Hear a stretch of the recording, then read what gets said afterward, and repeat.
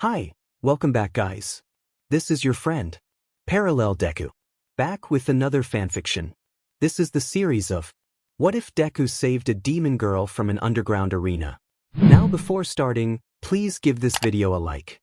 And subscribe to the channel if you want more videos like this. Now let's get into the fanfic. Age, 15. Height, 5 feet 4 inches. Build, slender but muscular, pale skin. Eyes, light gray. Extra, 2 small red horns, pointed ears, red tail with a pointed end, and sharp teeth. Quirk, demon. She possesses enhanced senses, sight, hearing, smell, taste, and touch. She is 10 times faster and stronger than an average human. She has retractable claws and wings. Her reflexes and agility are exceptional, especially in combat. Family, unknown. Chapter end. Tag, you're it. 5-year-old Mai sat with her arms wrapped around her legs, watching the other kids at school play tag, hide and seek, and other games she wasn't allowed to join. Ever since developing her quirk, no one accepted her because of her devil-like appearance. Like many with mutation quirks, the other kids didn't trust her, nor did their parents. No, you didn't touch me. Yes, I did. That was my shirt. 2 kids argued back and forth. He did tag him, Mai thought to herself, having seen the whole thing. She always sat back and observed, watching her classmates play games she'd never be allowed to join. Her enhanced hearing easily picked up several conversations all over the playground. I found you. You have to touch me. This isn't hide and seek tag. Yes, it is. A girl and a boy argued over their hide and seek game, similar to the boys playing tag. I think he likes you. No, he doesn't. You should ask him. No. Why not? Because I don't like him. Then who do you like? 2 other girls discussed boys together. Mai smiled, wondering fondly what it would be like to have a boy like her. Just do it. No. But are you a coward or something? And no, but a teacher might tell my mom. They won't care, everyone hates her. 2 boys whispered not far behind Mai. Who are they talking about? She wondered, tilting her head as her ears picked up a conversation just a short distance away. Okay, fine, but you have to do it too. Okay, deal. The 2 boys agreed, and it wasn't long before something small and hard hit the back of her head. She gasped and rubbed the spot where it hurt. Ow! She cried out, only to be struck again. She heard giggling behind her and turned, tears welling in her gray eyes. She saw 2 boys hiding behind a bush, pointing at her and snickering. Wiping her eyes, she got up and walked toward a school building to guard her back. Are you okay? She looked up to see a boy with green hair and eyes, his hand extended toward her. Oh, he's the new kid. She looked away, ignoring him. That looked like it hurt. He pulled his hand back and bent down, seemingly worried. He doesn't know yet. Go away. The small girl whispered, shuffling away to avoid facing him. But they hurt your head. You should tell a teacher and go to the nurse. He said, looking around for an adult to call for help. No, please go away. She pleaded as she noticed the same 2 boys walking forward, now focused on someone other than Mai. Hey, new kid. One of the boys called, stomping up to them. Yes. He asked innocently, turning around with his big green eyes still wide with concern. What are you doing? Now both boys stood next to them. Mai shrunk down while the new boy pointed at her. Oh, she got hurt. I was making sure she was okay. The boys looked at each other and laughed. You must be a loser. One said with a chuckle. The green-haired boy tilted his head. What do you mean? He asked, confused about why being worried would make him a loser. Look at her. She's a freak. You must be pretty desperate for a friend if you're being nice to her. They laughed more and pushed him down next to her. No. Mai spoke up. He didn't know. It's not his fault. She said, shaking her head frantically. They glared at her. What do you mean he didn't know? Anyone can see it. You don't even look human. One boy stepped forward and stomped on her tail, causing Mai to gasp in pain. The red appendage whipped back to her body, and she grabbed it with her hands, pulling it close. All right, kids, it's time to go inside. Their teacher called them in. Mai jumped up and ran inside, thankful that she and the other boy were saved. Rika, no running. The teacher scolded. She nodded and slowed to a walk, making her way to the classroom until a voice caught her ears. Teacher, teacher. Mai was being mean to the new boy. One of the boys who had been teasing her told the teacher, and the other nodded frantically in agreement. Yeah. She pushed him. Thank you for telling me, Rika. Get over here now. The teacher called to her innocent student with a disapproving frown. Yes, ma'am. Mai rushed away from the door she had almost gone through. Were you being mean to Midoriya? She shook her head, eyes wide. All the other kids rushed into the classroom, which Mai wished she could have entered, but Midoriya stayed behind, confused. But she wasn't being mean. He started to defend her. It's okay, Midoriya, you need to be honest. Don't be scared. The teacher reassured him, bending down to his height. But it wasn't her. Yes.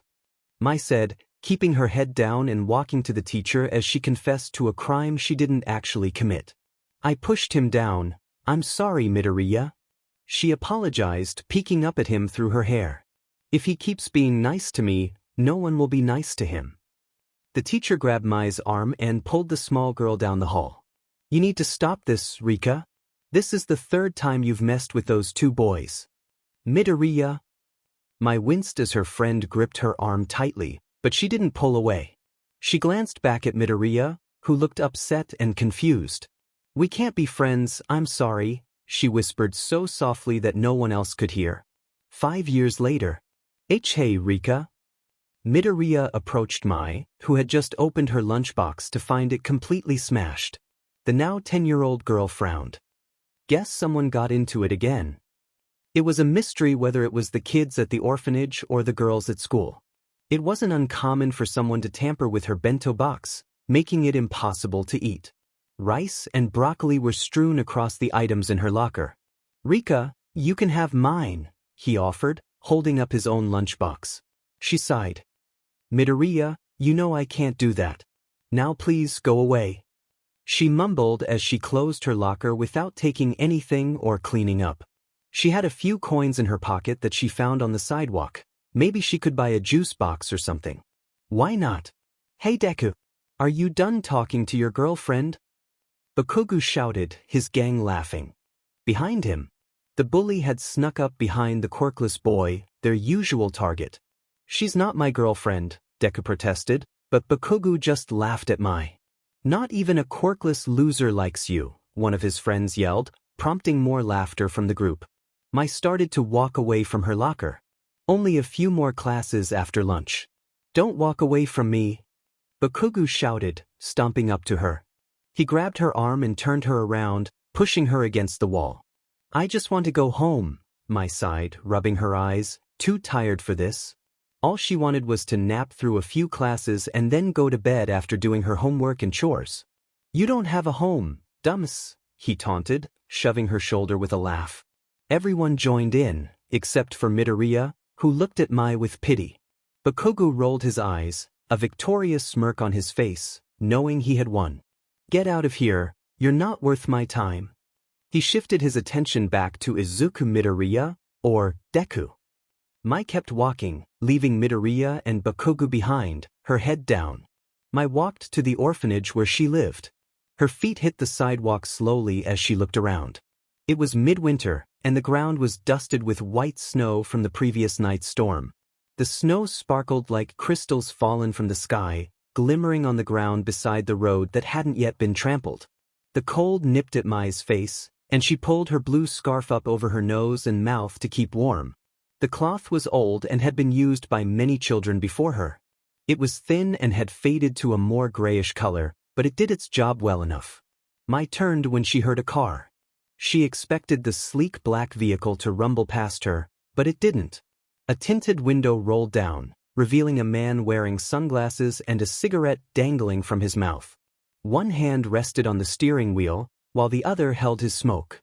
Hey, kid, he said, watching her through his glasses. Hey. Mai replied, looking around nervously. They were the only ones on this street. Maybe the man simply needed directions?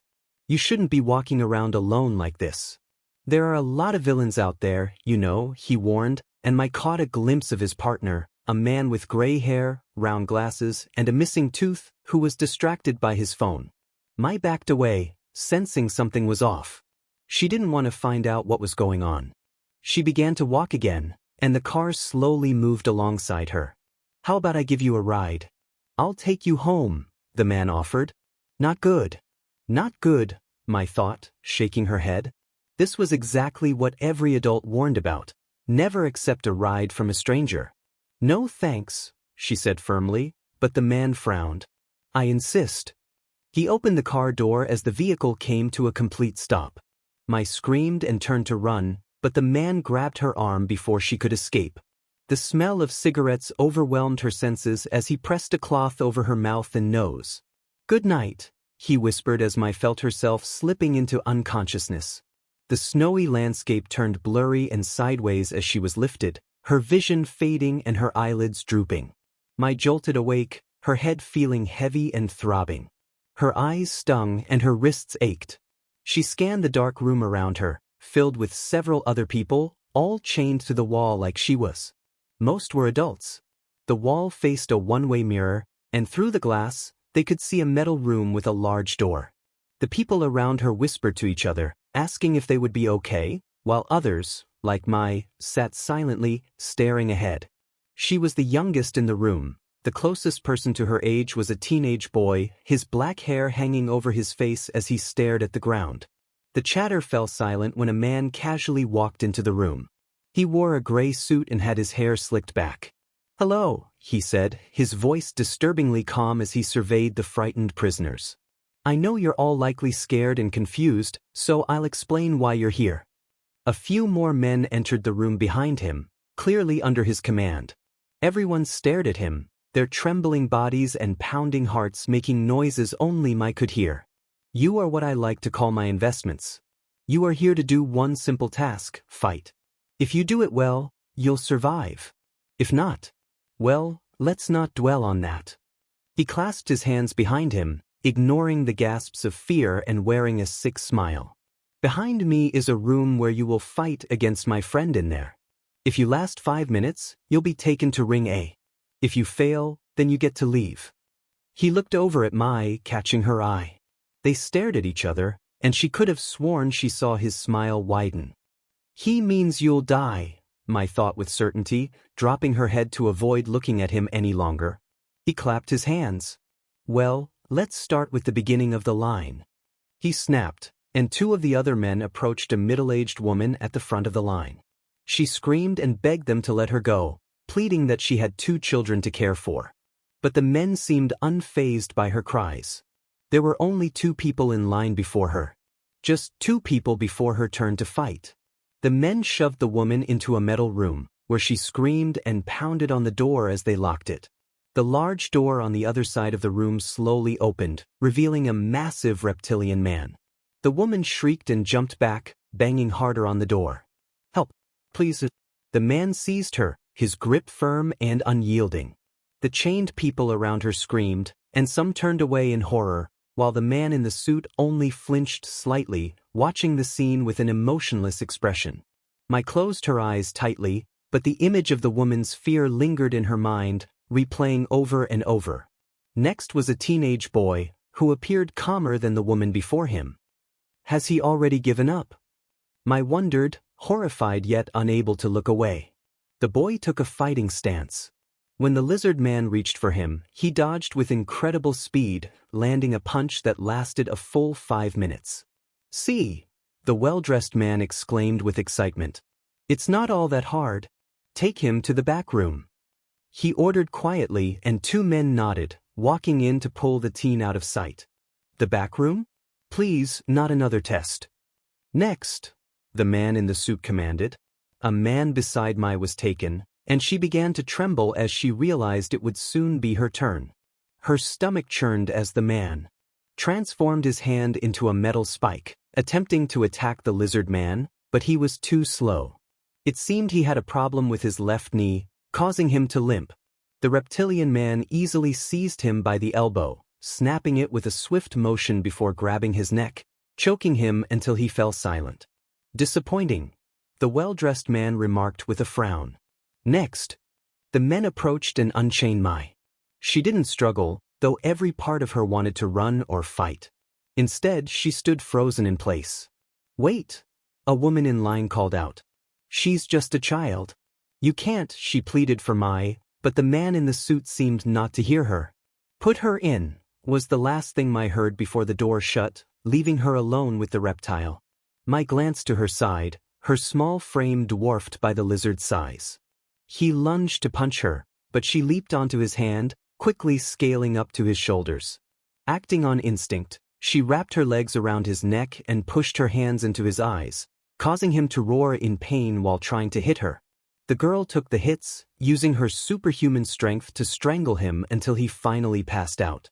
Stumbling back, she suddenly looked down in horror at the blood on her hands. She's perfect, she took him out in under 5 minutes, the man exclaimed from the other room. Now that's what I'm looking for. Take her to the back room. A man entered and grabbed her arm, pulling Mai through a large door into a hallway and then into a small room. The room contained a few small beds and a bathroom off to the side. The man left her there, and she sniffled, rubbing her nose. Hey!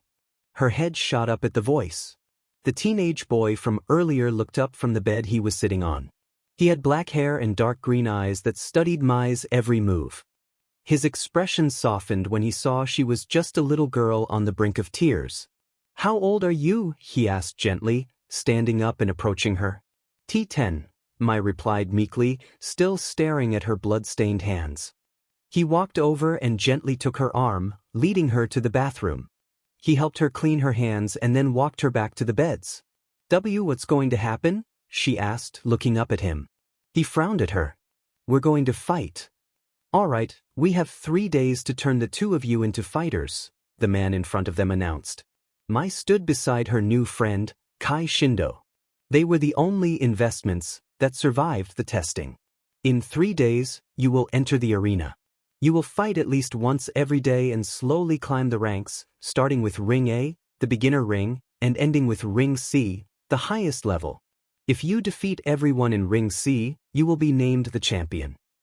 And if one of us becomes champion? Kai asked calmly.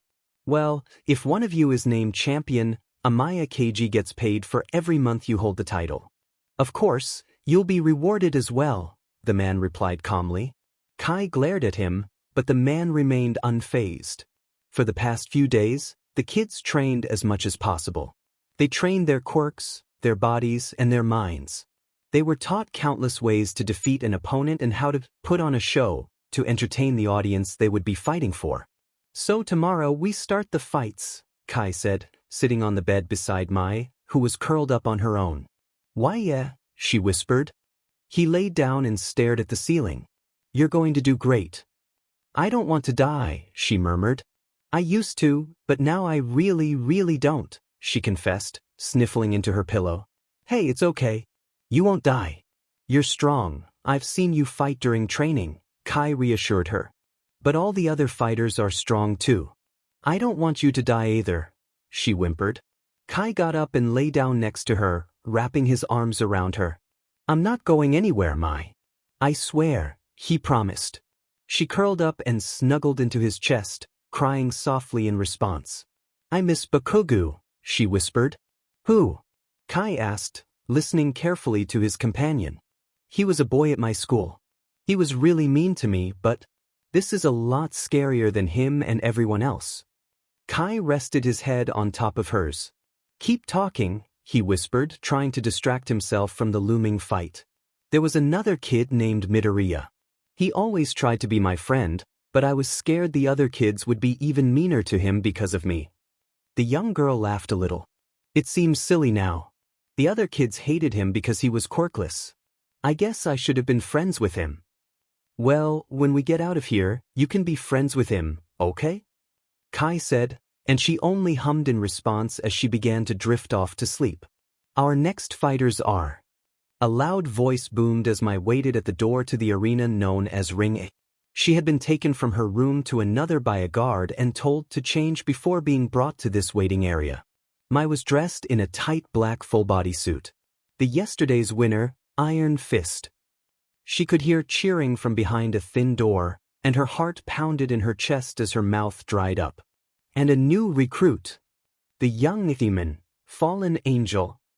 Fallen Angel was the name Amaya KG personally chose for her. He was the man who called them investments and ordered their kidnapping.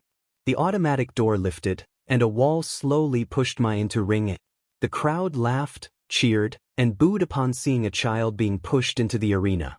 The screens around the arena showed a close-up of her face as Mai looked around, gasping for breath, her eyes wide and terrified.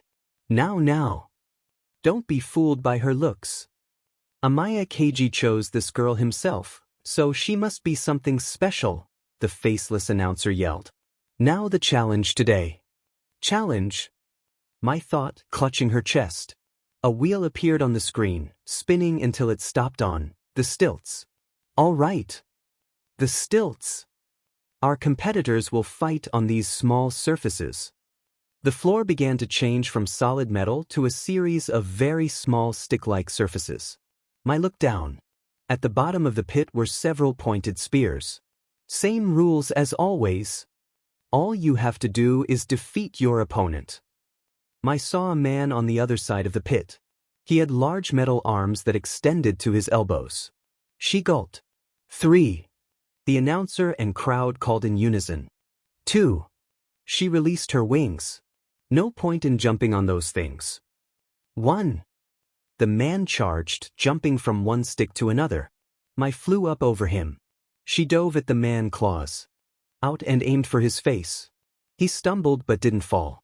She flew back up, waiting for an opening. Then she dove again, but the man landed a hit on her, throwing her across the arena. She started to fall but caught herself at the last moment. Struggling to pull herself up, she saw the man approaching. He stomped on her hand, causing her to cry out in pain as she felt her fingers bend awkwardly. Using her superhuman strength, she threw her body up and caught herself with her wings. As she dove a second time, she punched him, causing him to lose his balance and stumble back. She punched him again. His heavy hands made it impossible for him to stop himself from falling. I'm sorry, the young girl whispered under her breath as she carefully landed. She couldn't help but peer over the edge of the sticks to ensure the man was out. She gulped upon seeing him at the bottom of the pit, unable to move. See, what did I tell you? We have a real winner here, don't we? The crowd cheered in excitement, chanting, Fallen Angel. Fallen Angel. The sound made the small child feel nauseous as she stumbled away and out the door. She was taken by a man but felt numb to everything around her. When she got to her room, she couldn't hold her lunch down anymore. She threw up and slowly stumbled into the shower. She didn't think to take off her suit. Her mind was too clouded with thoughts of the man at the bottom of the pit and the fact that she had put him there. Murderer, she whispered before sobbing into her arms, sitting at the bottom of the shower. Mai. The young boy known as Kai called after entering their room. The crying girl could hear the faintest sounds but chose to ignore him. She didn't deserve a friend like him. She felt like a horrible person. Mai, can I come in? Are you dressed? He asked, knocking quietly. Go away. She heard the door open despite her request for him to leave. He quickly peeked in and scanned the floor, not seeing any clothes that she could have changed out of, so he assumed she hadn't taken anything off. Sure enough, she was clothed, sitting with her legs drawn to her chest. He picked her up and wrapped her in a towel, drying her off. Did you get hurt? He asked, grabbing her chin and tilting her head to check for injuries. She buried her face in the towel. And no, it was too easy, Kai. I defeated him. I'm a murderer, she sobbed, shoving him away, but he wrapped his arms around her tightly. I understand, I did it too. But you're not a murderer. He lifted her up and laid down beside her on the bed. I killed him. A murderer is someone who kills. She whimpered, clutching his shirt and curling into a ball. You didn't want to do it, it's not the same, okay? She sniffled and, after a few minutes, fell asleep, as if her mind was trying to escape her horrible reality, but it didn't work. Her dreams were filled with unsettling images.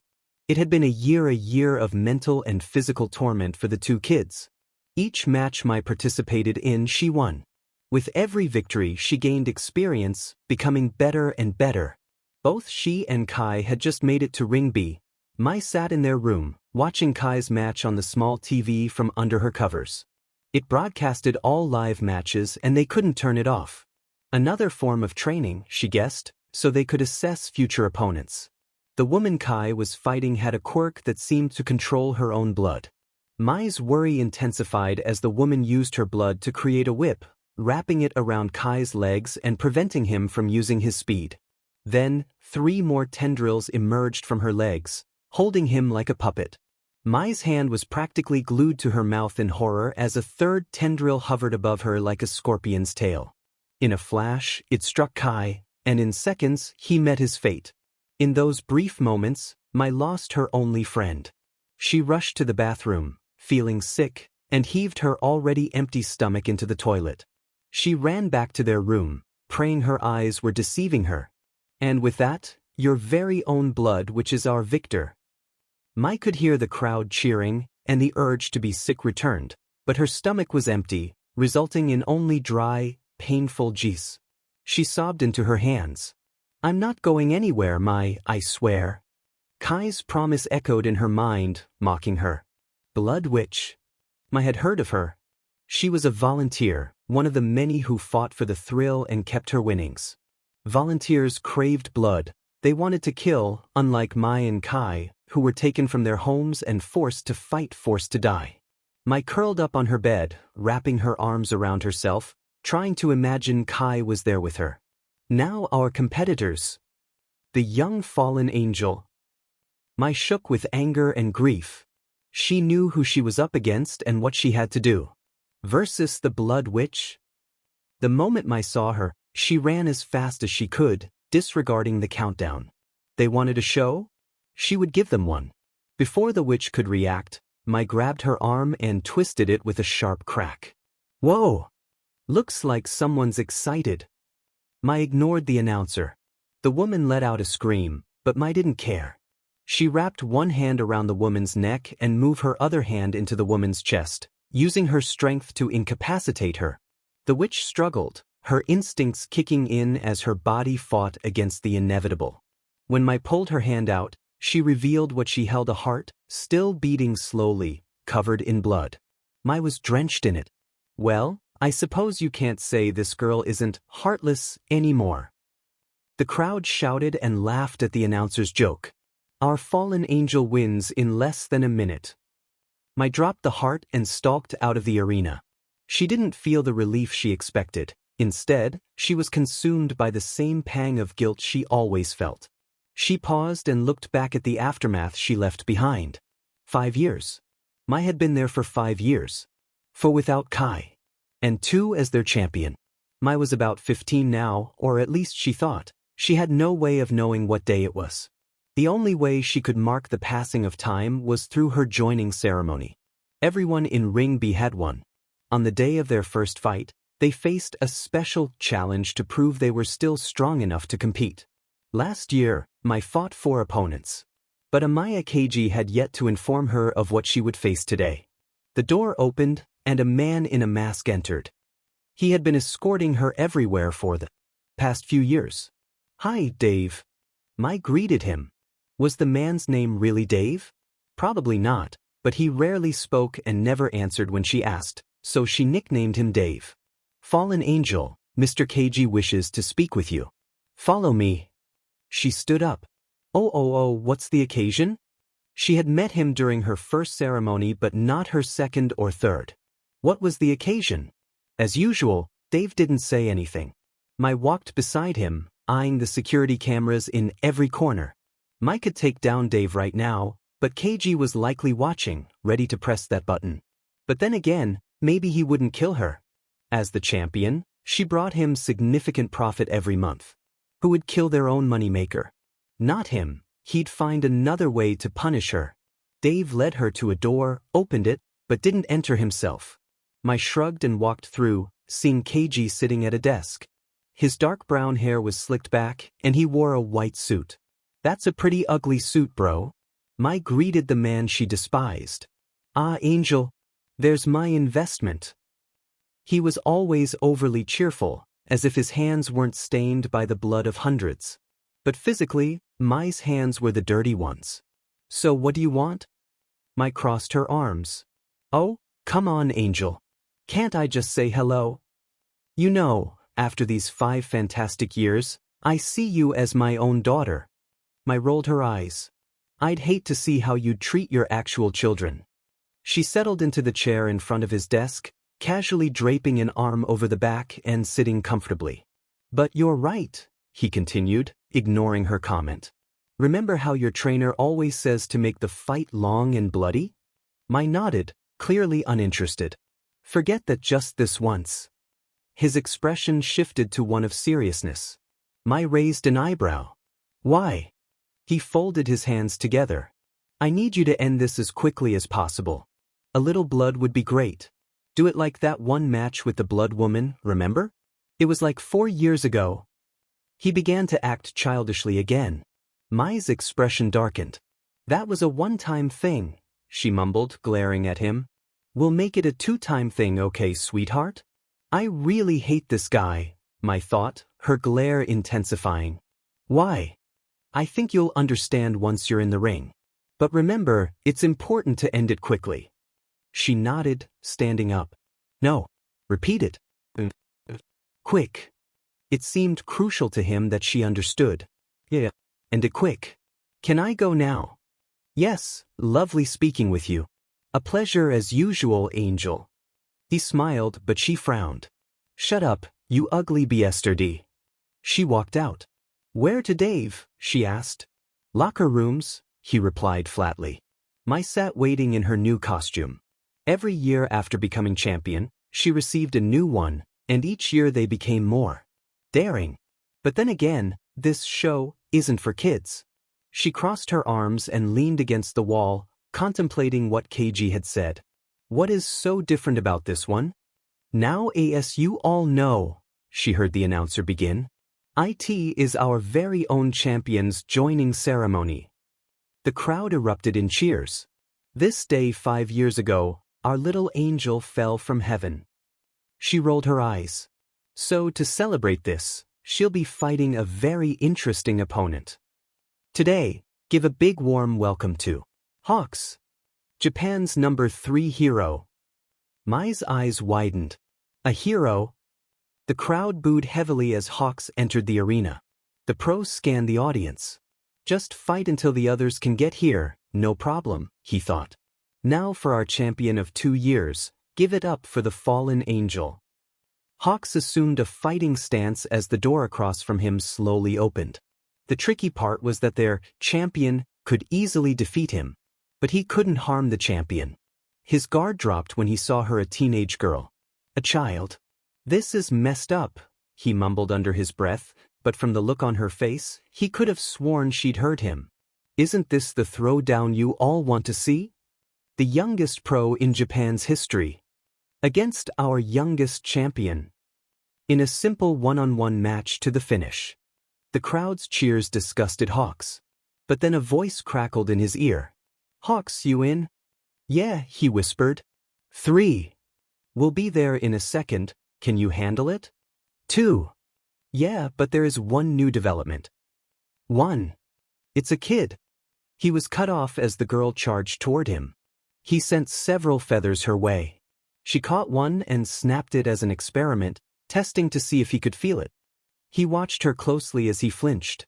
The flinch was subtle enough that the average person wouldn't have noticed, but Mai wasn't average. She could easily dodge his feathers. It was clear to both of them that the match had been set up for her to win. If you put a hero who is too fast for his own good against someone, it should be someone faster than him. Okay, she has advanced speed, but can she fly? He launched into the air and shot feathers at her, then watched as she dodged and 2 wings erupted from her back. Yes, she can." "It's a kid? What are you talking about, Hawks?" Naomasa Tsukachi asked through his hidden earpiece. He saw the girl tilt her head, a smirk appearing on her face. "You talking about me?" Mai had focused her hearing on Hawks, blocking out the crowd, and she could just barely hear a voice. Hawk's eyes widened. Hawks! Is this going to be a problem? She looked him dead in the eye. No. No, it won't, Mai said before tackling him to the ground. Tell me what you're up to, or else. She whispered to her pinned opponent. He snuck a pointed feather behind her. Oh really? She caught it and snapped it in his face, gripping it tightly in case he could still control it. Yeah, really. He gulped. The girl's strength was clearly superior to his own. She wasn't called champion for nothing. I have backup coming and we're going to take this place down, but it would be ideal if I lived to help them, he whispered. She nodded. Okay, throw me back. I'll help you, but this needs to be realistic. If KG thinks something is up, he'll take me out immediately. Hawks nodded and threw her back with his feathers, then sent more after her. She charged toward him again. Turn around, she whispered. He did as he was told, and before he knew it, she had pinned him down and sat on his back. What? He gasped at the sudden pressure between his shoulder blades as Mai used her claws to expertly carve into the ground near him. What the hell? The thought. Shut it, she hissed just before dropping something in front of his face. It was a small, blood-coated chip. His eyes widened in realization. I didn't. Throw, she commanded. He threw her with his wings and jumped up, ignoring the throbbing pain in his back. She attacked again but not with full force. He knew he could trust her because he understood she had the power to defeat him. But he could see something in her eyes. She wanted out. She was one of the people he was sent here to help save. She tackled him. Do you have one? He pushed her down. Yes, can you get it without hurting me? He hesitated. Could he? One wrong move, and she could be seriously injured. Yeah, you obviously aren't confident in that, she grumbled, grabbing his arm and forcibly turning him around before kicking the back of his legs and shoving him to the ground. He whipped around, pinning her instead. I can try. She easily pushed him back and ducked under his arms, throwing her elbow into his gut. Not happening, dude. Suddenly, the roof of the underground building they were in was completely destroyed, and several pro heroes jumped through. Hawks tackled Mai, using his wings to shield her from the falling debris, which she wasn't thrilled about. At the same time, all the smaller entrances were blown open, and police officers rushed in to assist the heroes in capturing the crowd. Unfortunately, several unknown exits allowed those who weren't fighting back to escape. Once the roof stopped falling, Hawks got up to help. In that moment, Mai managed to catch 3 sleep darts aimed at her, but she missed one that hit her in the shoulder. The last words she heard before losing consciousness were from a very loud voice. I am here to serve justice. Hawks looked down at the now unconscious teenager. Sorry, kid. He pulled out the dart and threw his jacket over her. Got to go. He flew out into the crowd to help in any way he could. While the police checked every nook and cranny of the underground stadium, Hawks and a few others returned to the arena. Hawks wrapped Mai in his jacket, trying to cover as much skin as possible, and picked her up. The girl grumbled in her sleep and leaned into him, holding her thin tail in her arms. So what happened?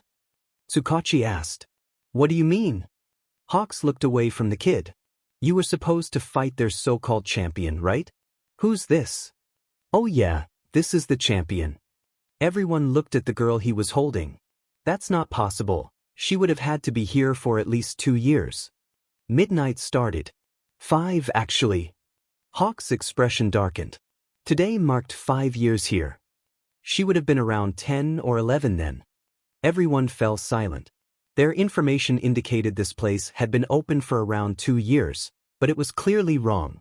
It likely gained more popularity in the last 2 years than ever before. What should we do? Best Genist asked. She's been here a while, and there isn't a way for us to assess her mental state at the moment, but she could be very dangerous if she wakes up, he replied. She didn't seem too crazy, she seemed surprisingly calculated and focused, but then again, that could be because she knew we would get her out, Hawks added. How did she know? All Might asked. I think she could hear my earpiece. She was responding to everything you said. As much as I love to hear people talk about me like I'm not here, the girl mumbled, causing everyone to look at her in shock. I'm hungry. Her eyes were still closed, but her other strong senses were awake. That dart should have kept you out for another hour, Genus said, curious about the girl. I'm just built different. Her voice was barely a whisper. What's your name, kid? Tsukachi questioned. Mai, the sleepy girl answered. He remembered a missing persons case from 5 years ago that he had been assigned to last month, but so far, he had practically no leads. Mai Rika? She hummed lightly and muttered something no one could hear. We've been looking for you. You went missing 5 years ago. No kidding. He frowned at her words. I'm still hungry, she complained before falling asleep again. Mai woke up with a start in a bright room. She stared at the white-paneled ceiling for a moment before sitting up. Dressed in a light blue hospital gown, she felt surprisingly good. A few older injuries that had been stitched up felt completely healed. She stood up and walked to the bathroom to take a shower. After removing her hospital garments, she looked in the mirror and examined every scar with a mix of emotions. Each one told a story, and she remembered vividly how she received them. But deep down, she felt she deserved them. After all the lives I've taken, she thought, I deserve more than this. With a sigh, she stepped into the shower and turned on the water. As the warm water cascaded down her back, she felt a momentary flinch at the sensation. Glancing down, she was startled to see her hands appear stained with red. She stepped back in horror, but after blinking, she realized it was just the clear water flowing over her. Quickly, she adjusted the water to cold, shivering as it hit her. She sat there, trying to drown her fears in the freezing water. It wasn't easy, but she hurriedly cleaned herself before stepping out. Avoiding the mirror, she feared seeing a monster instead of a clean teenage girl.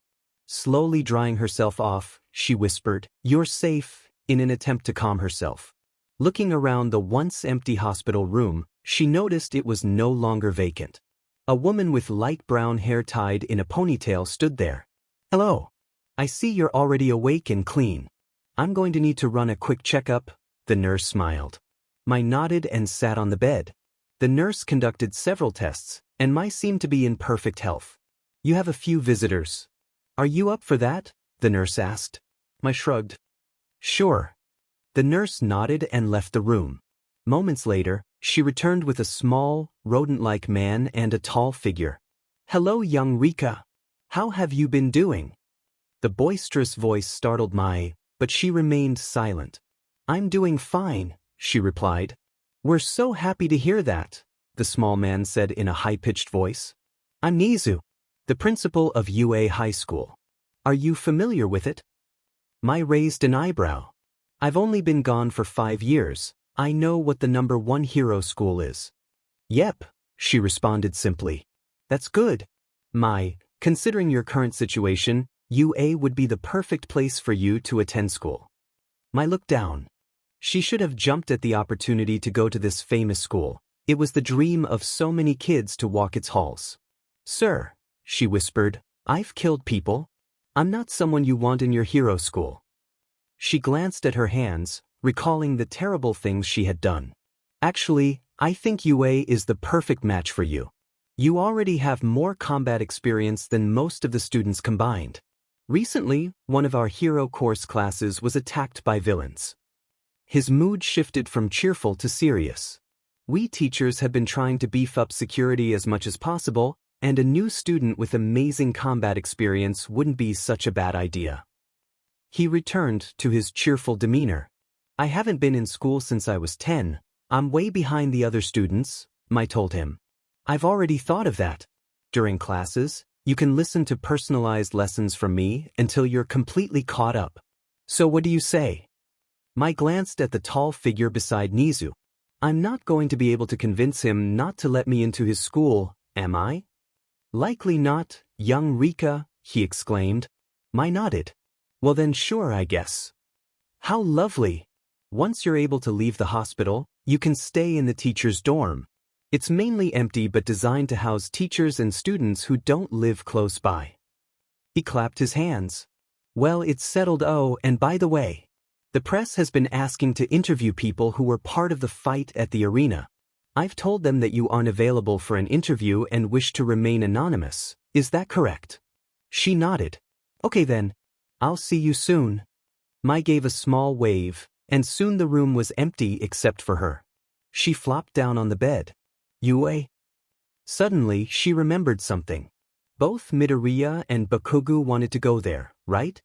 She wasn't sure if she felt extremely nervous or excited about seeing the closest thing to a friend she had ever had, aside from Kai. What am I going to do? She thought, looking up at the ceiling. Mai stood waiting in the hallway outside her new class. Her teacher, Aizawa, had told her to wait until he opened the door to introduce her. Was she nervous? Absolutely not. After fighting in countless life-or-death battles, she tended to care less about first-world problems, like her old bully attending her new school. Bakugo had a distinct caramel-like smell that she sensed almost immediately, plus he was loud. Mai listened to Aizawa. All right, students, quiet down. I have an announcement. The few students talking fell silent. As I announced earlier this week, we will be having a new student, and she is starting today. Are you sure it's a good idea to accept a whole new student after the UA attack? A female voice asked. Who cares? It's a girl, an odd voice chimed in. Shut up, Mineta. You're so unmanly, another voice retorted. Mai scoffed. Unmanly? Uraraka brings up a good point, Aizawa interrupted. I assure you there isn't anything to worry about. She was recommended by Principal Nizu himself, and I trust his judgment. Mai could hear footsteps, so she backed away from the wall. So here is your new classmate, Mairika. In the classroom, two students straightened in surprise. It couldn't be the same Mairika who had gone missing 5 years ago. Could it be? Kaken, you don't think? Shut up, Deku. He growled, glaring at the door. Soon, a girl with light gray eyes and long, silky black hair walked in. Their eyes widened while the rest of the class watched in curiosity. Ask her questions and whatnot. I'll be sleeping, he said, crawling into his sleeping bag. Mai focused her hearing. She could sense their heart rate speed up and their breathing quicken, while others remained indifferent. Well, as he already said, my name is Mairika. Call me whatever you want. I don't mind people using my first name. So, do any of you have questions? Mai asked. I thought you were dead. Bakugo screamed. Mai was glad she had adjusted her hearing before he spoke. She promptly ignored him and looked at a boy with blonde hair and a black streak who had his hand raised. Yes. You're awesome, he said, pointing finger guns at her. You're not so bad yourself, she replied with a smile. A very small boy raised his hand next. Purple hair. You're amazing, the boy exclaimed, his voice similar to the one she had heard earlier. I know, she said, glaring at the overly enthusiastic boy. Don't ignore me. Bakugo shouted, starting to get out of his seat and walk toward her. Mai ignored him until he grabbed her collar and lifted her slightly off the ground. She grinned, exposing her fang-like teeth. Oh hey, Bakugo, I didn't even notice you. The class exchanged concerned glances. Where have you been? He hissed, his voice low but intense. Kaken. Stop it, put her down. Deku shouted. Shut up, Mai raised an eyebrow. The fact that both of you are basically the same as you were when you were 10 is sort of adorable. The class noticed that even though Mai was dangling almost a foot above the ground, she wasn't scared at all. She crossed her arms over her chest and looked Bakugo in the eye, which felt like staring into the depths of hell, yet she was smiling. Bakugo! It is inappropriate to attack a new student. As students who have been here longer, we should be accepting and good influences. A tall male with glasses and blue hair yelled, making chopping motions with his hands. Sadly, I don't think Bakugo is capable of being a good influence, Mai said, looking at the boy. Shut up and answer me. Oh, I'm sorry, what was the question again? She tilted her head innocently. What are you deaf? I asked where you were. He shouted into her face. Please don't yell at me, she said, frowning up at him. All right, never mind, no more questions. Mai, take a seat, Aizawa said, handing her a handheld device with headphones. I'm outta here. I am here. Substituting Midnight's history class. All Might announced, barging into the classroom. Oh wait, one more thing. Aizawa stopped and turned around at the door. I'm supposed to tell you that the sports festival is in 2 weeks. After class, the students immediately rushed to talk to Mai, asking 1,000 questions and inviting her to sit with them at lunch. Oh, calm down, she said at the sudden attention. I need to talk to Nizu about something. But I'll catch you all later. They understood, she was a new student, and Nizu was the one who recommended her to UA, apparently. Okay. But you have to promise to sit with me tomorrow, Mina said, pouting. Sure. Ashido, right? Mai asked, making sure she got the name right as she put her earbuds in her bag. But Mina is fine, the pink girl smiled. Mai nodded. Okay, cool. Mai left the room and parted ways with the class. She let out a breath once she was sure she was alone. I gotta fix this, she thought. She had been shaking since Aizawa mentioned the sports festival. Everyone seemed excited, but Mai was terrified. She knocked on the door to Nizu's office. Come in, the principal's cheerful voice responded. Mai, I figured you'd stop by. Tea? He offered after greeting her. No thanks, I wanted to tell you. You won't be participating in the sports festival if you feel uncomfortable, he smiled. Mai sighed. Thanks. She plopped down and rested her head in her hands. How was your first day? He asked, sipping his tea while watching the teenage girl position herself comfortably in the chair. Fine, better than my last school, she said, leaning her head back and looking at the door upside down. No one was mean, which was cool, except Bakugo threatening me, but that's normal for him. And I walked past a girl with plant-like hair who looked like she wanted to scream or throw up when she saw me, which was weird. She chuckled slightly, remembering the girl she passed in the hall that morning. Mai was used to her unusual appearance bothering people, and at this point, she found it amusing. She and Nizu briefly discussed how her personalized lessons would work. Well, you should get going. Lunch is almost over, and you haven't eaten, Nizu said. Oh yeah, sure. She got up and walked out. To be honest, she wasn't hungry. At the arena, she only ate once a day. It tasted terrible but was packed with everything she needed to stay fit. So, she decided to head to the classroom instead. She left Nizu's office just as a green-haired boy was on his way to class after eating with all might. Mai heard him coming and looked up. Midoriya. He turned and seemed to panic, as if he were caught doing something wrong. But his expression relaxed as he walked toward Mai. Hey Rika. I've been meaning to talk to you, he stuttered, rubbing the back of his neck nervously. The boy was happy to see his old classmate and had hoped for a while that he would see her again, but she had grown up. The girls slowly walked up to him. When they stood across from each other, Mai couldn't help but think of when they were kids.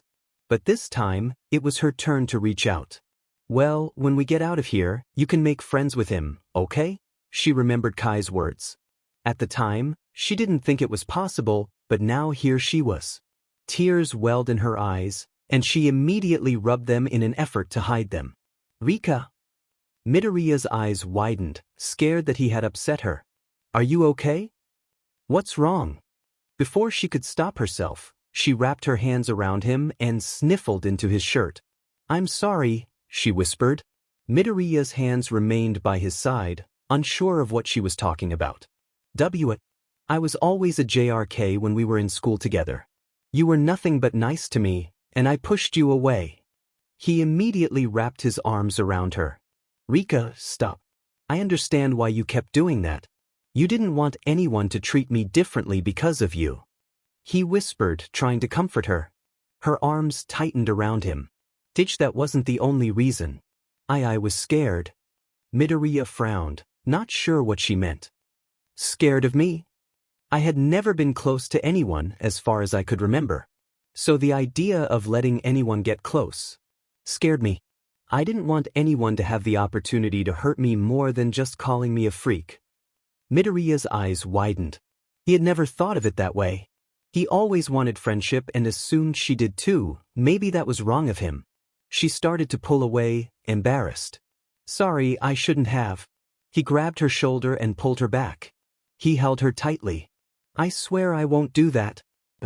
My Rika, will you be my friend? He asked innocently. It was the same question he had asked throughout their childhood. Each time, She had turned down his offer of friendship until now. She sniffled into his jacket. "I would like that," she whispered. Her ears picked up footsteps walking away. She didn't notice them coming close, so she didn't see the girl with bobbed brown hair peek around the corner, looking for the green-haired boy. But after seeing him and Mai embracing, she decided it would be best for her to leave. Uraraka had always been told how nice she was. Her parents viewed her as a perfect, sweet child. And though not many people noticed, she had become what could only be described as a people-pleaser. She obsessed over how she acted towards everyone because she liked being viewed as nice. She didn't want to step on anyone's toes, and it wasn't hard considering the fact that she never disliked anyone. So that's why she had no idea what to do with the hateful feelings she felt towards the new girl after only seeing her hug a boy that she wasn't even sure she liked. She slapped her hands against her cheeks. "It's fine," she thought, trying to assure herself. "They were just hugging. And you're not getting jealous over something dumb like that, are you?" She sighed and walked to class just as the first bell rang. "What's going on?" Uraraka asked once she opened the door after their last class, only to see it blocked by several students crowding each other, trying to get a look at the famous Class 1A. Mai felt indifferent about their declarations of war and such, considering she wasn't planning on participating in the festival everyone cared so much about. "Like you, girl with the horns," a boy with purple hair and dark circles under his eyes said, his voice laced with petty venom. "What about me?" she asked lazily. "I said not everyone gets a spot in the hero course handed to them." "Whoever said it was handed to me?" she asked, standing up and looking him in the eye. "Everyone has heard of you, the new student who got in without taking an exam or test at all." He glared at her. "Do you think you deserve this spot more than me?" she asked, locking eyes with him. Everyone held their breath as the tension grew almost unbearable between them. "So what if I do?" She started to analyze him easily. "He seems worked up about the entrance exam, which, from what I've heard, mainly focused on physical or flashy strong quirks. Meaning he likely has a mental quirk. Those are dangerous.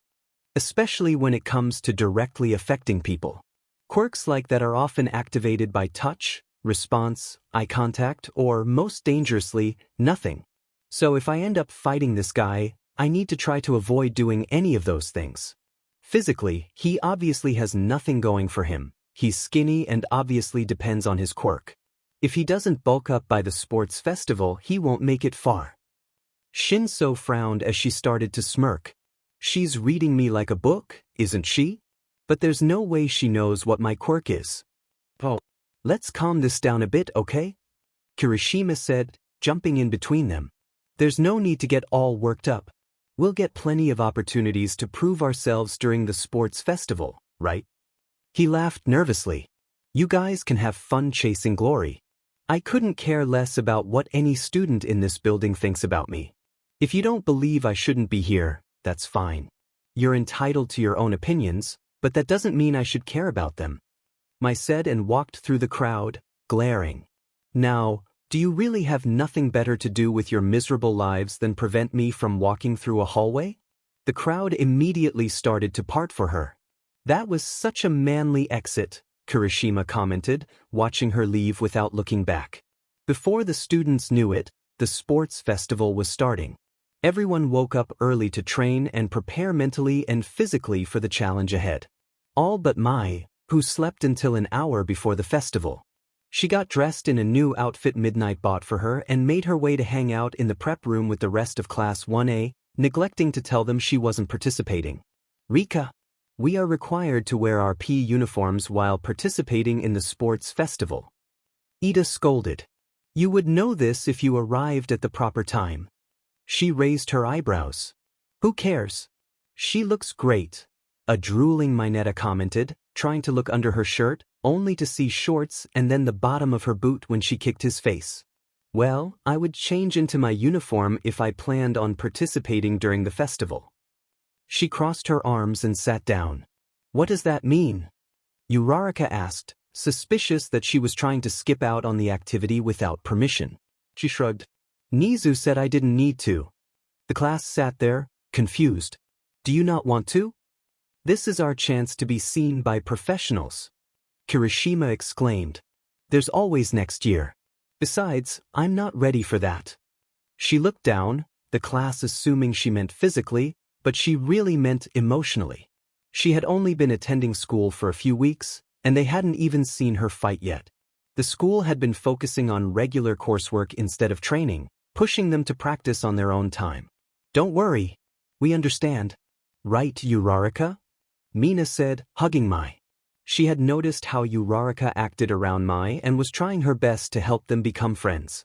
Yeah, I guess, Uraraka mumbled. What's wrong, Uraraka? Midoriya asked, noticing the tone of her voice. Nothing. I'm just nervous.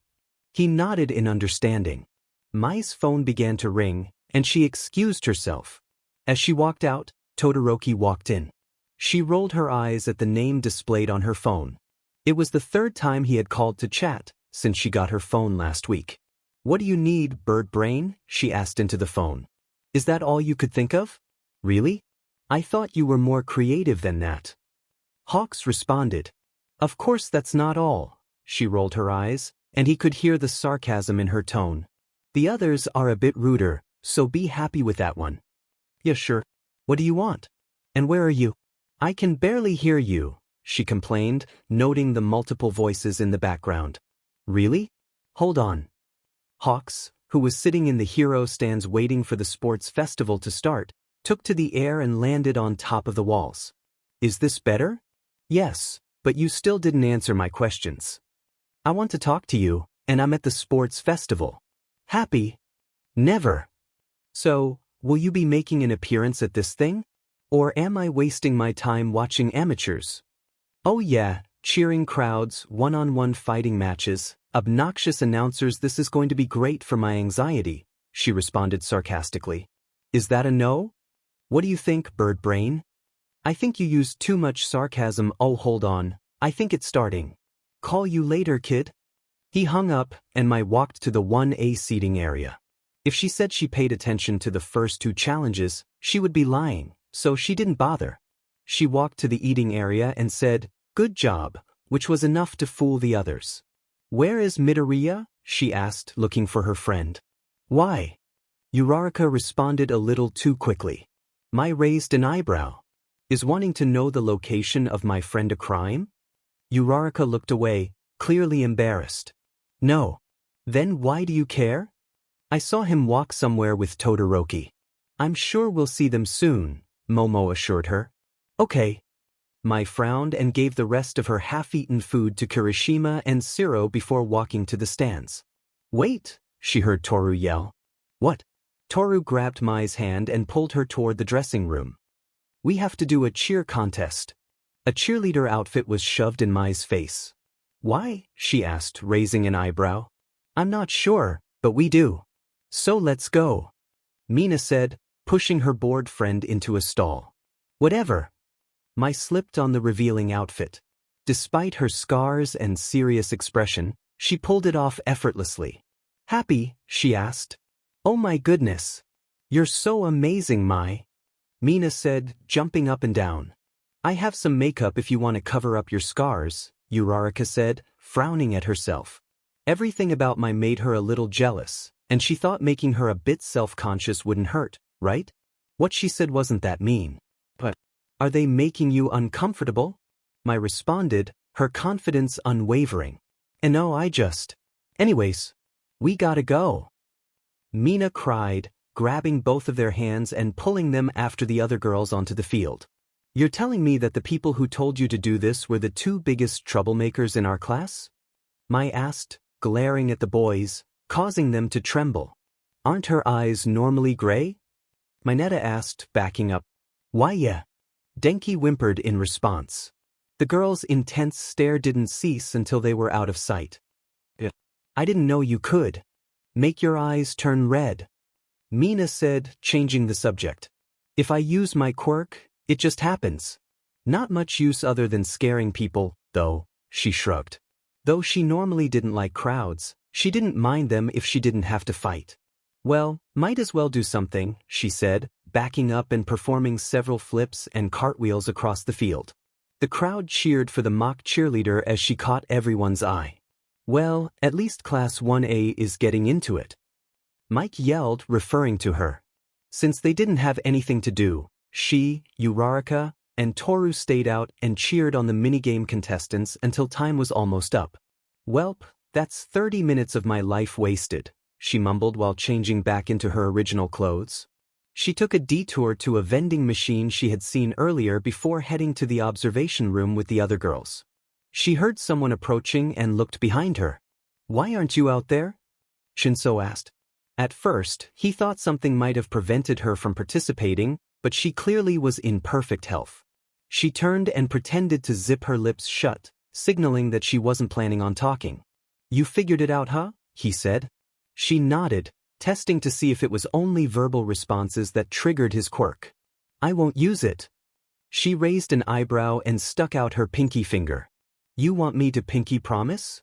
What are you, 5? She shrugged and started to walk away. Okay, fine. She turned and locked pinkies with him. So what did you need? She asked, walking toward the room with the vending machine. Why aren't you participating in the sports festival? He inquired. I have a cough, very contagious. I suggest you keep your distance, just to be safe, she replied sarcastically, pretending to cough into her elbow. Yeah, right. He rolled his eyes. What's really going on? Maybe I just don't want to, she shrugged.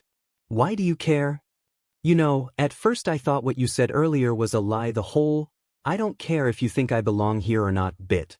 But now I see it's true, you don't even care enough to prove yourself today.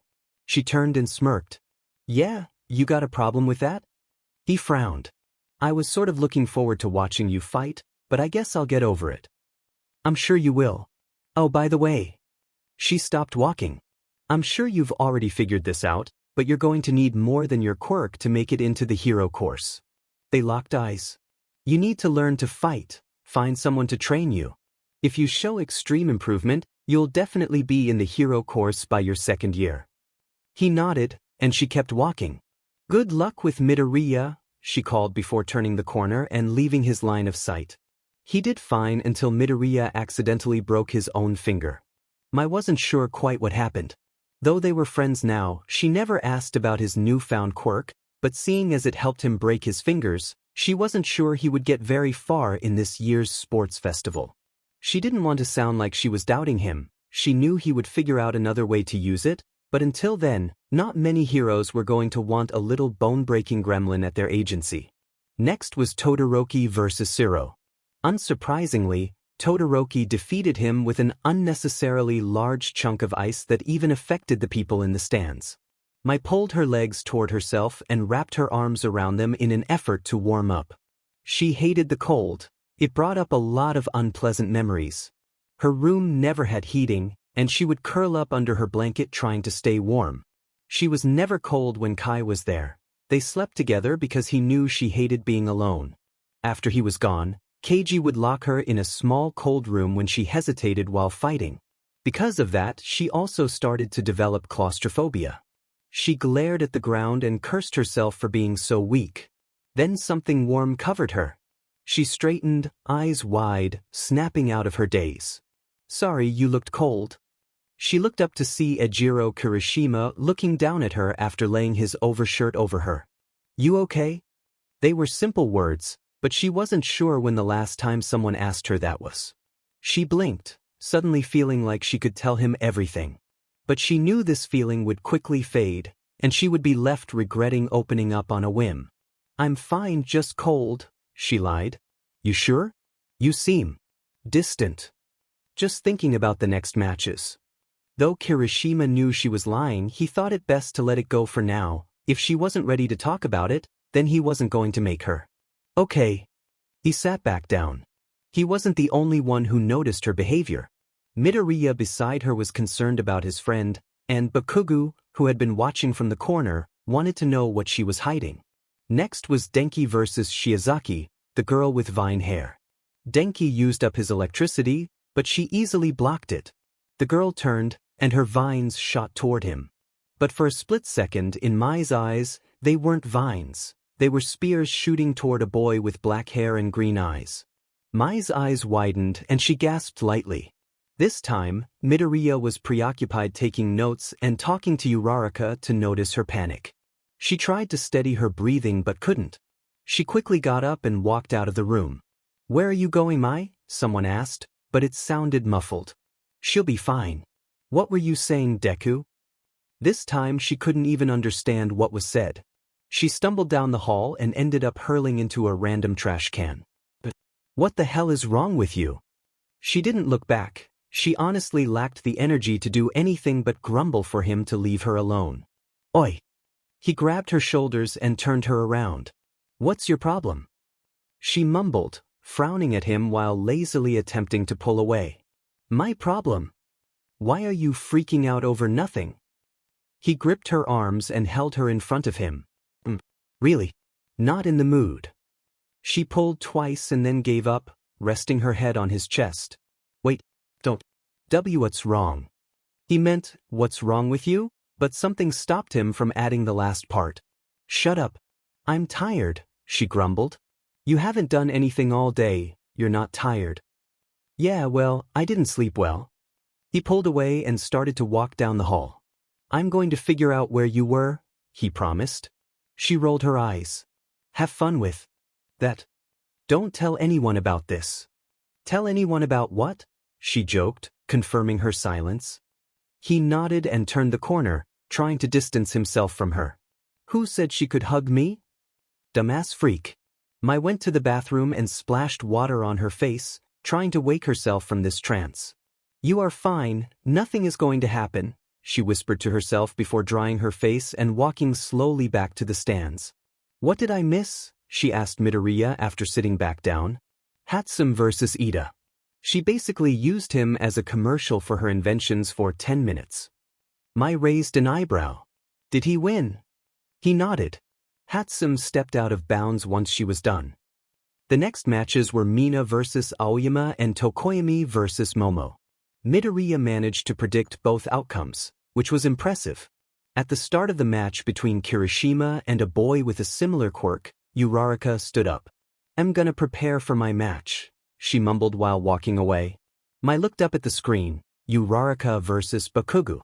The winner would be Bakugo, but Mai knew Uraraka was going to put up quite a fight. She had known the girl for a limited time but recognized two important things. She wouldn't give up, and she didn't like Mai. None of this bothered Mai. She was used to people not liking her. She didn't say any encouraging words to Uraraka, knowing they could be taken the wrong way, so she didn't even look back at her. She'll fight until she can't anymore. And she did. She fought until she collapsed, unable to continue. Mai frowned. She could be seriously hurt. She thought back to her own many matches. If this were a fight to the finish, it would have ended quicker. Bakugo wouldn't have been as cautious because even if he was touched, the barrier around the arena would have prevented him from floating away. He could have used a large explosion like the one he just unleashed to end it. Mai shook her head, trying to expel her disturbing thoughts. This isn't the arena, and no one is going to get seriously hurt. Midoriya got up and left to check on Uraraka, leaving Mai alone to watch the other matches. Eventually, she grew bored and tired of her mind assessing everyone and the likelihood of their injuries. So she stood up and walked aimlessly around the halls until she heard heavy footsteps and caught a hint of smoke. She turned to see Endeavor himself, surrounded by flames, standing behind her. Red and orange light danced across the dark walls as he watched her. "Did you need something?" she asked. "You're my Rika, aren't you?" he replied. "Yes? And you are Endeavor. I heard about you and your past, champion." Mai whipped around. "Don't call me that," she hissed, her eyes flashing with intensity. "I have a high heat tolerance, likely a part of my quirk, and I've fought fire quirks before. If I have to face him, I need to end it quickly, get close before he can unleash too much of his fire sheet. I'm doing it again." She frowned at herself. Old habits are hard to break, aren't they? Endeavor observed, noticing her reaction. She rolled her eyes. "What do you want?" she hissed. "To make you an offer." Her eyes narrowed. "You have beaten people twice your size, so you must have a powerful quirk. But you don't have a family, so what are you planning to do after you finish school?" You would have to immediately get some sort of job to take care of yourself, correct? Where is this going? She asked suspiciously. Marry my son, Shoto. She scoffed. Excuse me? With a combination of your and Shoto's quirks, your children would be unstoppable. All you have to do is marry him, have his children, and you won't have to worry about what to do after high school. Mai laughed. She didn't care if it was disrespectful, she just laughed. What does Shoto think of this? She asked, shaking her head, still chuckling. He doesn't know, but he'll do what I ask of him. Mai stopped laughing. Well, I'll have to pass for several reasons. 1. Shoto should know about this. 2. This whole situation is just weird. And 3. Even if I did say yes, I wouldn't be able to hold up my end of the deal. You ever heard of a HWI? She crossed her arms. He raised his eyebrows. My uterus was removed when I was 12, so I can't have your grandkids. She shrugged and turned around. What a waste, she heard Endeavor say as she walked away. She didn't respond, she didn't care what he thought. The rest of the sports festival was a blur for Mai, who watched disinterested as All Might attempted to give Bakugo the first place medal. Bakugo and his pride. Mai thought, shaking her head. He's in for a rude awakening, isn't he? And I might be the cause. She smiled, not minding the thought of knocking him down from his pedestal. She walked with Momo and Tiu to the classroom where they were told to wait for Aizawa. Mai sat down, minding her own business until a certain ash blonde approached her. Get up, he demanded. She looked up lazily at him, not moving. What was that? Get up, he repeated, grabbing her arm. She looked at his arm, fighting the urge to break it. Why would I do that? The rest of the class had turned to look at them by now. Because you're going to fight me. She raised an eyebrow. Why? To show everyone else that you are just as much of a loser as they are. Whoa, dude. Hasn't there been enough fighting today? Kirishima interrupted. What makes you think I'll lose? She asked, ignoring Kirishima. Because I know you. I know that you're nothing more than that scared little girl you used to be. He smirked, and so did she. Okay then, fine. Let's do this. How much can I hurt him without getting in trouble? She asked herself. Stop. Mai, you don't need to do this. Midoriya pleaded, jumping in front of her. Don't worry, no one will get hurt, she said, placing a hand on his shoulder. Midoriya is right. We shouldn't do this. What if someone finds out? Momo asked, trying to reason with the two students walking out of the room. We'll call it training, Mai replied with a shrug, practically skipping out of the room. The rest of the class followed, whispering among themselves. Mai could hear their doubts and fears, but it only fueled her determination. It's time to show them just how far ahead you are, she thought smugly. Bakugo was fast, but she was faster. Bakugo was strong, but she was stronger. He had training, and she had 5 years of experience. This wouldn't be hard at all. Where are we doing this? Mai asked. Outside, where do you think? Bakugo snapped. I meant where outside, she shot back. How about the fields? Siro suggested. Where we did the ball throw? Whatever, Bakugo mumbled, heading in a new direction. Mai didn't know what the ball throw meant but decided not to ask. Mai, do you want to change? Momo asked. No, I'm fine. This won't take that long. The rest of the class looked around nervously while Uraraka rolled her eyes at Mai's confidence. She had just fought Bakugo firsthand, so if someone was going to win quickly, it would definitely be him. She frowned, realizing she actually wanted Bakugo to win this fight. Bakugo stopped and turned to face Mai. This circle is the bounds, he said, gesturing to a large circle painted on the ground. Once you get knocked out, you're done. She smiled. And if you get knocked out? That won't happen. He got into a fighting stance. Ponytail. You count down, he yelled at Momo, keeping his eyes on Mai. Okay. 3, 2, 1. Fight. Bakugo smirked, ready to give it his all. But his smirk quickly faded when Mai vanished. He felt a rush of air and turned to see where it was coming from. The only thing he saw were 2 red eyes before something hit him in the back with incredible force. For seconds ago. Fight! Momo shouted, and in an instant, Mai was gone.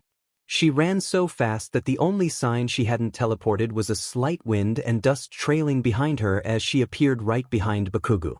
Before he could fully turn, she swiftly kicked him, sending him flying almost 20 feet from the circle. He hit the ground and rolled a little farther before stopping, staring at the sky in disbelief. What happened? Everyone screamed in shock. Mai stood calmly with her hands behind her back, looking into the distance before turning around. I think I won, she said with a smirk, not addressing the fact that she had just defeated one of the best in their class in under 4 seconds. Why you? Beat him. Uraraka whispered. In seconds. Midoriya finished, his notebook in hand but unable to take notes. It had ended too quickly. That's not how? Zero stuttered. Welp, I'm going to my dorm, Mai said, turning to walk away. Who else is starting to think Mai is a god compared to us? Denki whispered. I think she's a god, Purdy.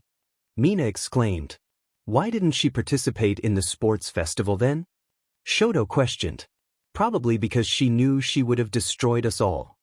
Kirishima said, envious of her impressive quirk. Bakugo slowly stood up, quickly changing his shocked expression to a serious one. Maybe you should stop underestimating people, Bakubro. I mean Midoriya and now Rika. Shut up, he screamed at Denki, stuffing his hands in his pockets. I let her win, he grumbled. How? She was too fast for you to let her do anything. Zero laughed. I said shut up. I'll kill you all. They backed off quickly, watching as Bakugo walked away. Not if Mai protects us. Zero whispered once Bakugo was out of earshot, earning a snort from Kaminari and a laugh from Kirishima. Should we stop them? Aizawa asked Nizu. The two teachers had been walking down the halls when they heard the students outside whispering about a fight. Aizawa followed the excited students and stood a small distance away with his furry friend. No, let her do this, Nizu responded, smiling. I'm sure you've heard the students talking about how her place in the school is unfair. Even her own class has had doubts, especially since she didn't participate in the festival today. Aizawa nodded. She needs a chance to prove just how strong she is. Besides, she's smart and won't hurt young Bakugo too badly.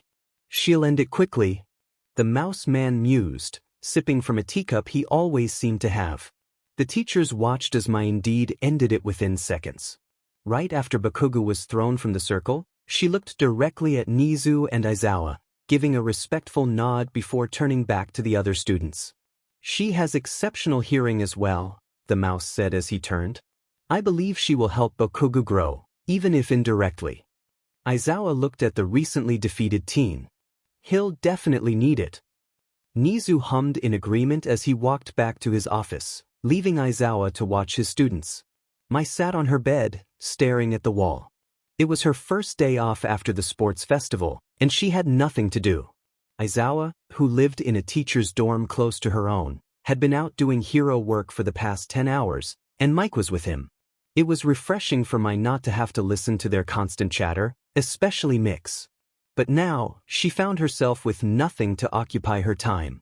She sighed and changed into a black tank top and cargo pants. She walked up to the roof and, for the first time in weeks, let her wings out. A relaxed breath escaped her as she released them. While she kept them tucked away, her back had constantly ached. She stretched them out and slowly exercised them by opening and closing them. Mai didn't know how they were stored away. Her back looked completely normal when she didn't have them out. But almost nothing about quirks made sense, right? After stretching and ensuring her wings were ready to carry her again, she ran and leaped off the roof. This was the first time in her life she had ever flown freely. She had always flown in the arena or in other buildings but never out in the open like this. For the first time in her life, she felt free. Like everything in her past didn't matter, like it was all gone and nothing could stop her from doing what she wanted. But what was it she wanted? She was tired of constantly fighting, tired of being judged for things out of her control, tired of being used. She wanted this feeling of release to last forever. But fate had other plans. She looked down at a park below and saw a group of teenage boys. One boy with spiked red hair noticed her and looked up in recognition, turning to the others and pointing at Mai as she flew in circles before gracefully landing in front of them. "You have wings?" Kaminari yelled in surprise. Yeah," she said, panting slightly as she tied her tangled hair into a messy bun. "Since when?" "I don't know, always," she shrugged. "That's so cool." Zero whispered excitedly. "Thanks, I guess," she replied. "It's not that cool. I can use my quirk to fly," Bakugo mumbled. "Technically, her wings are probably part of her quirk, so she can too," Kirishima pointed out. "Shut it, shitty hair. You don't know what you're talking about." "Okay, Bakubro, calm down," Kirishima said, raising his arms defensively. "So where are you headed? You can hang with us if you want," Denki suggested, ignoring Bakugo.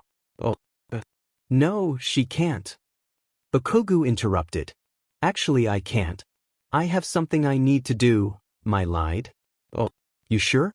I mean, we aren't doing anything, so we could go with you," a disappointed Denki offered. "No, sorry." She stretched out her wings and took off. "Goodbye," she yelled while flying away from the park, with no actual destination in mind. Mai still hadn't adjusted to the idea of friends. The thought of people getting close put her on edge. Maybe it was foolish, but Class 1A had been through a lot of danger. What if that happened again and someone got hurt? Could Mai's sanity handle another loss? She shook her head and continued flying, pushing those thoughts away. Kaminari watched as the girl flew off. She was acting weird, he pointed out before turning to the others. "Yeah, probably because Bakugo scared her off." Zero responded. "Why would she be scared of Bakugo?" Kirishima joked, nudging his ash-blonde friend. "She's not scared of me, idiots," Bakugo grumbled, watching her leave. He wasn't oblivious. Even in middle school, he noticed Mai rejecting Midoriya's friendship just as often as he did, but for different reasons. At first, he thought it was because of how other kids treated her, but then he realized that something about friendship scared her. He wasn't sure what, though. "Then why did she leave?" Zero questioned. "Because she doesn't want to spend time with idiots like you," he snapped back, deciding it wasn't his place to talk about her fear of friendship.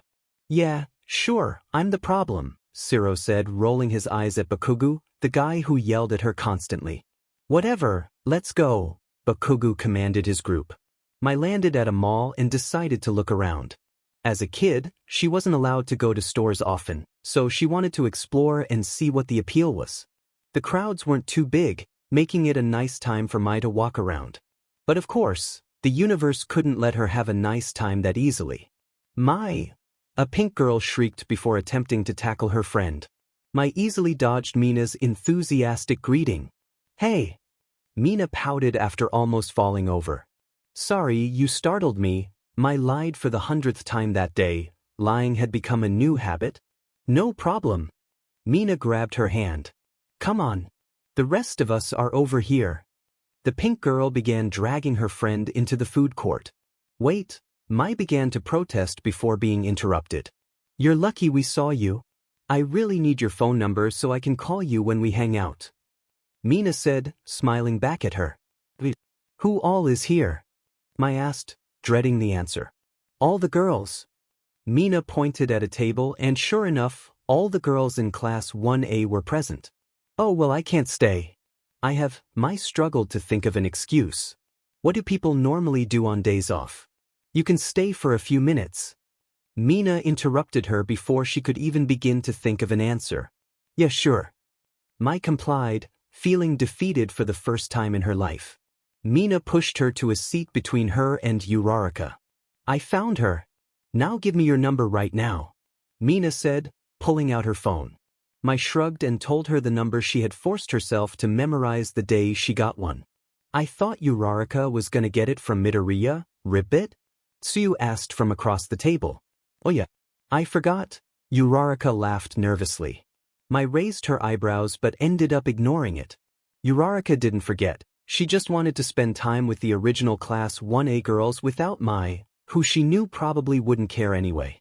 "Well, now that I've forced it out of her, we're fine," Mina said, trying desperately to keep the peace. Mai was compelled to spend the next few hours with the girls of Class 1A, which wasn't nearly as horrible as she expected, though it was mentally draining. Before she knew it, she was once again sitting in their classroom, discussing upcoming internships. Even though Mai didn't perform in the sports festival, she still had 3 offers. But she already had an idea of who they were: Endeavor, Hawks, and Best Jeanist, the few pro-heroes who knew about her past. While she liked Hawks as a brother-like figure, she doubted she would actually learn much under his care. Besides, knowing the feathered man, he likely also gave Tokoyami an offer simply because of the boys. Face. Less than pleasant, the only agency that piqued her interest was Jeanist. She didn't know much about the stoic man, only that he was a high-ranking hero with a good reputation. Unfortunately, the next thing she had to do was choose her hero name, which proved to be tricky. The last alias Mai had used was one she despised more than she thought possible. She didn't want a title that held no meaning. Maybe I should just use my own name like Ida and Shoto. As she thought of the 2 boys, she turned to look at them. Shoto was his usual stoic self, while Mai had rarely interacted with him, but they shared Midoriya as a common friend, so she easily noticed his obvious change in demeanor. Mai understood how he felt about his brother, but what scared her most was how he was handling it. Pain was a dangerous thing. It could lead down several paths: depression, growth, or revenge. Ida seemed to be teetering on the edge of the worst path. Revenge is a temporary goal. Once achieved, it leaves you discontent with few options for what comes next. For a brief moment in life, you can be blinded by rage and act rashly, potentially destroying your future. Mai honestly hoped Ida would choose growth through his experiences instead of revenge. But time would tell, wouldn't it? Mai shook her head and looked away. Almost everyone had left except for her. She had an idea for a name, but the only problem was that she wasn't sure if it would be allowed. Still, she decided to try anyway. She walked to the front of her class, bracing herself for her teacher's reaction. She looked Midnight in the eye and revealed her new hero name, Gladiator. "Are you sure?" Midnight inquired. She didn't disapprove of the name. It showed that Mai was accepting her past and using her experiences to move forward and start anew. But was she ready for that already? Determined as always, Mai nodded. Whether she liked it or not, that arena was part of her past. You can move on and still accept your past, right? Yes, she confirmed. Mai slowly stepped down, not paying attention to the rest of the names. She left the room the moment she was dismissed and aimlessly wandered the hallways during lunch. She preferred to eat alone and had a strong aversion to the cafeteria. Nothing good ever came from so many people crammed into one room. She stopped abruptly when she heard an odd sound coming from behind her. For once in her life, she couldn't place it. It was faint, even with her enhanced hearing, and seemed to be emanating from the wall itself, as if the atoms inside were shifting more than usual. Mai turned her back to it and waited for something to happen. Then she heard someone take a breath behind her. Without hesitation, she punched whoever was behind her, her fist colliding with what felt like a face before it hit the wall. She pulled back, rubbing her knuckles, wondering if she had imagined the face, like those other times when her mind played tricks on her. Maybe she should get that checked out. "Nice reflexes," someone enthusiastically yelled from the other side of the wall. Mai heard footsteps and a door opened down the hall. What is going on? She thought, considering running before the odd person engaged her in conversation. The door slammed, and a tall blonde boy with a slightly bruised nose turned the corner. He didn't look angry at all, just a bit impressed. "That was cool. It's been a while since someone actually landed a hit on me." He smiled and gave her a thumbs up. "You're surprisingly enthusiastic about this," she replied, trying to maintain her stoic demeanor. "Yeah, I guess that is a little weird." He laughed, touching his nose. "Am I bleeding?" he asked curiously, looking at his fingers. "Yeah," Mai said, rubbing the back of her neck nervously. This guy was either an optimist or MCST, and she wasn't sure which was worse. "Cool. Oh yeah. I'm Mirio Togata." "What's your name?" he said happily, placing his hand on his hip. "Mai Rika," she said cautiously. "Oh, I've heard of you. You're the new girl in Class 1A, right? The one who didn't take the exam." She rolled her eyes. "Even the upperclassmen know, huh?" "Yep. You must be really talented." I think I know someone who would be really interested in talking to you, he said, smiling down at her. She raised an eyebrow. Is he trying to set me up with someone? Who? The hero I'm doing my work study with. It's too late for you to intern with him now, but maybe you can next semester, he said, thinking about his mentor. Who is he again? Mai asked, as if he hadn't mentioned it before. Sir Knight. I'll be sure to put in a good word, he promised, winking at her. She shrugged, not particularly concerned about the pro-hero. Okay, I guess. Hey, wanna walk to Recovery Girl's office with me to make sure my nose isn't broken? He invited casually, as if he were asking her to go to the store. She thought about it. I don't really have anything else to do, she answered honestly. Nice. Let's go, he said, turning and confidently strutting down the hallway. Back in Class 1A, Izuku Midoriya raised his hand. Where's Mai? He asked, noticing his friend's absence. Aizawa simply pinched the bridge of his nose. I don't know, but she's late and will be marked as such. Is she skipping class? Without me? Denki complained, flopping back in his seat. There was a knock on the door. Come in, Aizawa growled, assuming it was Mai, coming to explain her tardiness. Hey Class 1A. And Mr. Aizawa. A tall blonde boy with bandages on his nose yelled as he walked into the classroom. Mirio, what are you doing here, oh Mai? Aizawa started but stopped when he saw his student walking to her desk. What's going on? Why is Mai late? 'Cause she punched me, Mirio said, pointing at his nose and showing the class. All the students turned to look at Mai in shock. Mai, is that true? Aizawa inquired. He was being a creep and watching me through a wall, so yeah, I punched him, she explained while sitting down. Yeah. And she broke my nose by accident. Mirio added, still smiling. It was pretty cool how fast she is. Mirio said, smiling. Why is this guy happy about getting punched in the face? Siro whispered. Mina leaned over and whispered in his ear. He's a bit of a... Siro choked on air, covering his mouth as he struggled to contain a mix of laughter and coughing. Aizawa sighed at the comments from his oblivious students. Anyways, she walked to Recovery Girl's office with me to get my nose fixed. That's why she's late. Mirio finished explaining the story of why his new friend was late. Mirio, it's not appropriate to spy on students, especially strangers. Mai, you shouldn't punch random people, Aizawa scolded the two. Okay. Yes, sir. Wait, Mai. Midoriya called out to Mai once school was finished. Yes, the girl asked, turning around to face her friend. The boy nervously fidgeted. It was hard for Midoriya to tell if he annoyed Mai. The devil girl was almost unreadable. I was wondering if you wanted to train together. I really want to learn more about your quirk and fighting style. She shrugged, the only hint of emotion being her tail swaying from side to side. Sure, but I have to change first. She responded, turning on her heels and walking toward the teacher dorms without saying another word. Midoriya stood there for a second. Does she want me to follow her? He thought to himself, nervously taking a step forward. Mai stopped and turned to look back at him when she noticed he wasn't following her. Are you coming? She asked, causing him to snap out of his trance. Yes. He ran quickly to catch up with her. Do you live on campus? He asked, noticing her direction. Yes, she answered, keeping her eyes forward. Why? He asked curiously. She looked at him as he slowly remembered that Mai had no family. He bowed down quickly, feeling immediate regret. Forgive me. I forgot. He begged. Mai looked down, frowning, knowing it was a simple slip-up. No problem, she said, watching as the boy straightened. Hey, can I ask you something? Midoriya stuttered, looking everywhere but her eyes.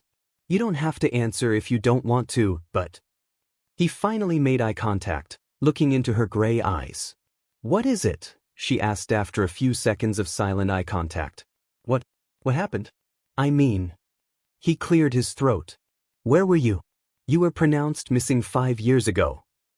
He finally finished his question and waited for her to scold him for asking. She was quiet for a while, a shadow briefly passing over her face. He gulped at her intensity, deciding to let it go. Sorry, I probably shouldn't have asked. She shook her head, assuming she held a less than pleasant expression on her face. It's fine. I understand you wanting to know, but I'm not sure I'm ready to talk about everything. She said slowly, deep in thought. That's fine, I understand. But if you ever do want to talk, you can come to me, her friend said, knowing he was being rude. His curiosity was causing him to be pushy. Mai looked at her friend. Can I? She questioned. All her life, she'd been treated as a monster, but Midoriya saw her in a different way. What would he think of the things that she did? She had done things she regretted. Would knowing her past change what Midoriya thought of her too? She closed her eyes. Let's just say I ran into some bad people, and I was forced to do things I regret, her voice barely above a whisper. Though she said very little, it was more than she ever thought she would confess so quickly. The heroes got me out of that, and I'm grateful for that. By then, they had made it to her apartment-like dorm. Mai pulled out her keys and unlocked it. Thanks for telling me that. I know it was probably hard for you, he said, smiling at her, trying to show her in every way that he didn't expect her to do anything she wasn't comfortable with. Wait in here, I'll go change, she said, changing the subject and snapping from her trance once she entered her living room, which was a couch and a small TV that she rarely used. Okay, Midoriya said, staying as still as a statue. The fact that he was in a girl's house finally sunk in, making him feel overwhelmed. Mai went into her room and closed the door, leaving Midoriya to have a mini panic attack. She changed into a red tank top and black sweatpants before walking out. Midoriya was standing exactly where she left him, stiff as a board. Okay, let's go, she commanded, walking past him again. Midoriya trailed behind his friend like a lost puppy until they reached the training field. Okay, so what do you want to do? She asked, turning around. He shuffled. Well, I don't think we should use quirks. At least I shouldn't because I don't have Recovery Girl to heal me. He said, touching the tips of his fingers together. Yeah, you need to work on that. If you continue breaking your bones like that, you'll never reach the end of the school year, let alone be a top hero, she agreed, looking him up and down. He pouted slightly at her harsh but accurate observation. You can use your quirk if you want, he offered. I'm not using my quirk against you while you're fighting quirkless, I'd hurt you. Unlike Bakugo, who often boasted, Midoriya could tell she wasn't bragging about her quirk or trying to make him feel useless. She just knew her own strength. Oh, okay, he gulped. What is your quirk? Is it just speed like you used in your fight with Bakugo? Because I couldn't even see you move, he asked, excited. Not just speed, my quirk is called Demon. It gives me the advanced speed, strength, agility, and senses of a demon, she explained. Wait, senses? Midoriya questioned, jotting down notes. Yes, I have advanced hearing, eyesight, smell, taste, and touch. This allows me to sense people's movements, hear what people say about me, taste if someone poisoned my food, and even tell if someone is lying. Wait, so you can sense small things like heart rate speeding up and panicked breathing to indicate if someone is lying? He guessed, looking up. Yes, where did that notebook come from? She asked, noticing the book he was writing in that seemed to have appeared out of nowhere. I've had it this whole time, he said, looking down at his book, though it sounded more like a question than a statement. Whatever, if someone is really good at staying calm while lying, it's almost impossible, Mai said, leaving it alone. Okay, back to strength. How strong would you say you are? He asked, excitement shining in his eyes. Mai shrugged, glancing at her hands. I don't know, strong? Izuku frowned at the vague answer and looked around. Punch that tree, he said, pointing at a large oak at the edge of the woods. Why? Mai questioned, eyeing the tree. I want to see the damage, he replied, grinning widely. All right then, she mumbled, walking over to the tree. It was a sturdy oak, surrounded by others that had already been damaged during training sessions. Mai pulled back her arm and struck the tree with half her strength. The area she hit splintered, and the trunk began to lean dangerously. As gravity took over, the tree started to fall toward Midoriya. With a sigh, Mai caught the tree in the middle of the trunk, balancing it to prevent it from crashing down on him. Whoa! Izuku exclaimed, staring up at the tree hovering above him and then at the girl holding it. Do you feel any strain holding that? A little, she replied, before effortlessly tossing the tree like a spear into the woods. How fast can you run? He asked, watching where the tree had disappeared. I'm starting to think your idea of training is just you watching me use my quirk, Mai observed, tilting her head. He looked away shyly as if caught in a secret. Maybe. But I can't just say, show me your quirk. And I still want to fight you.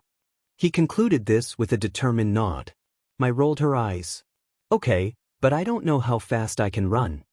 This boy expected precise answers, and she didn't have them. How strong? Strong enough to survive. How fast?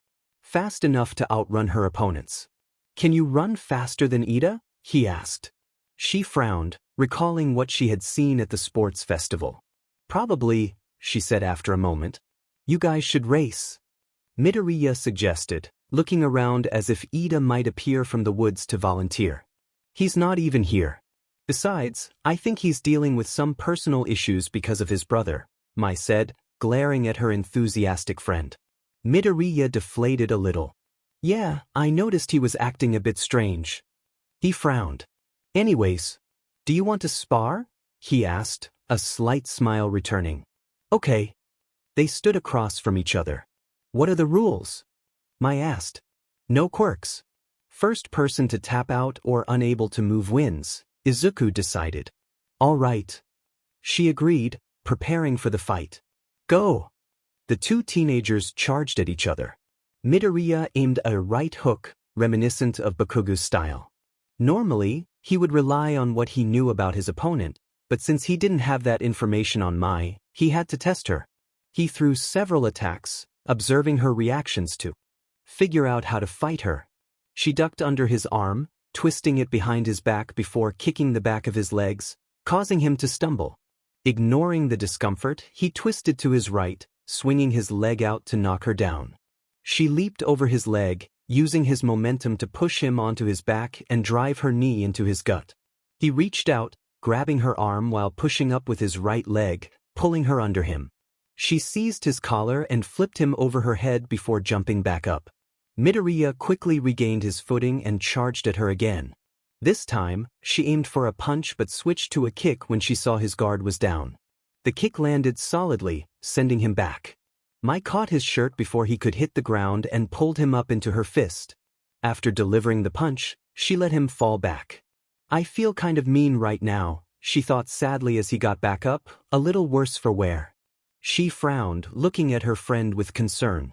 Don't tell me I broke another nose today. He charged at her again. I'm not done yet, he yelled, fist extended. As he ran forward, ready to attack again, she jumped over him and kicked his back. You're acting pretty intense right now, she muttered as he stood up again. She rushed at him, grabbed his shoulder, and kneed his gut. He coughed but quickly recovered, dodging her next punch and kicking the back of her legs. She fell backward but caught herself with her hands, flipping back onto her feet. Midoriya turned around and grabbed her arm, flipping her over his shoulder. She hit the ground but quickly kicked his legs, pulling him down with her. Then she pinned both his hands with her own, pressed his legs down with her right, and used her left leg to press down on his spine. He struggled a little but couldn't break free. Okay. You got me, Midoriya gasped, admitting defeat. Mai released him and sat down on the ground beside him while he lay there, breathing heavily. Where'd you learn to fight like that? You ask a lot of questions, she countered. Yeah. Sorry, Midoriya said, remembering he should stop asking about her past. I guess I just figured it out. She laid down next to him, and he turned his head to look at her. She was peacefully staring up at the sky. You're not even tired, are you? He asked, searching for any sign of distress. Not really, she answered honestly, opening her mouth to yawn. They laid there for a while, and Mai watched as the sky transformed from blue to orange and pink, then to a deep navy sprinkled with stars before slowly drifting off to sleep. Midoriya glanced to his side and saw his friend sleeping peacefully beside him. Her long black hair spread out around her head, and her face was gently illuminated by the moonlight. He slowly sat up and nervously looked down at her, unsure if he should wake her. She looked so peaceful, so at ease, and that was rare for her. He didn't want to disturb that. He bent over and gently picked her up in his arms. She leaned into his chest and murmured, "Kai?" as if it were a question. Midoriya tilted his head, wondering, who's Kai? He wasn't really jealous, just curious about the person Mai seemed to be dreaming about. Maybe a little jealous, too. He carried her to her dorm and opened the door as quietly as possible. He walked across her small living room and nudged open the door to her bedroom with his foot. The space was clean and surprisingly empty, with a few pillows, a black blanket, a closet with a few shirts hanging up, and a desk with some homework assignments scattered across it. He briefly scanned the papers. They weren't assignments the rest of the class had, and despite being simple middle school problems, a few were incorrect, with scribbles over the answers as if she had gotten frustrated. Is she having trouble with school? Midoriya thought sadly. He wanted to offer to help her, but the fact that she hadn't mentioned being behind might mean she was embarrassed about it. He looked away from the homework and walked to her bed, laying her down and covering her up. As he turned to leave, he felt something tug on his shirt sleeve. Even in her sleep, Mai sensed someone was leaving, causing her to frown and pull at his sleeve. "Please. Stay," she mumbled, pouting. Even while asleep, she was scared of being alone. Midoriya gulped, unsure of what to do. He bent down and took her hand in his, tucking a strand of her hair behind her ear and gently cupping her cheek. A part of him wanted to stay, even though he had to go home to pack for his internship the next day. He didn't have time to sleep here, go home in the morning, change, pack, shower, and make it to the train station in time with the rest of the class. He took her hand and moved it closer to her body, stroking her hair and tucking the blanket around her. She gripped the fabric of her blanket and nuzzled into it with a frown, realizing it wasn't a person. "Sorry, Mai," he whispered. He walked out and quietly closed her door, stepping outside and contemplating whether or not he should lock it. "Hey, Midoriya." Midoriya jumped in surprise and let out a startled yelp. He turned to see present Mike a few doors down, dressed in pajamas with his long blonde hair tied into a messy bun, holding a mug of hot liquid. "Present Mike." Hey. "Did you guys use protection?" the teacher joked, sipping from his mug. Midoriya's face turned bright red, and he stumbled over his words, unable to defend himself or Mai. "Shut up, mate. They're not doing anything inappropriate," he heard Aizawa grumble from the doorway. "At least they better not be." "No. It's not." Yeah, just go home, kid, and tell Mai not to throw trees around anymore," Aizawa said, leaning out the door. Midoriya stood up straight. "Why, sir?" he stuttered before running away. They're so cute together." "Mike, stop shipping students together." Mai watched Tenya Ida, the blue-haired boy, sitting on a bench waiting for his train. Unlike usual, he made no effort to calm his fellow students and appeared to be lost in his own thoughts. Mai approached him and leaned against the wall beside his bench. "So, what are you going to do?" she asked, her eyes on the other students who were joking and having fun. "Rika," he exclaimed, looking up at her in shock, proving he hadn't been paying attention to anything but his thoughts. I'm interning with." "No, what are you going to do if you catch up to Stain?" she clarified. The boy straightened, his posture indicating his surprise. "I'm not sure what you're suggesting," he stuttered, trying to come up with a response that didn't sound suspicious. His breathing quickened, and Mai noticed sweat beginning to bead on his forehead. "Don't do anything reckless out there. You're smart. Don't get into a situation you can't get out of," she advised the nervous boy. He looked away, knowing she had figured him out. "I understand how you feel. Though I don't have any older siblings, I once had a friend I viewed as a brother." He turned to look at Mai, showing he was listening to her story. "He was killed 4 years ago. I watched it happen. I know firsthand that revenge isn't fulfilling in any way. You'll be left feeling worse than before," she stated, saying something she never thought she would. "I'm sorry," Ida said, looking at the ground. "About what?" Mai asked, raising an eyebrow and finally looking at him. "Your friend," he said, deciding not to use the word brother. "Did you kill him?" she questioned, looking forward. Then there is no need to apologize." Mai ended the conversation and walked to Midoriya. Deciding she had done what she could, the rest was up to Ida. He and Uraraka were sitting there talking, so Mai didn't bother adding to the conversation, mainly because she was slightly confused. Should I mention last night? She thought. After falling asleep on the ground and waking up in her bed, Mai wasn't sure if she should bring up the situation or not. The very idea of anyone being around her while she was so vulnerable made her uneasy. Plus, she was convinced she talked in her sleep. Hey Mai. She turned and saw a sharp-toothed smile belonging to none other than Ejiro Kirishima. Hello, Kirishima, she replied. Where are you interning at? I'm staying with the pro-hero fourth kind, he said, hands on his hips. Mai didn't know who that hero was, but she was sure he was very manly. Best Genist, she simply stated, naming the hero she was personally interning with. Kirishima smiled and gave a thumbs up. Really? It's so cool you're interning with such a top-ranking hero. I suppose so. Oh yeah. Midoriya cut in, leaving Uraraka after their conversation ended. How did your internship work? I mean, how did the pros find you? Well, I've met Best Genist before, and he offered a recommendation, Mai explained, leaving out the details of her past interactions with the pro hero. Really? You know him? That's so cool. Midoriya exclaimed. How did you meet? Long story, Mai said, looking meaningfully at Midoriya, silently asking him to stop. He opened and closed his mouth in confusion but remembered what she had said to him yesterday. The heroes got me out of that, and I'm grateful for it. Okay, he responded quickly and turned back to Uraraka. What she said yesterday wasn't clear, but then again, I suppose it wasn't supposed to be. From the little bit she's told me, I know she probably has met at least a few pro heroes. Which is pretty amazing, especially as an upcoming hero. It's nice to know other pro heroes personally. Deku, you're mumbling again. Uraraka said, trying to make out what he was saying. Oh, sorry. Did you hear any of it? He asked, anxious at the thought of accidentally spilling the private information Mai had only told him yesterday. No, I could barely hear what you were saying, just stuff about pro heroes like normal, she answered honestly with a close-eyed smile.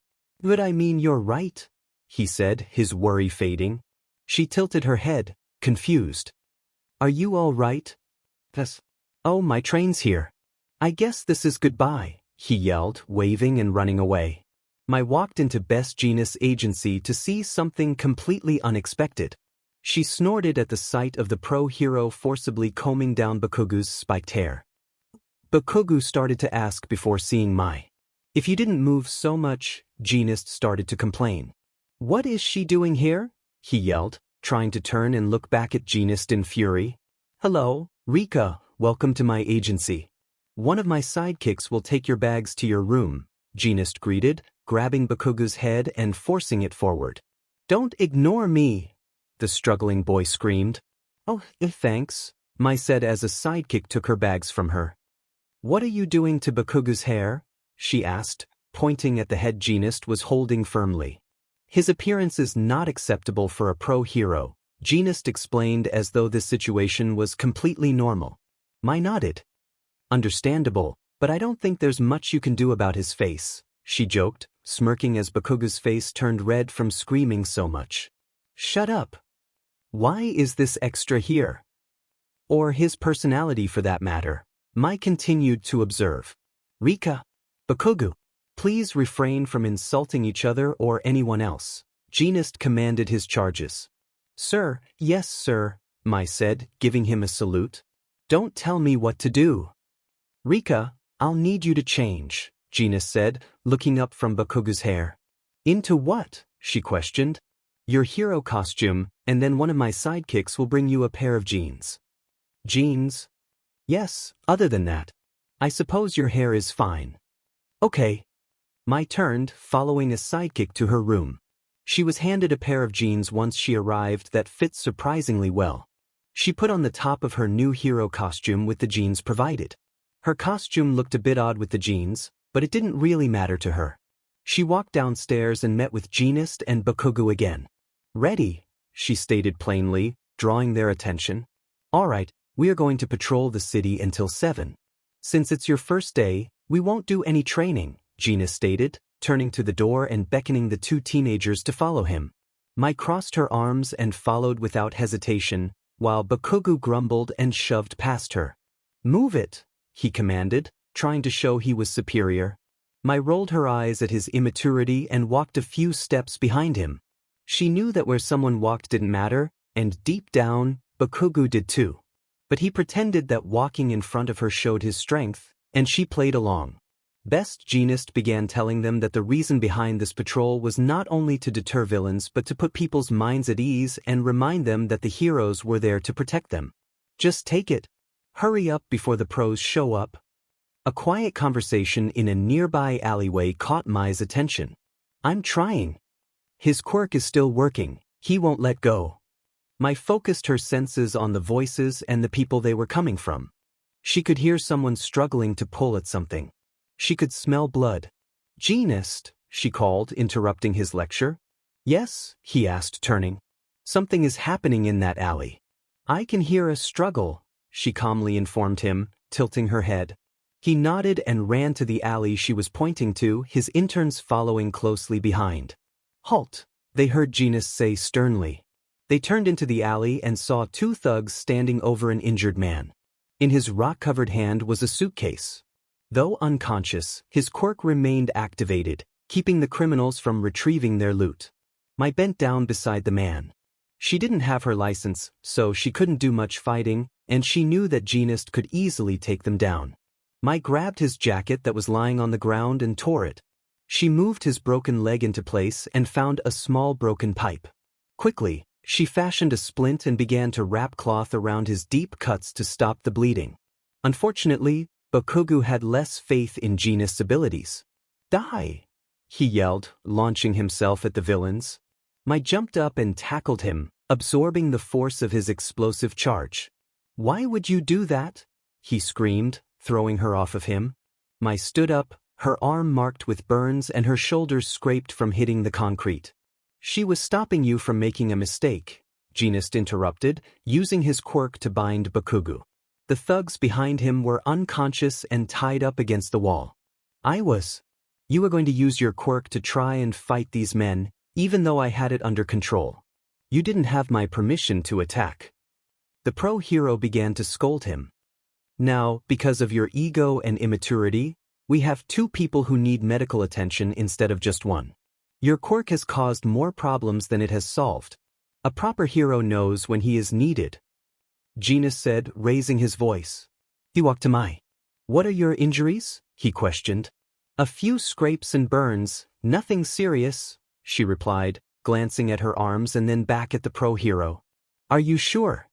Of course I am. Jeanist nodded and turned. Bakugo, take her back to the agency. I have a medic who will tend to her wounds. Meanwhile, I'll deal with the thugs and this man, he ordered. Whatever. Bakugo grumbled before turning and walking away. Mai. The girl turned to the pro-hero. Good job. I was about to turn to a different street. If you hadn't alerted me, these villains could have gotten away without punishment. Mai nodded at the man and jogged after Bakugo. Hurry up, Bakugo grumbled, grabbing her wrist. Mai didn't say anything, she simply yanked her arm away from his grip and followed. Mai sat still and let the medic do what he needed. He applied several ointments that numbed the pain and then wrapped her minor wounds. Mai left, ready to meet back up with Jeanist, and started walking to her room but stopped when she smelled caramel. Did you need something? She asked, turning to the blonde boy following her. No, but you need to learn to stop being such a teacher's pet, he growled, shoving her. She rolled her eyes. Just because I'm not acting immature like you doesn't mean I'm a teacher's pet, Bakugo, she said, turning away. Stop acting like you're some perfect angel. Bakugo said, his voice rising. He was tired of this girl, tired of the scared little girl from 5 years ago doing better than him. Mai turned slowly. What did you call me? She asked, trying to keep calm. Angel, he hissed. Before he could think, she shoved him against the wall, her glowing red eyes glaring at him. Don't you ever call me that, she said slowly, her now red eyes wide. Did I strike a nerve? Angel? He mocked, grabbing her wrists as she went to hit him. Maybe, but that was the point, wasn't it? She pushed him. You're nothing but a bully, Bakugo. She pulled her hands out of his grasp and walked away quickly, wiping a few small tears from her face. The past few days weren't difficult for Mai. Bakugo either avoided her or yelled at her, and the training was easy. Mai rolled out of bed and yawned.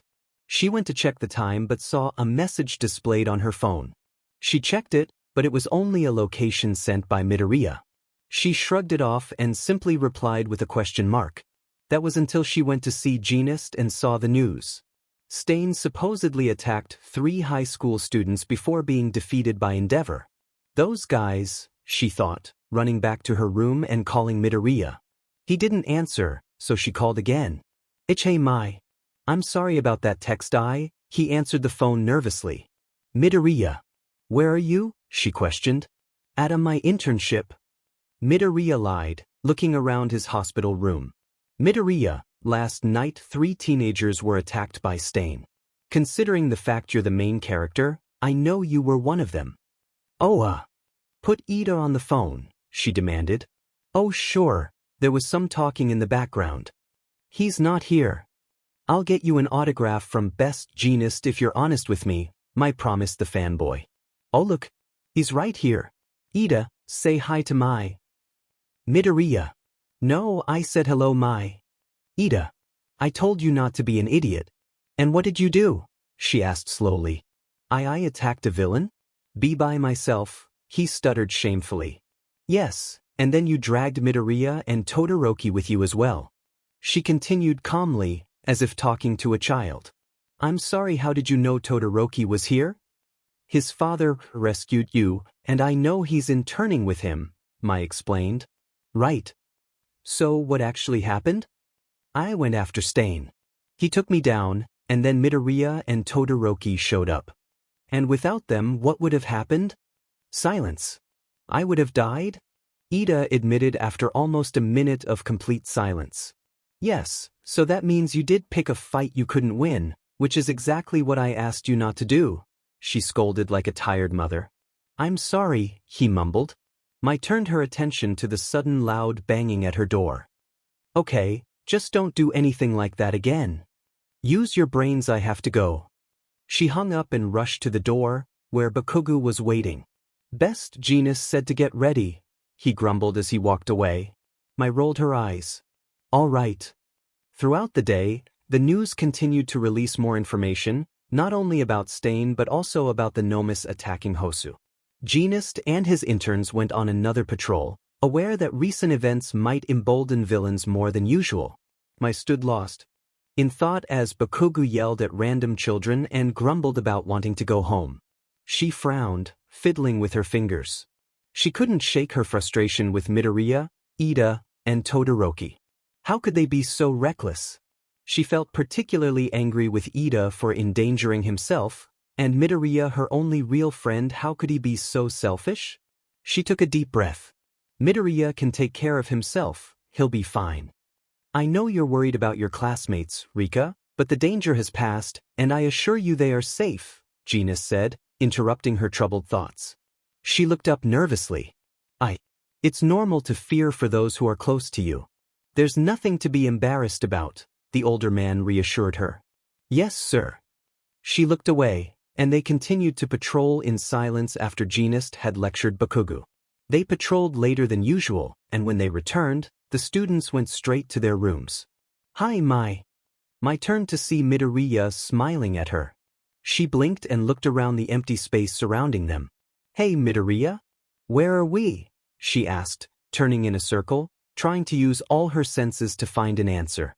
He shrugged, his expression darkening. You tell me, Angel.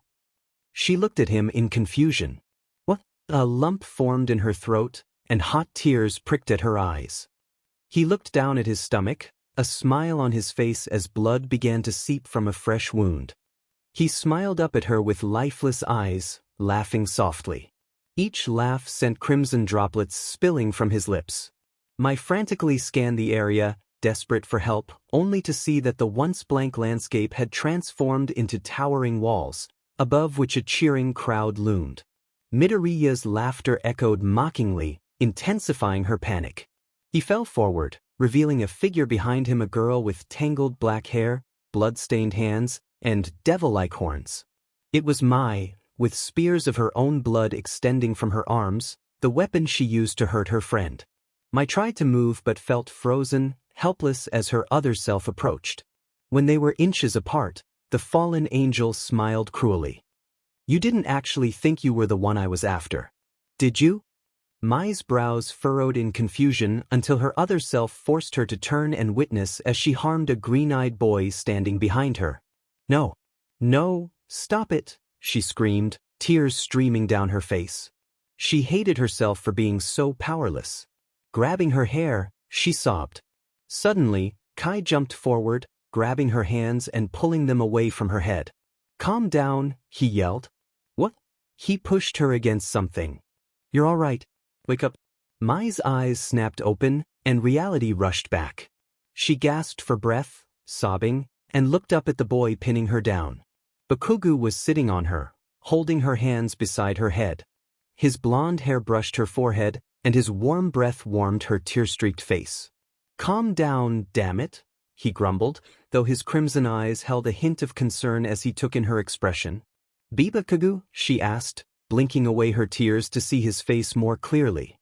The tears slid from the corners of her eyes, leaving warm trails behind. "Yes," he mumbled, trying to maintain a tough demeanor so she wouldn't see how worried he was. "Did I hit you?" she asked, her voice shaking as she tried to comprehend what was happening through the haze of sleep and fear. The thought of hurting him in her dream only deepened her guilt. "No, you were hitting yourself," he replied, sitting up. He slid off her and started to get up. Mai jumped after him, chasing his comforting warmth. She practically tackled him, burying her face in his chest. He fell back, staring at the ceiling in shock. The frightened girl wrapped her arms around his neck, hiding her face. In truth, he didn't know how to respond. He had expected her to yell at him when he woke her up, not to cling to him like this. And he certainly didn't expect to find himself okay with it. He grumbled to himself and gently lifted her, holding her like a child and placing her back on the bed she had rolled off. "I'm sorry," she whispered, feeling guilty for knowing Bakugo didn't like this kind of situation. "Shut the hell up, I do what I want," he grumbled. Normally, his voice would be laced with anger, but not now. He was trying his best to be gentle, despite it contradicting his usual behavior. Though his words would typically come off as rude, Mai understood he was trying to help and that she shouldn't feel guilty about it. "Okay." Her voice was hoarse, and speaking made her throat ache. "I was talking in my sleep, wasn't I?" she thought, her face turning red with embarrassment. Bakugo laid her back on the bed and hesitated for a moment. She was scared and not thinking clearly, and he worried she might react violently upon waking to find him there. Mai grabbed his arm and turned her body, pulling him onto the bed behind her. She hugged his arm and sniffled again. I don't want to be alone," she choked out. He figured as much. It wasn't him she wanted. Her desire wasn't to snuggle with this angry teenager she disliked most of the time. She was just scared of being alone, a common fear but not one he expected her to have. With her stoic, uncaring personality, it was easy to assume she didn't like people in general. But that wasn't actually true. At the sports festival, she had gotten upset when Kaminari lost, and now she was having a nightmare the night after her classmates were attacked. She cared a lot more than she let on. "I won't let you be alone, all right?" he said, hugging her closely. "But I'm only doing this because you don't have Deku or Uraraka here with you," he lied. "Uraraka doesn't like me," Mai admitted with a pout. Bakugo lifted an eyebrow. It was difficult to picture the cheerful, pink-cheeked girl not liking someone, especially since her standards for friends were low enough to include Icy Hot and Deku. "Why not? You're such a wonderful, outgoing person. Who wouldn't like you?" he said sarcastically, trying to lighten her mood. "Well, you're not a walk in the park either," she teased back, her tail playfully swatting him in the face. "But get that thing out of my face. I'm being nice."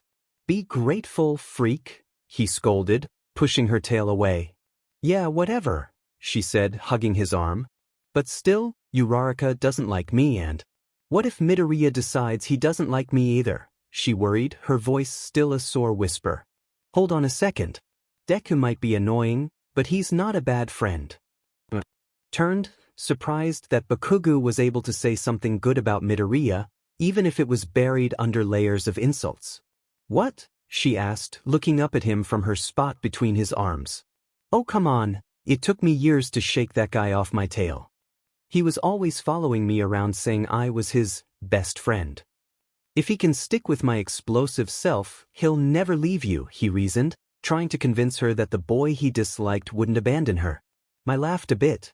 He admires you, she said, smiling for the first time in years. Yeah, well, he's your problem now. You're stuck with that parasite for life, Bakugo scoffed, enjoying the sight of her smile. Parasite? She questioned, slowly closing her eyes. Yeah, he hangs on to you for who knows how long and absorbs any good fighting skills you have. That's rude. Midoriya is a good friend. Then why are you scared of him leaving? The girl snapped her mouth shut, realizing he had trapped her into admitting he was a good friend who wouldn't leave her by throwing insults at him. Bakugo chuckled. Gotcha. Gee, you tricked me, Mai said, yawning and feeling surprisingly at ease suddenly. Whatever, if that leaves you, then you're better off. Bakugo stated, tightening his grip around her. I'm better off alone? She asked nervously. No, if he leaves, I'll pretend to be your dumb friend until someone else comes along, he promised the tired girl. So I'm better off with you? It was his turn to stop talking and her turn to laugh. Gotcha. Bakugo woke up with an odd warm, fuzzy feeling. The heat of Mai's body and his own made the bed they were both in really warm and comfortable. The girl was now facing him but was still soundly asleep, her head resting on his arm, which was now tingling from lack of blood flow. Bakugo slowly pulled his hand back, ignoring Mai's cute sleep frown, and pushed himself into a sitting position. It would probably be a good idea for him to head back to his room. It's not like they did anything, but Best Jeanist probably wouldn't believe that Bakugo was kind enough to help Mai after a nightmare. In all honesty, Bakugo didn't really understand why he did it either. He looked down quickly when he felt something coil around his forearm. Her thin devil tail had wrapped around him like a snake, holding onto him tightly. He raised an eyebrow and uncoiled it with his free hand. Though she could control it, he had noticed it sometimes had a mind of its own. If you paid enough attention, you could even judge her emotions by its movements. If it quickly shot straight up, it meant she was excited or surprised. If it was wrapped around her legs or body, she was nervous or upset. And if it waved back and forth in any way, she was content or happy. He noticed that one while having dinner. Gina's agency had a sort of cafeteria where you could pick up food pretty much any time. He noticed her tail waving back and forth happily while she ate her meal. It took all he had in him to not interrupt Genist by laughing at it. He smirked down at the tail in his hand. It was made of rough red skin and could bend and move like any other tail. At the tip, there was an upside-down heart shape with a dull point at the end. Not useful in combat, but it was undeniably adorable. He shook those thoughts from his head and touched the tail against her own arm. It reluctantly wrapped around her, allowing him to get up and leave. After that night, the two teens seemed to have silently agreed not to mention what happened. The only indication that it wasn't a dream for either of them was the fact that they were both slightly more good-natured around each other. By the end of their internship, they could almost be considered friends. Their classes started off quickly to prepare for the upcoming exams, as did their training. Mai stood next to Kirishima as Eraserhead explained what they would be doing. It was essentially a game of capture the flag. Each team would have two random students, one would be the good guys, and the other would be the bad guys. Eraserhead showed them the flags, which glowed slightly, likely to make them easier to see and harder to hide. The mock city they were placed in had an enormous dome overhead. Their teacher explained that they could change the weather and time of day, making it rainy and dark or bright and sunny.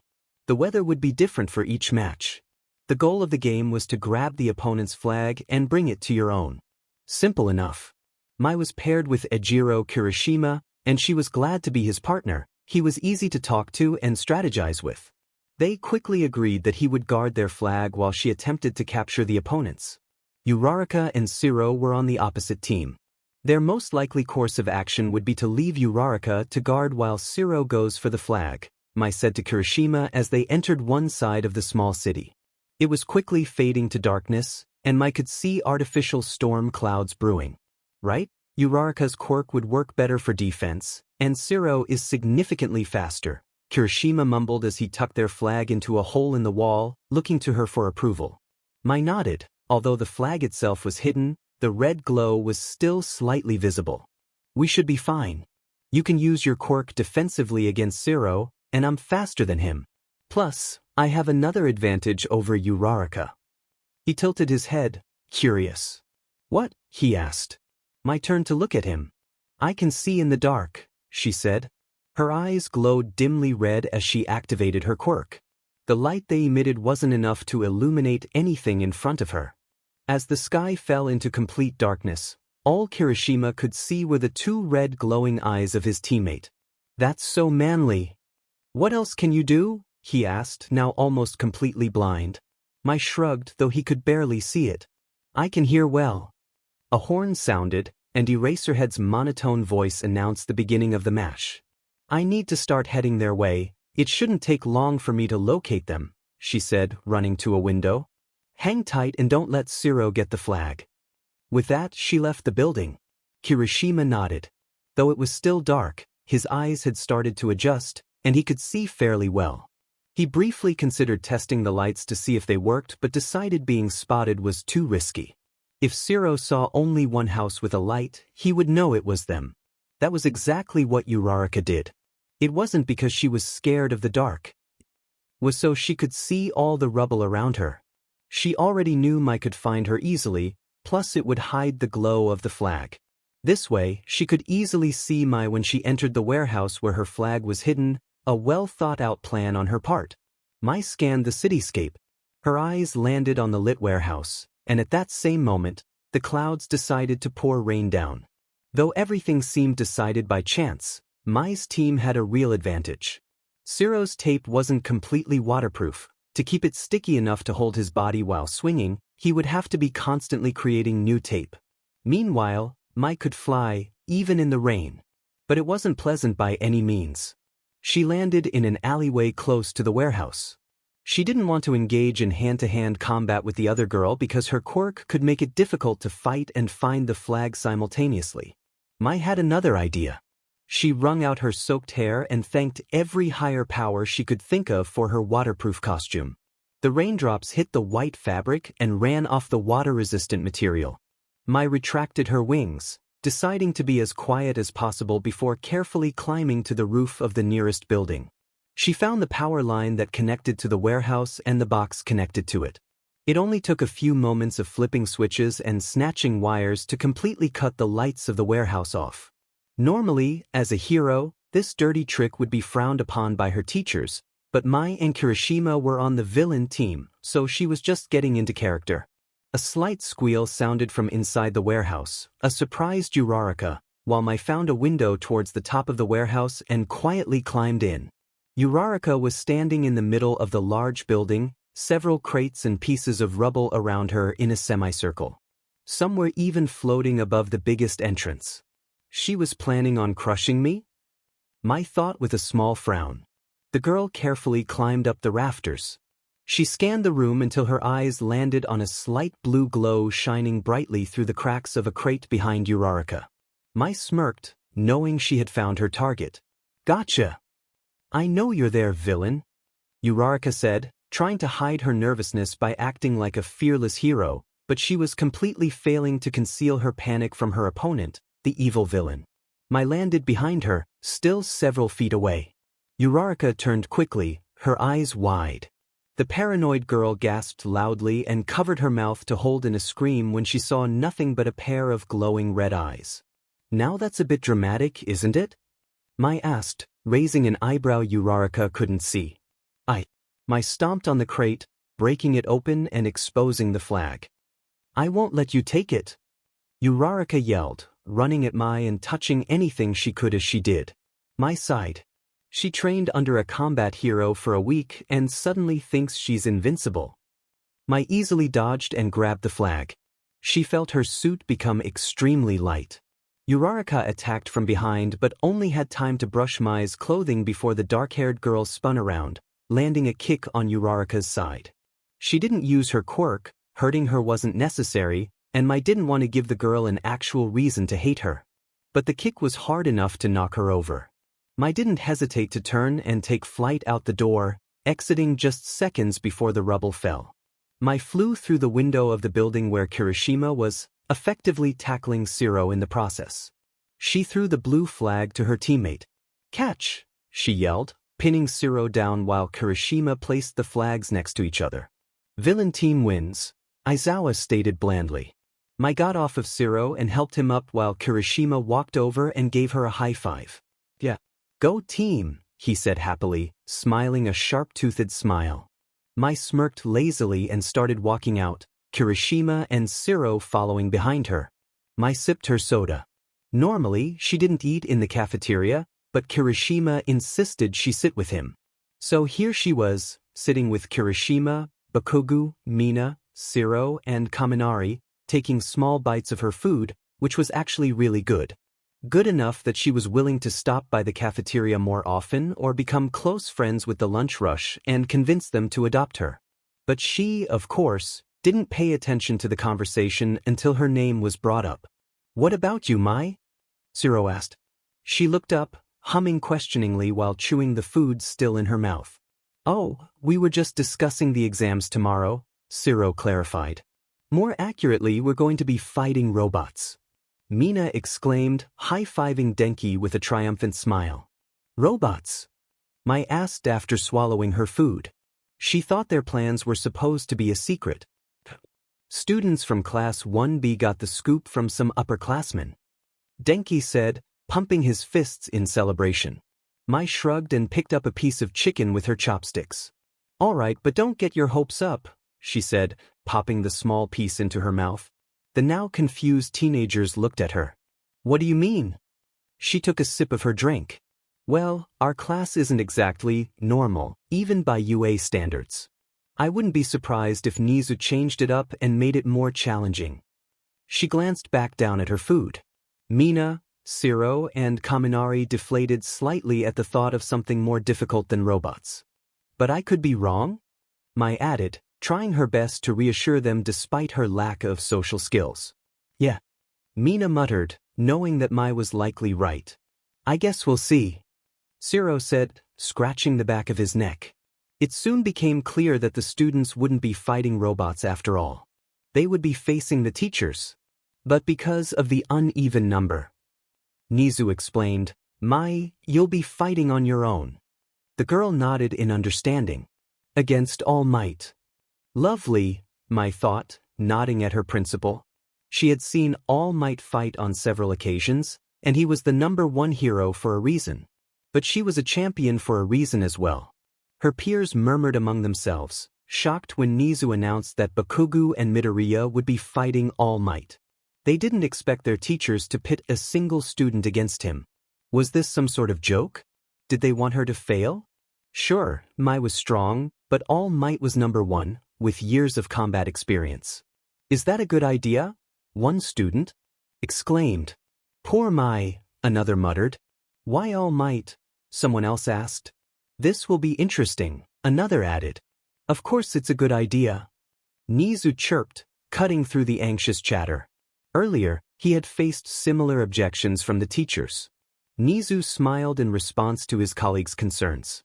"You are all likely aware of the rumors circulating about my being here. Many students believe she doesn't belong because she didn't have to take a test." The teachers nodded slowly, understanding where this was going. "To prove that wrong, we might have to test her harder than any other student. Plus, I doubt any of the other teachers will be challenging enough for her," he added, the last part meant to provoke his coworkers. "I'm sure she'll be fine," Nizu said to the students, not revealing his reasoning to them since they were part of the problem. He had eyes everywhere and knew that even her classmates occasionally talked about her not belonging behind her back. "Are you sure, Principal? Maybe you should rethink," Ida started, possibly forgetting that Nizu's quirk made him smarter than almost any human, including Ida. "Shut up, I'll do it," Mai interrupted, looking at her classmates. Nizu clapped. Lovely. Bakugo. Midoriya. You guys are up first. He made sure to give All Might plenty of rest time in between the matches. He would need it. Mai stood at the entrance of the fake city, her jaw clenched. She was determined to win this, not by running away like Bakugo and Midoriya. She needed to win this fight through strength and strategy. She was resolved to defeat All Might, and she believed she could. No one was invincible. She had studied All Might's previous matches. He had a weak spot his left side. It wasn't a significant weakness, but a weakness nonetheless. Then the match started. She walked close to the building. While she didn't like hiding, she knew it was necessary for now. She had only used 100% of her power once, and it had been a painful process that she couldn't risk doing out in the open. A loud boom echoed. "Come out, hero!" Villain All Might was indeed a fearsome sight. His ability to demolish full-sized buildings with ease was terrifying. Mai was hiding while he ran freely through the streets. She would probably lose points for that. She closed her eyes and activated her quirk to its fullest extent. Wings burst from her back, and she felt a surge of power coursing through her veins. Her body tingled with an overwhelming strength, her skin taking on a dark hue. Her eyes transformed, granting her vision sharper than a hawk's. Her hearing sharpened to the point where she could hear her classmates' hearts beating, sensing their worry as they watched her transformation. Everything burned. It felt as if her body was engulfed in fire. For a brief moment, she was immobile, the very reason she was hiding. If All Might found her like this, she would be in serious trouble. Mai held back a cry that escaped as strained grunts. But then, just as quickly, the pain faded, leaving her with an electrifying power. She smirked and ran. Her body reached incredible speeds, and before she knew it, she was beside All Might. He was still quick enough to dodge her hit. She circled him, dust flying up as she ran laps in an instant. She ripped off the hood of her hero costume, letting it float behind her. There was a reason her quirk was called Demon. It brought out a devilish confidence when fully activated. "Haha, I got you now, hero," All Might exclaimed, grabbing the fabric of her disguise. He made the mistake of turning his back on the real Mai. She landed a hit between his shoulder blades, sending him flying forward. She aimed her strike so he would roll down the path of buildings he had already destroyed. Without waiting for him to recover, she chased after the fake villain and aimed a punch at his gut, where she knew he was injured. He rolled away and jumped up, trying and failing to hit her in return. She blocked his punch with one of her own, sending shockwaves through the entire cityscape. They continued exchanging blows, each punch creating a bigger shockwave than the last. In the observation room, screens flickered as their cameras struggled to keep up with the intensity of the fight. Finally, the last camera remained, zooming in as close as it could to capture the blur of motion between them. With one final punch, both fighters were sent flying back. All Might crashed through several walls while Mai landed in the rubble of a building. She let out a shocked gasp as she realized she had landed on a broken pipe, which pierced through her side, narrowly missing her organs. The students in the observation room gasped, turning pale at the sight of their injured classmate. But that didn't stop Mai. Her quirk was set to win this fight, overriding any logic that told her to stop and seek medical attention.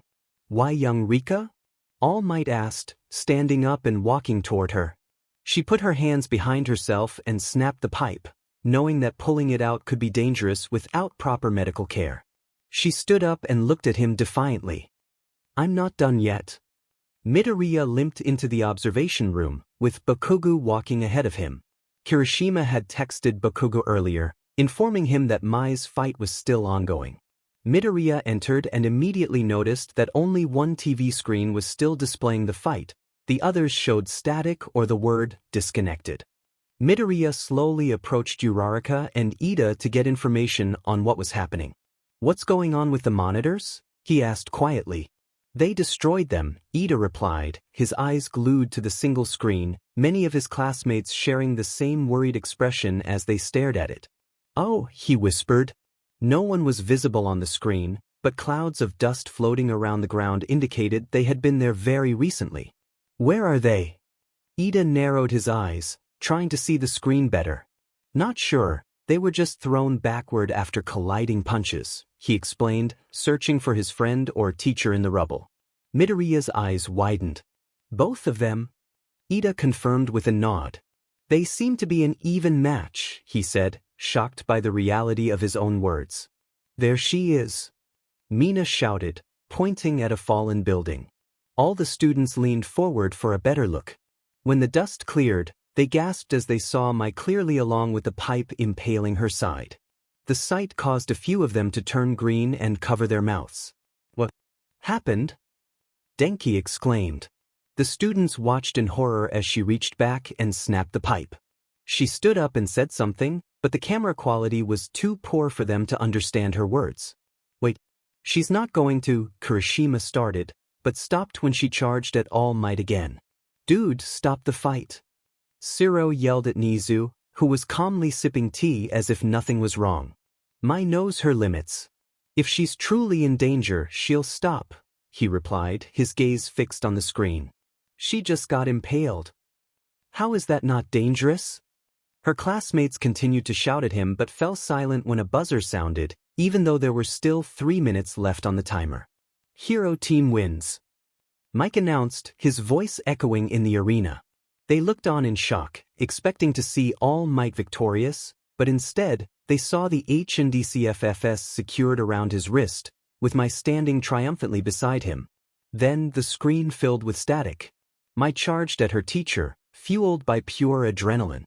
He attempted to punch but hesitated, and she seized the moment, ducking under his arm.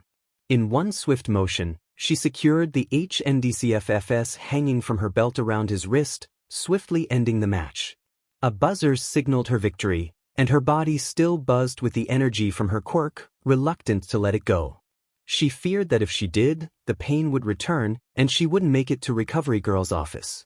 Warm blood trickled from her wound, staining the dusty ground below. Yet, All Might appeared in worse shape than she did. His body seemed frail, and blood dripped from the corners of his mouth, marking his once proud hero costume. Well, you look terrible, Mai commented, breathless. She coughed, her mind spinning. She knew she couldn't maintain her quirk for much longer. Attempting to take a step, she stumbled and fell forward, barely caught by a newcomer.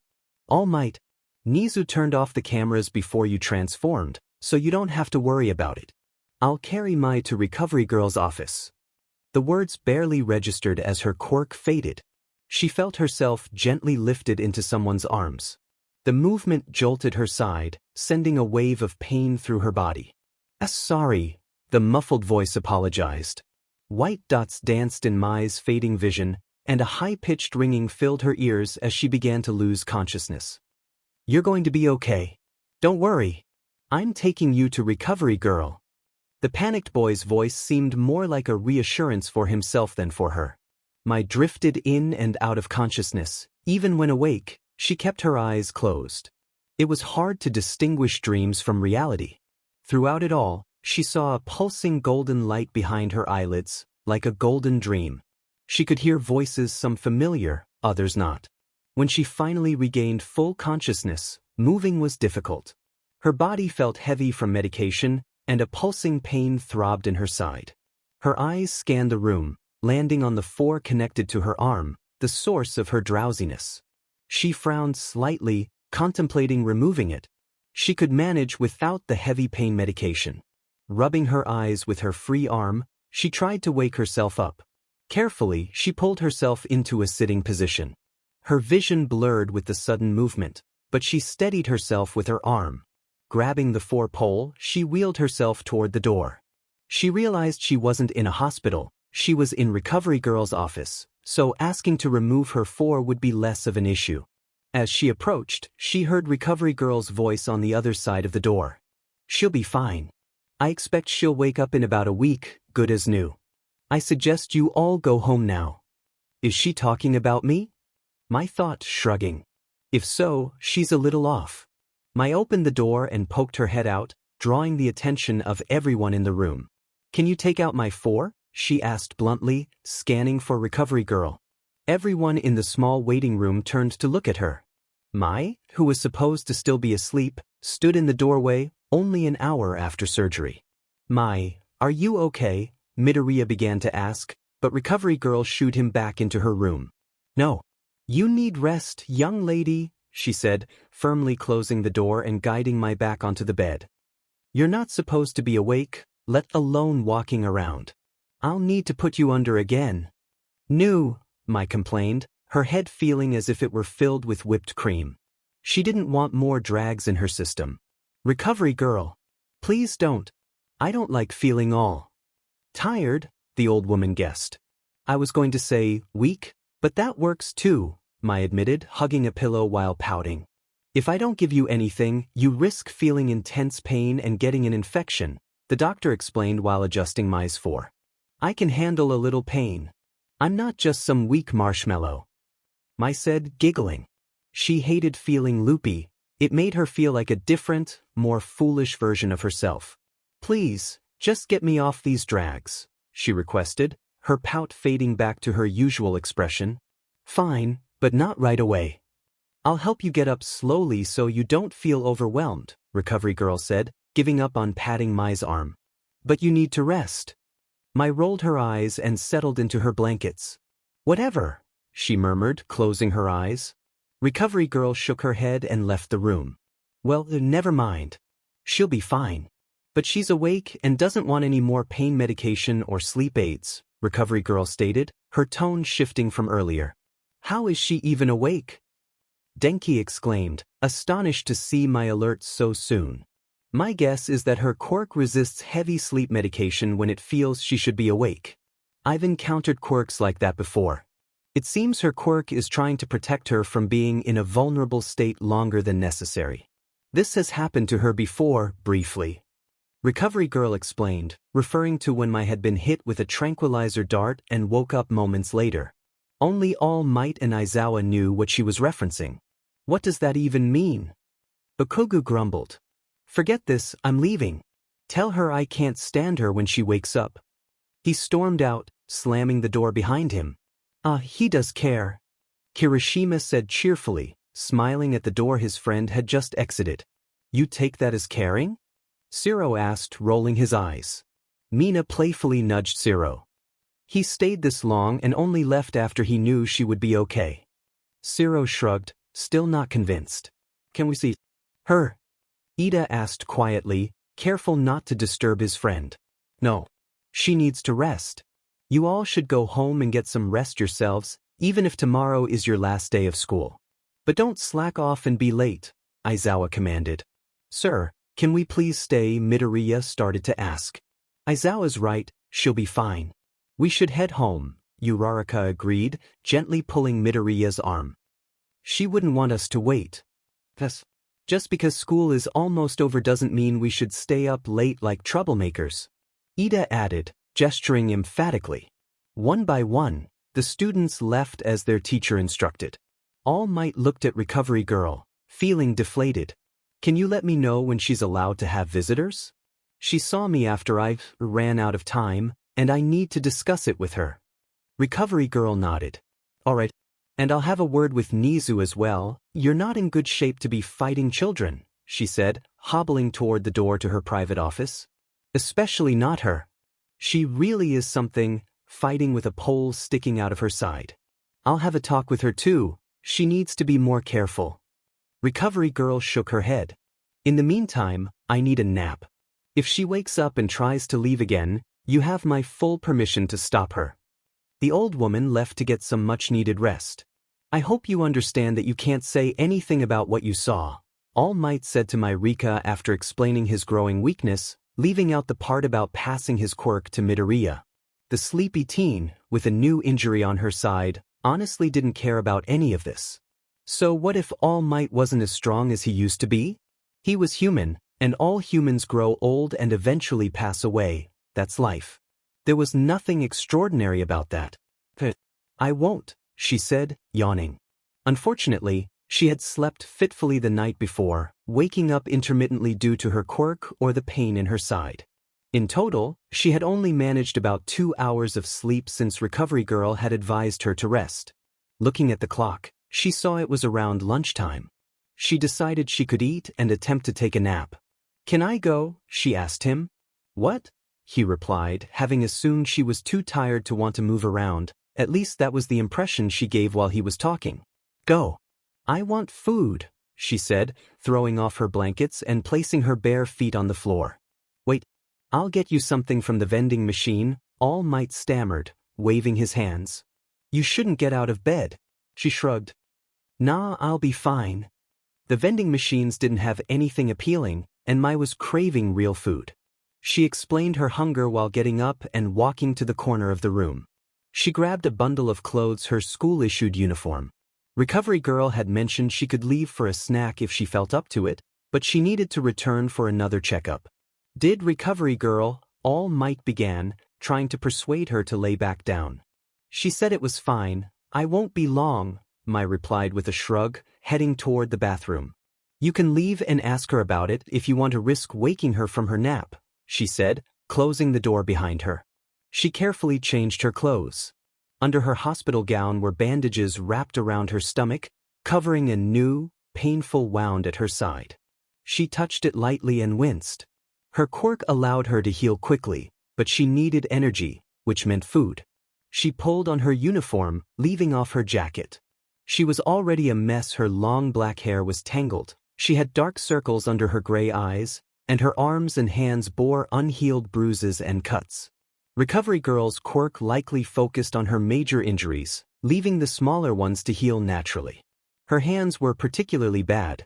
The force of matching All Might's hits had split her knuckles. After buttoning her shirt, she put on her skirt and stockings. When she walked out, All Might had left, so she assumed he wouldn't try to stop her. She made her way down the halls, taking her time to avoid straining her side. The last thing she needed was for her stitches to split. Recovery Girl wouldn't let her out of bed for a week if that happened. Mai would be stuck listening to lectures about being more careful.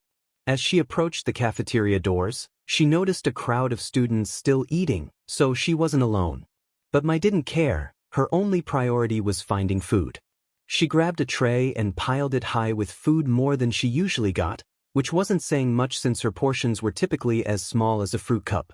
Today, she aimed to indulge in a healing food coma, hoping to heal faster and avoid dealing with anyone until tomorrow if she could successfully knock herself out with food. Now it's time to go back to my bed, Mai thought, satisfied with her haul. Rika? Oh no. Mai had hoped to sneak in and out unnoticed, but it seemed she had failed. Why does fate conspire against me? Yes, she asked, turning around lazily to see a shocked Uraraka.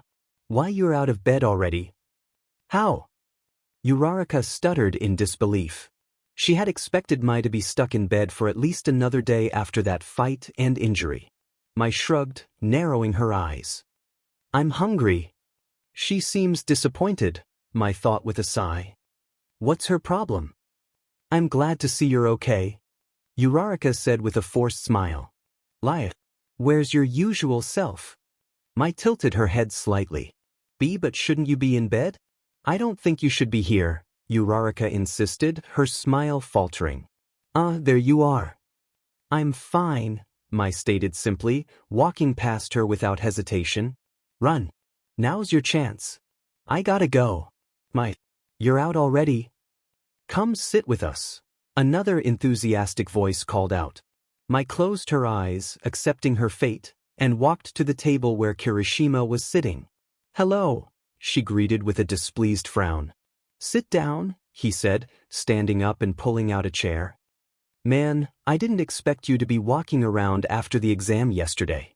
You're super impressive. Could it be? A member of Class 1A got injured during a simple physical exam. A mocking voice chimed in. And it's the new transfer student too. Ha, I bet she didn't even pass. After getting your butt kicked by some robots must make you feel so ashamed. Who are you? Mai asked lazily, looking up at the loud blonde boy.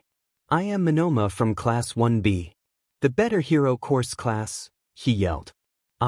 It's that guy again? Kaminari pouted. Calm down, dude. Stop yelling. Kirishima said, trying to maintain peace. People from other tables began to look over, including the table Monoma had just been sitting at. A girl with red hair approached him, looking annoyed. Monoma, we asked you to get napkins. Not to terrorize Class 1A, she scolded like an older sister. Yeah man. And for your information, we didn't fight robots. We fought the teachers, and Mai fought all might and won, that's how she got hurt, Kaminari added, tired of Monoma's antics. If you're the better class, then how come our class had a harder test, huh? Monoma and Kendo's eyes widened, as did everyone else's. Not only had Class 1A fought the teachers, but the new student had fought all might and won. Nisa's plan was working. He was changing every student's view of Mai indirectly. And this is why I was trying to sneak back to Recovery Girl's office, Mai grumbled, shoving food into her mouth. Nothing good comes from eating in the cafeteria, she muttered to herself, hoping to leave soon. Nice, Siro whispered, giving Denki a high five. As for once, Monoma was left speechless. Monoma, stop bothering people. And hey, congratulations, Rika. On passing. Kendo said, looking at Mai with a genuine smile. I can't wait to see you at the training camp this summer. Mai looked up at her. Thanks. Though her face held no smile, Kendo knew it was sincere. Mai rarely smiled, except for the occasional smirk, which was more intimidating than friendly. She could never master it because it revealed her fangs in a slightly threatening way, plus smiling felt pointless. I'll see you then. Mai walked from the tree line with a tired Toru slung over her shoulders. The invisible girl had insisted Mai carry her when the campgrounds came into view. Of course, that was after Aizawa, the teacher responsible for teaching and protecting the students of UA, had thrown them off a cliff into a forest filled with rock monsters. Mai, you're my hero, Toru yawned as Mai carried her a few steps further before gently setting her down.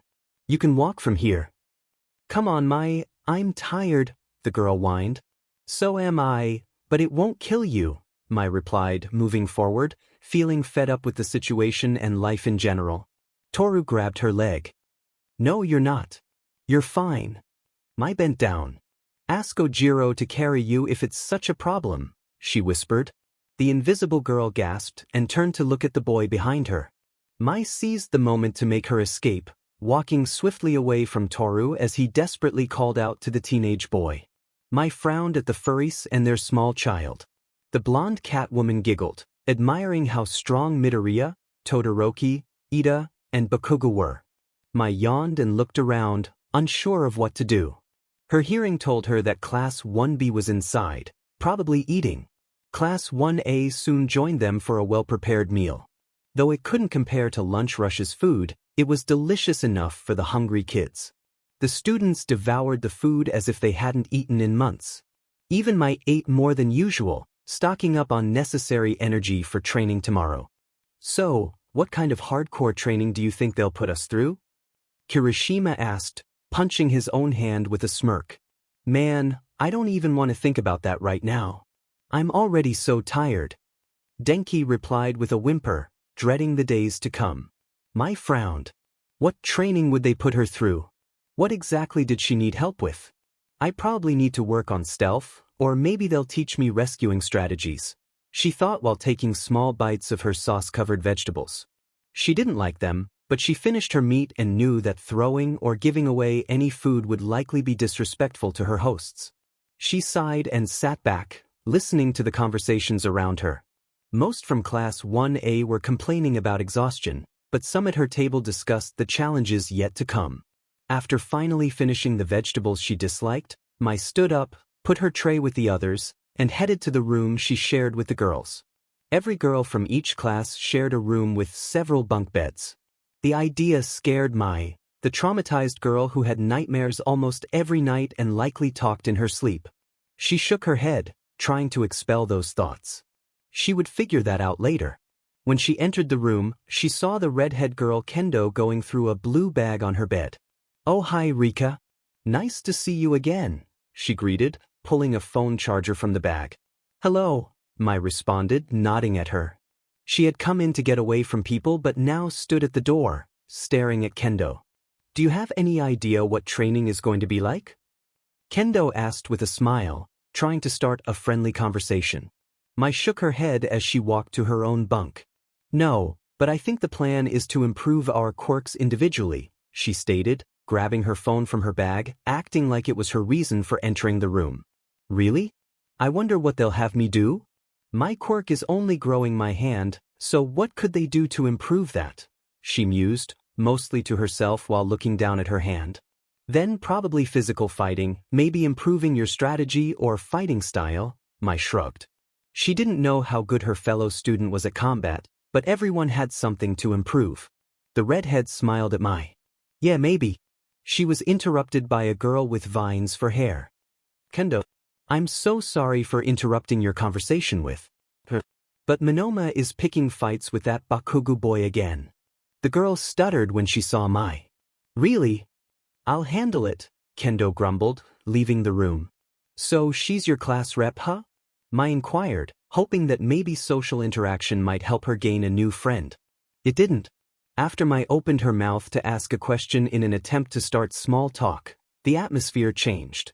Tears of fear formed in the corner of Shiozaki's eye, and she ran from the room while chanting what sounded like a foreign language. Mai opened and closed her mouth in shock at the girl's abrupt exit. All right then, she muttered, quickly exiting the room she had originally entered to avoid her fellow students. Mai! Mina shrieked, grabbing her friend's arm. Come on. It's our turn to go to the hot springs. The pink girl shouted, pulling Mai toward the hot springs. Ah yes, sitting in a hot pool with others. Sounds great, Mai said sarcastically. It actually was great. The warm water soothed aches Mai had forgotten about. She never wanted to leave the hot springs. After stepping in, of course, every good thing has its downsides. The downside to bathing in the hot springs was that her amazing hearing picked up conversations from behind the wall next to her. The boys of Class 1A only spoke of nonsense, especially Mineta. Mineta is climbing the wall, Mai stated blandly. The purple-haired boy seemed oddly obsessed with seeing his female classmates for reasons beyond Mai's understanding. What? Uraraka shrieked, jumping into the water. All the other girls slipped farther into the pool as well. Mai sank until the pleasingly warm water reached her chin. Mineta, you better stop climbing right now. Toru yelled, even though technically she didn't have anything to worry about. Before you become a hero, you should learn how to be a good human, a young boy's voice said from the wall, quickly followed by the sound of a slap. Koda! Thank you so much. Mina yelled up to the boy, who glanced down at the mention of his name only to see a bath full of undressed females. The sight shocked the poor young lad enough to send him tumbling off the wall. Mai felt the urge to help, but she knew someone would assist him, not to mention the fact that she was in the hot springs and didn't want to be seen by anyone other than the other girls.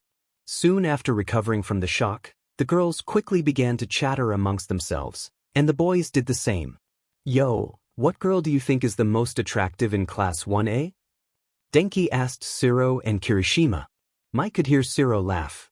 That depends on what you mean by attractive. Kirishima looked at the two. What do you mean? He questioned, tilting his head.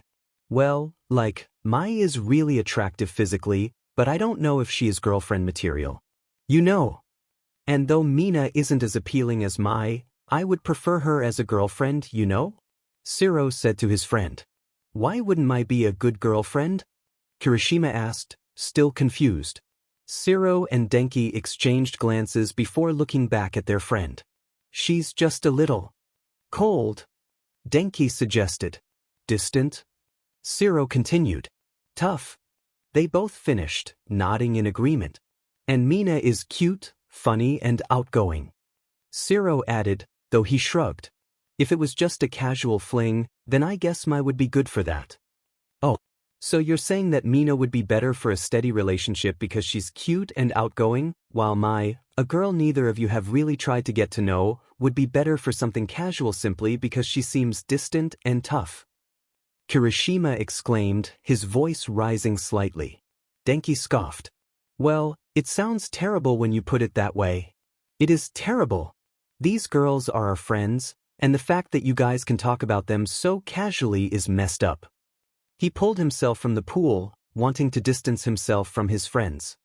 If you're going to talk like that, I think you might enjoy hanging out with Mineta more than me. He walked away, leaving his friends in confusion and guilt. Hey, wait, that's not, Shiro stuttered, looking after his retreating friend. Denki placed a hand on Shiro's shoulder, guilt evident on his face. He's right, bro. What the group of boys didn't know was that Mai herself was unintentionally listening to their conversation. Mai sat on her bunk, feeling frustrated with her quirk. It forced her to overhear conversations that complicated her life more than she wanted.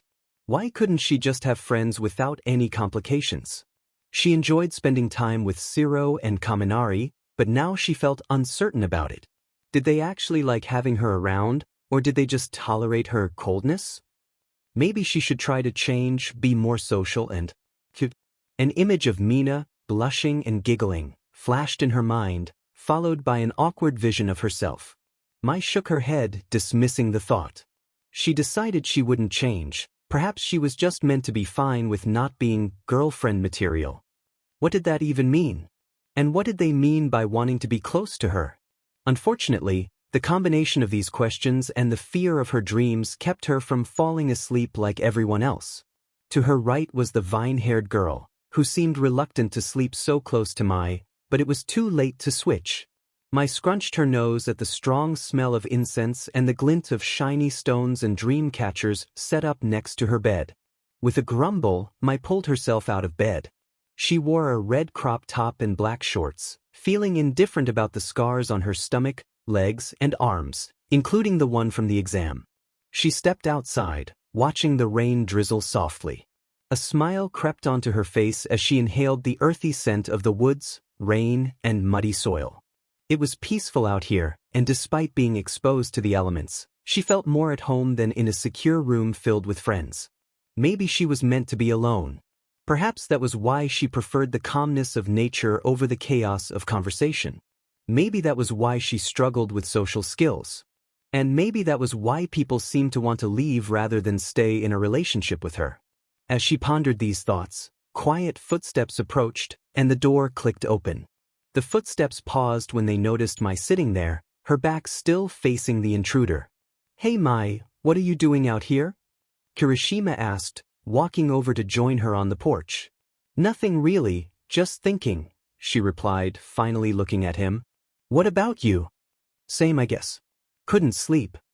He sighed, gazing out at the trees. "It's nice out here, really peaceful." Mai nodded slowly. "Why couldn't you sleep?" He rubbed the back of his neck, contemplating whether to share what was bothering him. "I just got into an argument with Shiro and Denki earlier. They were being idiots, and I snapped at them." He sighed, dropping his hand. Mai pressed her lips together. "Do you feel bad about snapping at them?" she asked, meeting his gaze, unsure of what she hoped his answer would be. "I don't feel bad about that. They totally deserved it. But..." He looked away, back to the mist-covered trees. "They said something about someone I really care about, so I'm not going to back down on what I said. I'm just worried they won't care about what I said and will keep thinking about people the same way." He decided it was best to keep the details of the argument to himself. Mai wasn't sure whether to feel flattered that he cared about her or worried that she might be the reason Kirishima lost some friends. "So, what about you? Why are you sitting out here?" he asked, changing the subject. Mai looked down. "I don't want to sleep in there with everyone else." She hesitated before adding, "It's embarrassing, but I have nightmares a lot, and I think I talk in my sleep, so I don't want to risk someone hearing me." She felt her cheeks warm slightly. A comfortable silence settled between them, filled with the soothing sound of raindrops hitting the trees and the roof of the porch. Kirishima turned to look at Mai as she closed her eyes, listening to the rain. New questions bubbled in his mind. "Do you want to talk about it? Your nightmares?" he asked, genuinely wanting to help and curious about what could trouble someone like Mai. She shook her head. "Not really," she whispered, nervous that he might be disappointed but determined to keep her reluctance intact. "That's fine, I didn't mean to push," he said, immediately regretting his question. "Sorry." He looked down, realizing that getting Mai to open up would be a challenge. It would be hard to gain her trust as a friend, but Kirishima was ready to do whatever it took. Mai and Kirishima leaned against the house. As the evening wore on, both teens had fallen asleep, leaning on each other in preparation for the day ahead. Mai's head rested on her new friend's shoulder while his own leaned back against the building behind him. Earlier, silence had followed their conversation until Kirishima offered to stay outside with her, so she didn't have to sleep with the other students. The teenagers were already drowsy at that point and slowly drifted into a deep, calm sleep, exchanging no unnecessary words. The sight of the two kids sleeping next to each other was heartwarming, showcasing the purity of their bond. All they wanted from each other was comfort, with no ill intentions or negative feelings. As the sun began to rise, a warm morning mist settled around them. The light of the sunrise and the shadow of their homeroom teacher soon loomed over them. Aizawa nudged Kirishima with his foot to wake him. The boy's eyes snapped open, and his arm instinctively flew in front of Mai, as if to protect her from any potential threats. Once his eyes adjusted, he saw his teacher's figure standing over him. "Oh hey, Mr. Aizawa, wait, it's not what it looks like. We were just talking, I swear." "Shut it. It's time to train. You two just missed breakfast," Aizawa grumbled. His punishment for them sleeping outside their separate rooms had already been decided, though it wouldn't feel like a punishment until later. "All right," he said, nudging Mai awake. It didn't take long. She was already half awake and ready to defend herself upon hearing voices. "Mai, come with me. Kirishima, go to the front entrance. You should be able to find another teacher there." "Yes, sir," Kirishima exclaimed, standing up and giving a salute. "Stop that, you look silly," Aizawa grumbled. "And we'll talk later," he added, his eyes slightly narrowed. "Yeah. All right, see cool." Kirishima stuttered, already rehearsing what he would say in his and Mai's defense, spotting every security camera that could testify to their innocence. His worries were completely unnecessary. Aizawa knew they hadn't done anything wrong. In fact, he had seen them asleep side by side the previous night and had checked the footage from the cameras. He found it amusing to tease Kirishima a little. "Come on," he said to Mai as Kirishima ran to the front of the building, facing the first of many challenges he would encounter that day. He led Mai, not to the woods, but inside. "Aren't we going to train?" she asked after they walked back to the girl's room. "Get changed," he said simply, closing the door in her face. "Okay then," she replied, putting her arms up mockingly while still facing the door he had just shut. She slipped on a tank top and a different pair of athletic shorts, tossing her old clothes into a hamper for later. When she stepped out, she encountered someone new, a woman with blue skin and black hair, glasses perched on the bridge of her nose. "Hello, Miss Rika. My name is Babel, and I'll help you with your lessons today." Mai raised an eyebrow. "Lessons?" she questioned, a sinking feeling in her stomach. "The teachers have decided that you don't currently need any quirk training, so they called for me," she said with a smile. "So that means," Mai said in horror, already knowing what was about to happen. "I'm your tutor." Schoolwork was challenging enough for Mai, but now she had someone focused solely on educating her. She could see Ojiro and Kirishima sparring through the window, at least until Babel closed it to minimize distractions. Babel was actually quite nice despite her relentless teaching style. Her name came from her quirk. She could learn any language after hearing just one word spoken aloud and could transfer that knowledge to someone else in the same way. At least Mai no longer had to worry about her English homework. Babel helped her out, and now she was fluent. Unfortunately, algebra, physics, and chemistry still had to be learned the hard way. Mai walked into the dining hall, her mind feeling foggy from all the studying. She approached her classmates, who were cooking, still covered in sweat and dirt from training. Now she had a choice to make. Her thoughts surrounding Shiro and Kaminari were still confusing, so she walked over to where Tokoyami and Shoji were chopping fruits and vegetables. "Need any help?" Mai offered, grabbing a knife. They looked up, silently questioning why she wasn't with her usual friend groups, but quickly dismissed the thoughts. "You may assist us if you would like," Tokoyami replied, nodding at her. Mai noticed the glances from the Baku squad, but chose to ignore them. Though her mind was clearer, she still felt uncertain about everything. It was oddly therapeutic to cut vegetables, even as Tokoyami and Shoji exchanged worried looks at how quickly and thoroughly she was working.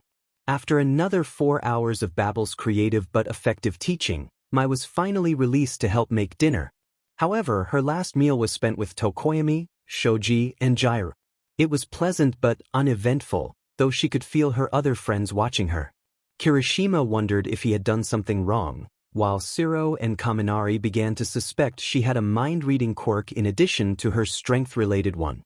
Meanwhile, Mina and Bakugo had no idea what she was doing other than furiously chopping vegetables. So when they saw her again at dinner, Mina immediately ran up to her. "Besisti," she yelled, wrapping her arms around Mai as she picked up firewood. "Yes?" Mai asked, standing up despite Mina's added weight. "What did I do? Why do you hate me? Forcing me to sit alone with those boys?" Mina complained playfully, addressing the subject. "You did nothing and I'm sorry for not being there to help you," Mai said, shrugging off Mina's complaint.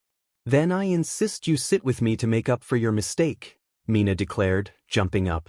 "Of course," Mai grumbled with a slight smirk. Mina was relentless when it came to friendship. Mai was too far in to just drop out now. It wasn't awkward.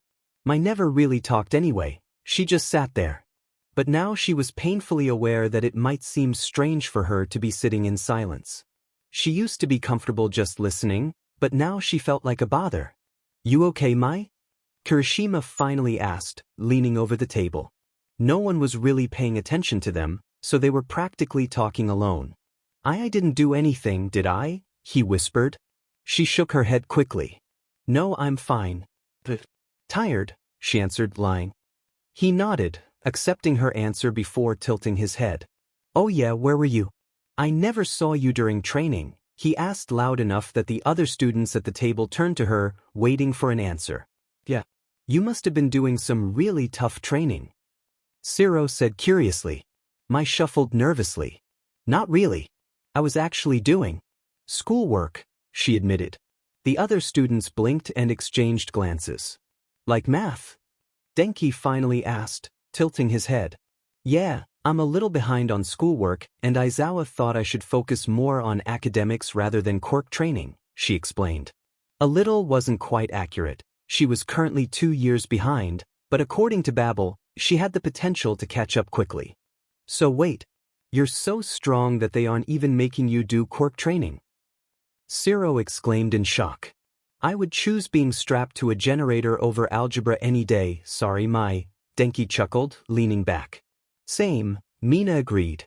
"Aren't you guys taking summer school classes tonight?" Bakugo asked, referencing their previous failure to pass the physical exam. "Hey, don't remind me, bro," Denki said, wiping away imaginary tears. "While you guys get to have fun playing games, we have to be lectured by Vlad King," he whispered sadly. As if summoned by his complaining, Vlad King appeared behind them like a specter. Kirishima, Ashido, Shiro, Kaminari. "Come with me," he commanded. "Why yes, sir," they yelled in unison, jumping up and sadly waving farewell to their classmates. Mai stood by her partner, a frown prominent on her face. Uraraka didn't look too happy either. They stood next to each other, waiting to be dismissed into the woods. 2 up ahead, 1 in a tree, the other underground, Mai said only 2 minutes into the exercise. "Damn it," a voice said around 30 feet ahead of them. Another person rose from the ground. "Reset for the next group," she grumbled. "You know you don't have to do that," Uraraka mumbled. "Let them at least try to scare us. It won't work anyway." "All right then," Mai agreed, already hearing the boy known as Kurwaro up ahead with the mushroom girl, Komori. Uraraka gasped as she noticed a small mushroom growing on her hand. "Mai, what?" She was cut off by her own squeal as she saw a dark silhouette with a glowing face behind Mai. "What happened to that won't work? I'm unscarable?" Mai said in a mockingly high voice, rolling her eyes. Hey, I wasn't scared." Uraraka stuttered, her face flushed. "Yes, you were," all the teenagers said in unison, including the normally silent shadow boy. "Oh, come on," Uraraka said, stomping forward. "Good luck. Bakugo and Todoroki are behind us." "Get them good," Mai said to the students of Class 1B, walking after Uraraka. They walked in silence, neither willing to say anything until Mai started to notice that something wasn't right. "Someone's in the woods," Uraraka groaned. "I told you not to spoil it," No, not a student. They're walking too far away from the path towards us. Mai shook her head. They're getting closer, they smell. Like smoke. Her eyes widened, and she grabbed Uraraka. There's a fire, someone is setting the woods on fire. Smart girl, a voice said from the treeline. But Mai knew what she needed to do. She wrapped her arms around Uraraka and released her wings, lifting them just before a blue flame ignited where they had just been standing. In a moment, Uraraka grabbed Mai's arm and became lighter than a feather, making it easier for Mai to carry her over the trees and through the window of the camp building. Mai swung Uraraka above her head and used her knees to break through the window, then she straightened her legs and landed in a crouch. Rika? Uraraka? What's going on out there? Ida asked as he and the other students jumped up. There was a villain setting the woods on fire. Uraraka answered. Mai nodded, looking down at her scraped knees. There were more too, a few adults spread out individually, she confirmed. All right, Vlad King said from the doorway he was guarding. Everyone stay here. Sir, Mai said respectfully, drawing his attention. I'm going back out. Rika, I cannot allow you, I understand, but please listen, Mai said with a sigh. There are villains setting fire to the woods, and some sort of gas is spreading along with it. That wall of fire is in between where most of the students are and us, making it difficult for them to get back and separating them from most of the teachers. She pointed out the broken window. Nizu's voice echoed in her mind. Recently, one of our hero course classes was attacked by villains. A new student with amazing combat experience wouldn't be such a bad idea. That was one of his reasons for accepting her. It had been months, and all she had done was make him rework his schedule so he could give her personalized lessons. It was time for her to do something. I can get students out of that inferno and bring them back here. With my speed and wings, I can bring them back quickly, and with my advanced senses, I can easily locate them, she continued, looking him in the eye. He thought about this for a minute but remained unconvinced. It's too dangerous. If a villain engages you, she can avoid them, Uraraka interrupted. When a villain approached us, she was able to hear him way before he got too close, and then she quickly carried both of us here. She reasoned, giving Mai a tight smile. Mai nodded in thanks and looked back at the pro-hero. I promise not to engage any villains, but please allow me to rescue my fellow students, she pleaded. He looked at her. He knew her past like every other staff member at UA. But this wasn't what he expected when he heard about Class 1A's gladiator. She wasn't angry or impulsive. She was calm, calculated, and reasonable. All right, fine. He nodded. But if you get too injured or something starts to go wrong, you come back in here and stay put. You hear me? Thank you, sir, she said before turning on her heel and jumping through the window. She looked over the forest at the area she and Uraraka had just been at, spotting the two Class 1B students she had seen earlier. While Kurwaro could easily shadow travel back to the safe fortress, he stayed with his friend, the now unconscious Komori. Mai landed and bent down. What happened? She questioned. I don't know. The wind blew, and a weird mist came by. That's when she started to pass out, he said, kneeling by his friend. Mai glanced at the fire surrounding them before bending down to pick Komori up. I'll fly her back. Can you use your quirk to save yourself? She asked. He nodded, still nervously eyeing Komori. She'll be fine, Mai assured him before lifting them into the air, carrying the unconscious girl in her arms. She flew above the fog, hoping that would do the girl some good. She entered through the window and set Komori down. She inhaled some of that gas. I'm not sure if it's harmful, but she's still breathing, she informed them as Ida came up to check on her. Kurwaro should show up sometime. He said he could get out himself, Mai said, running back to the window. A voice echoed in Mai's mind as she flew with Jairu over the woods. They are targeting a boy from Class 1A named Kaken.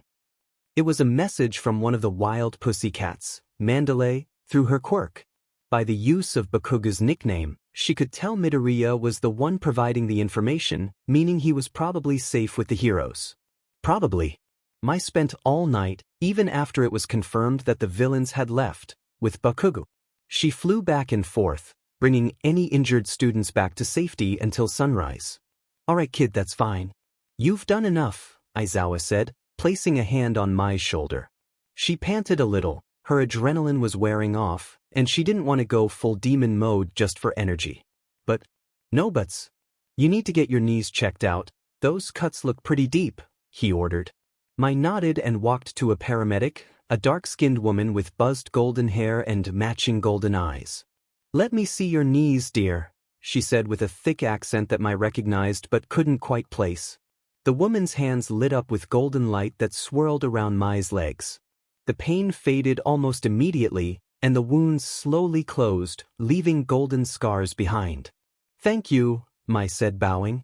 Call me Alma, she replied with a bright smile. I'm a little too young for a ma'am. All right then, Alma, Mai nodded, walking off. She was stopped by another doctor. Have you been checked out yet? The red-headed woman asked, looking Mai over. Yeah, Alma just healed me, Mai said, pointing behind her. The woman tilted her head in confusion. Who? She asked, looking behind Mai, only to see nothing. Mai sat in the waiting room of the hospital, waiting to see Midoriya. She pulled her knees to her chest and traced the golden scars left behind from earlier. Normally, the events concerning the woman named Alma, who may or may not actually exist, would have freaked her out. But currently, she scanned the TV in the corner of the room, where a news reporter discussed another attack on UA and the student who had been kidnapped. Mai knew that Bakugo could hold his own. He was strong and stubborn, but villains were cruel. Shigaraki would do whatever he needed to get his way. The heroes would rescue Bakugo in time, but could they rescue all of him? Mai had been kidnapped, and a part of her was left behind. She didn't want that for her friend. She wished she could have taken his place. She wished she had found him while rescuing every other student. But it was too late for wishing. Another person entered the room. Kirishima walked in and sat next to Mai. Are you all right? Are your legs healed? He asked. Mai nodded and looked up at him. He looked terrible, not in an obvious way, but his face was drawn, and he had slight bags under his eyes. Mai could see the guilt plainly written across his face. Are you all right? She asked. He nodded and faked a smile. Yeah. Just worried about Bakugo. That's all. Mai narrowed her eyes. He was probably worried about Bakugo, but that wasn't all. You can be honest with me, you know. He sighed and ran a hand through his hair. I just feel kind of bad, you know? Last night, I just sat waiting in a room while everyone was out getting attacked by villains. And I couldn't even help like you could. He looked down at his hands. Even if I was out there, my quirk would only be useful in hand-to-hand combat. His eyes looked back over at Mai. But you used your quirk to save half the students out there. You're so amazing, Mai, and you'll easily become a top hero, you and Bakugo and everyone else. And you, Mai finished. Being a pro isn't all about quirks. Some of the best pros are where they're at because of hard work and attitude. Oh yeah, like All Might and Endeavor, he said sarcastically, naming the two top heroes with strong quirks. No, Tracerhead, Mandalay, Snipe, Fourth Kind, Crimson Riot. These heroes might not be in the top 10, but that doesn't matter. They save people, Kirishima, that's what matters, not fame or quirks. In Tokyo, there's a quirkless vigilante named Yukon who works without a quirk but has saved an estimated 336 people this year. Do you think these people aren't amazing? She asked. He blinked slowly. Well, yeah, but they save people and yesterday. You are a child, Kirishima, a teenager in high school. Of course, you're not saving people right now. You did the right thing by obeying your teacher yesterday, and sometime in the future, you will save thousands of people. Your quirk is amazing. It might not be powerful compared to others, and it may not be flashy, but you can use it to protect yourself and others. She grabbed his hand. You have the attitude of a top pro hero, the drive and the motivation. You'll go so far if you let yourself believe you can, she said passionately, a smile breaking across her face. It was a bit awkward and forced, yet undeniably beautiful. She was stepping out of her comfort zone, doing something she found challenging in an effort to lift Kirishima's spirits. With her fanged grin and bright smile, she looked more radiant than ever. A blush crept onto Kirishima's face as he sat in stunned silence, his mouth slightly agape. Thanks, Mai, he whispered, gently brushing a strand of hair away from her face. He wanted to etch that smile into his memory, to capture this moment for eternity so he could revisit that rare expression again and again. He pressed his lips together, glancing around nervously to ensure no one was watching him as he leaned in closer, his gaze fixed on Mai's lips, which were slightly upturned in a closed smile. He was nearly there, so close that he could feel their breaths mingling, his mind racing with thoughts of what it would be like to share that moment with her. Are you okay?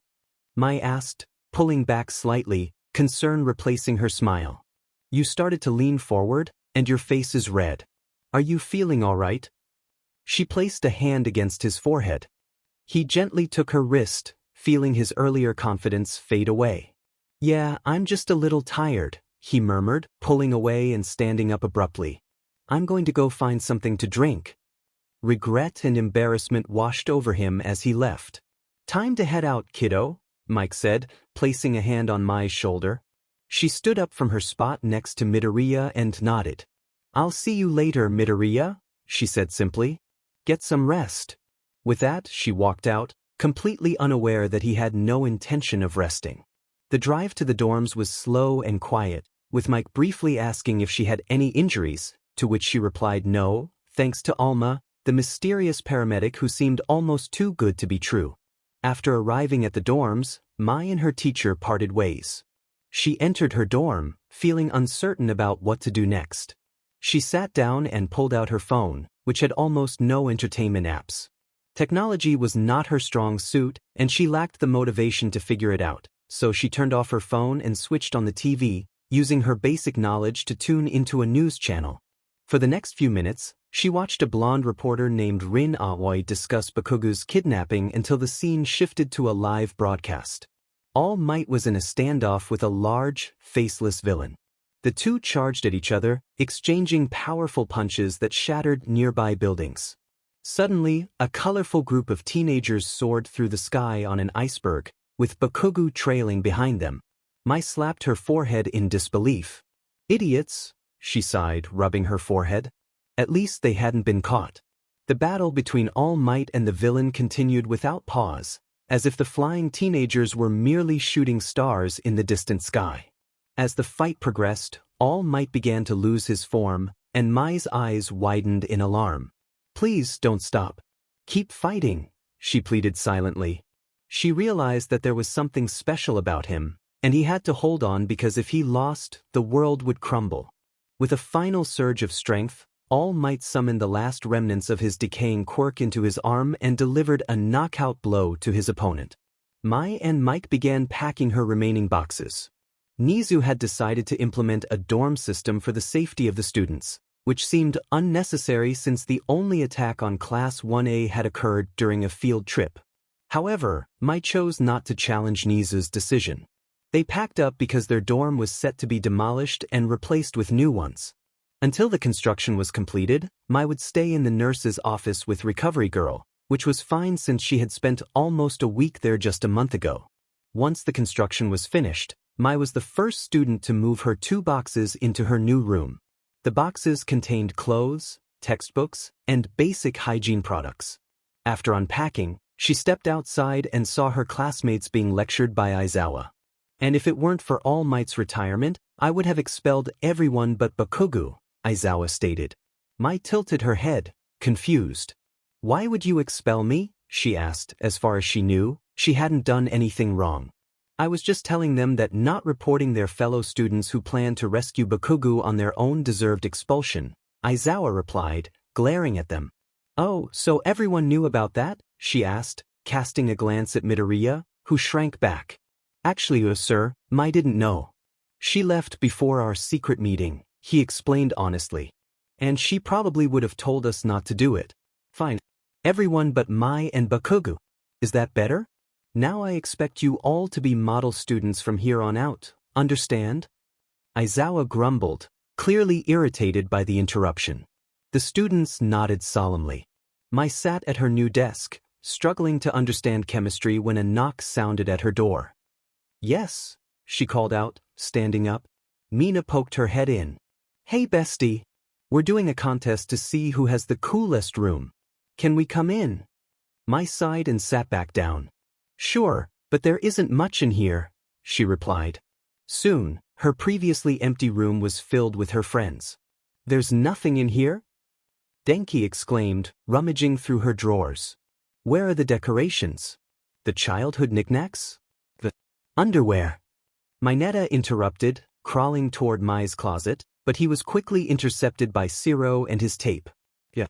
No knickknacks or decorations, sorry to disappoint you guys. Mai shrugged, closing her book to hide her struggling grades. Are you a minimalist? One friend asked. Did you lose a box or something? Are you all right? Like mentally?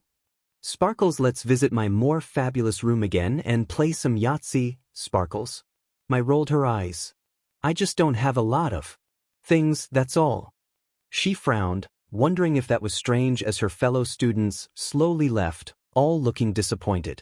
Another knock sounded at her door. The last one had been almost an hour ago, and Mai could hear it was only one person. She stood up and walked to the door, opening it to find Jair holding 2 large rolled-up pieces of paper. Hey, she said nervously. So at the summer camp we were talking and I just remembered. Jairu extended her arms, handing Mai the paper. Mai unrolled it and saw a poster. Is this? She questioned, recognizing the band she and Jair both listened to. They had discussed it together the day Mai chose to sit with her and Shoji instead of her usual group. Yeah, I didn't have enough space for them on my walls, and yours are pretty empty, so I was wondering if you wanted them, Jairu said, her cheeks slightly flushed. Both girls were out of their elements, as Jairu wasn't used to giving gifts, and Mai wasn't accustomed to receiving them. Thanks, Mai said, smiling awkwardly, not the broad, toothy grin she tried on Kirishima, which had almost made him pass out. Want help putting them up? Jairu offered. Mai nodded. Sure. She stepped aside to let her friend in.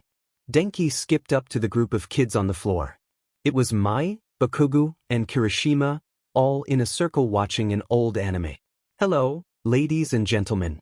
I present to you, he shouted, dropping down and shoving something in Mai's face. Art, he declared dramatically, throwing his free hand into the air. Mai focused on the object in front of her. It was a piece of clay that resembled a blob. Is it a cow? She asked, picking it up and inspecting it. He gasped and flopped onto the floor. Of course not, you little dilettante. It's a cat. And his name is Fred. He sighed as Mai tilted her head. I slaved away for more than 10 minutes creating this masterpiece, he complained. Why? Mai asked, holding it in her palm. So I could bless you with your first knick-knack, of course, he said, patting her cheek. Gaze on it and remember me, he whispered. Kirishima sighed as all might explain their training exercise. It was just an every man for himself kind of thing where they were supposed to try and steal each other's flags. But that wasn't his current focus. Kirishima eyed Mai from across the room. He had reached a point where he could admit to himself that he had a tiny crush on her. Who wouldn't? She was funny in a sly, sarcastic way, amazing at everything she did even if by accident, and she was really pretty. The girl stood tying her hair up into a ponytail, listening intently to all Might's instructions, completely unaware of the redhead staring at her in admiration. I wonder if she designed her own costume, he thought, looking at her simple white suit. It wasn't flashy like some of the other costumes, but it looked good on her. She should wear white more often, it looks good on her. Well, everything looks good on her. Did she design it herself? He smiled as he imagined Mai sitting and doodling a costume after being accepted into UA. But she doesn't seem to be the artistic type. But maybe she is. That's cool, she's good at a lot, so I wouldn't be surprised. There was still a lot he didn't know about her, but he really wanted to find out. What was her favorite color? What did she like to do? How did she get all those scars? That last one bothered him. Was it from training? Or did someone else do it to her? Maybe she got into a lot of fights? That would explain why she was so experienced. But he was fine with leaving that question unanswered for as long as she wanted. He'd do whatever she wanted, anything to make her genuinely smile. Shitty hair. Are you deaf? Bakugo screamed, slapping the back of Kirishima's red hair. The boy stuttered, rubbing the assaulted area. We have 2 minutes to hide. God, you weren't even listening, were you? Go hide so I can find and destroy you. Bakugo yelled, storming off. Alright. Training. Kirishima remembered, and soon his thoughts drifted away from Mai and to the task at hand. Wait, what are we doing again? Kirishima fiddled with his band as he walked through the abandoned buildings. A buzzer had gone off only a minute ago, probably signaling the beginning of the exercise. He hoped he would run into Momo or Midoriya or someone nice who had been paying attention to the instructions and would be willing to fill him in before attacking him. He stepped into a building, feeling more and more uneasy. He was supposed to take people's bands, right? He looked at his red piece of fabric. It was just a red strip long enough to be tied around an arm or head. He shrugged and tied it to his belt securely. He peeked out the door, checking to see if the coast was clear. It was, but he could hear explosions nearby and some yelling. He went to take a step outside but felt a hand on his neck. Before he could react, he was pulled backward into the dark building. Whoever grabbed him easily whipped around and stood in front of him, hands still on his throat as they pressed him against a wall.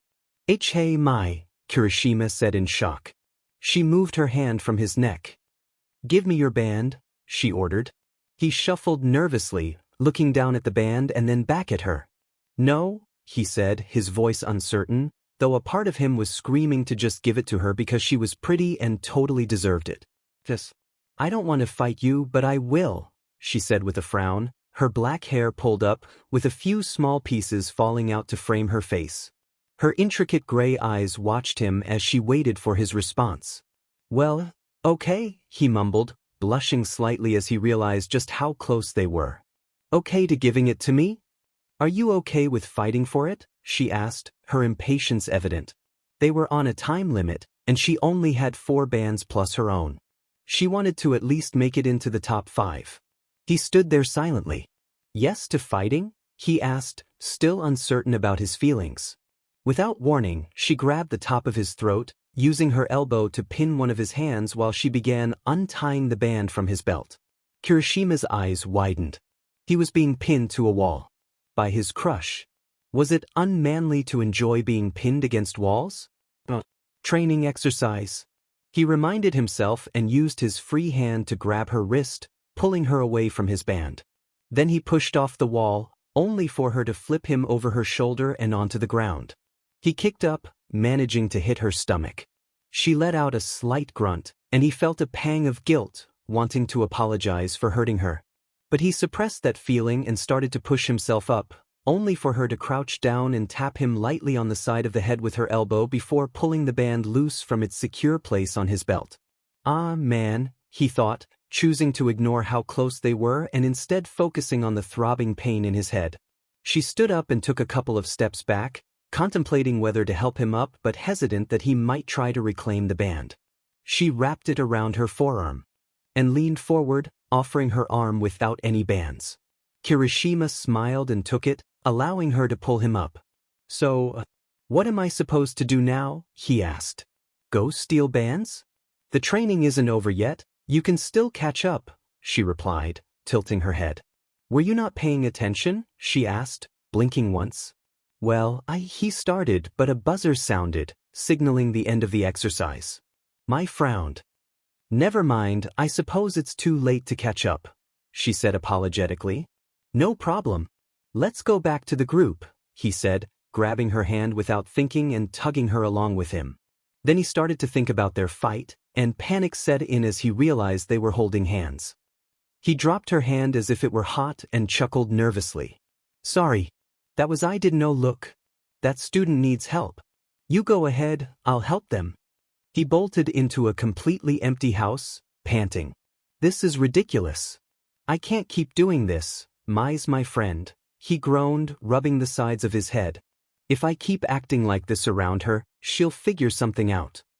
Well, she might, but it probably wouldn't be accurate. His mind drifted to their awkward, almost, kiss. She thought he was falling asleep or sick and got concerned. He chuckled a little. She's smart but kind of clueless at the same time. Hey, what are you laughing about? A new voice shouted. And don't just stand there like an idiot. We're going to check the score. Where's your headband? Oh, Hey guys, Kirishima greeted, blushing at being caught laughing about seemingly nothing. Oh no, did Mai take yours too? Mina asked, skipping up to him. Well, yeah actually, Kirishima nodded. Mina sighed. I love Mai, but she can be super scary sometimes. But in a really cool way, she said laughing. As the group walked forward, Kirishima whispered, Hey, remind me to tell you guys something later, okay? Talking to them always made him feel better, so discussing Mai should help him sort out his thoughts. Later, in a more serious tone, he thought about how the world had lost a beautiful woman who was once thought to be immortal. He felt a wave of sadness wash over him. So you tried to kiss her? And she thought you fell asleep? Siro said, tears in his eyes as he held back laughter. Denki was holding onto his shoulder, laughing hysterically at how awkward Kirishima and Mai's experiences had been. Don't laugh, Mina said, hitting both of them lightly on the head. They were all gathered in Kirishima's den of manliness, except for Bakugo, who didn't care about Kirishima's troubles and opted to go to bed early. It'll be okay. I'll talk you up to her if you want. Or if you don't, Mina said, grinning at the thought of playing matchmaker. Wait, don't tell her or anything, he exclaimed, trying not to shout. Mai wasn't in her room, which was just a few doors away.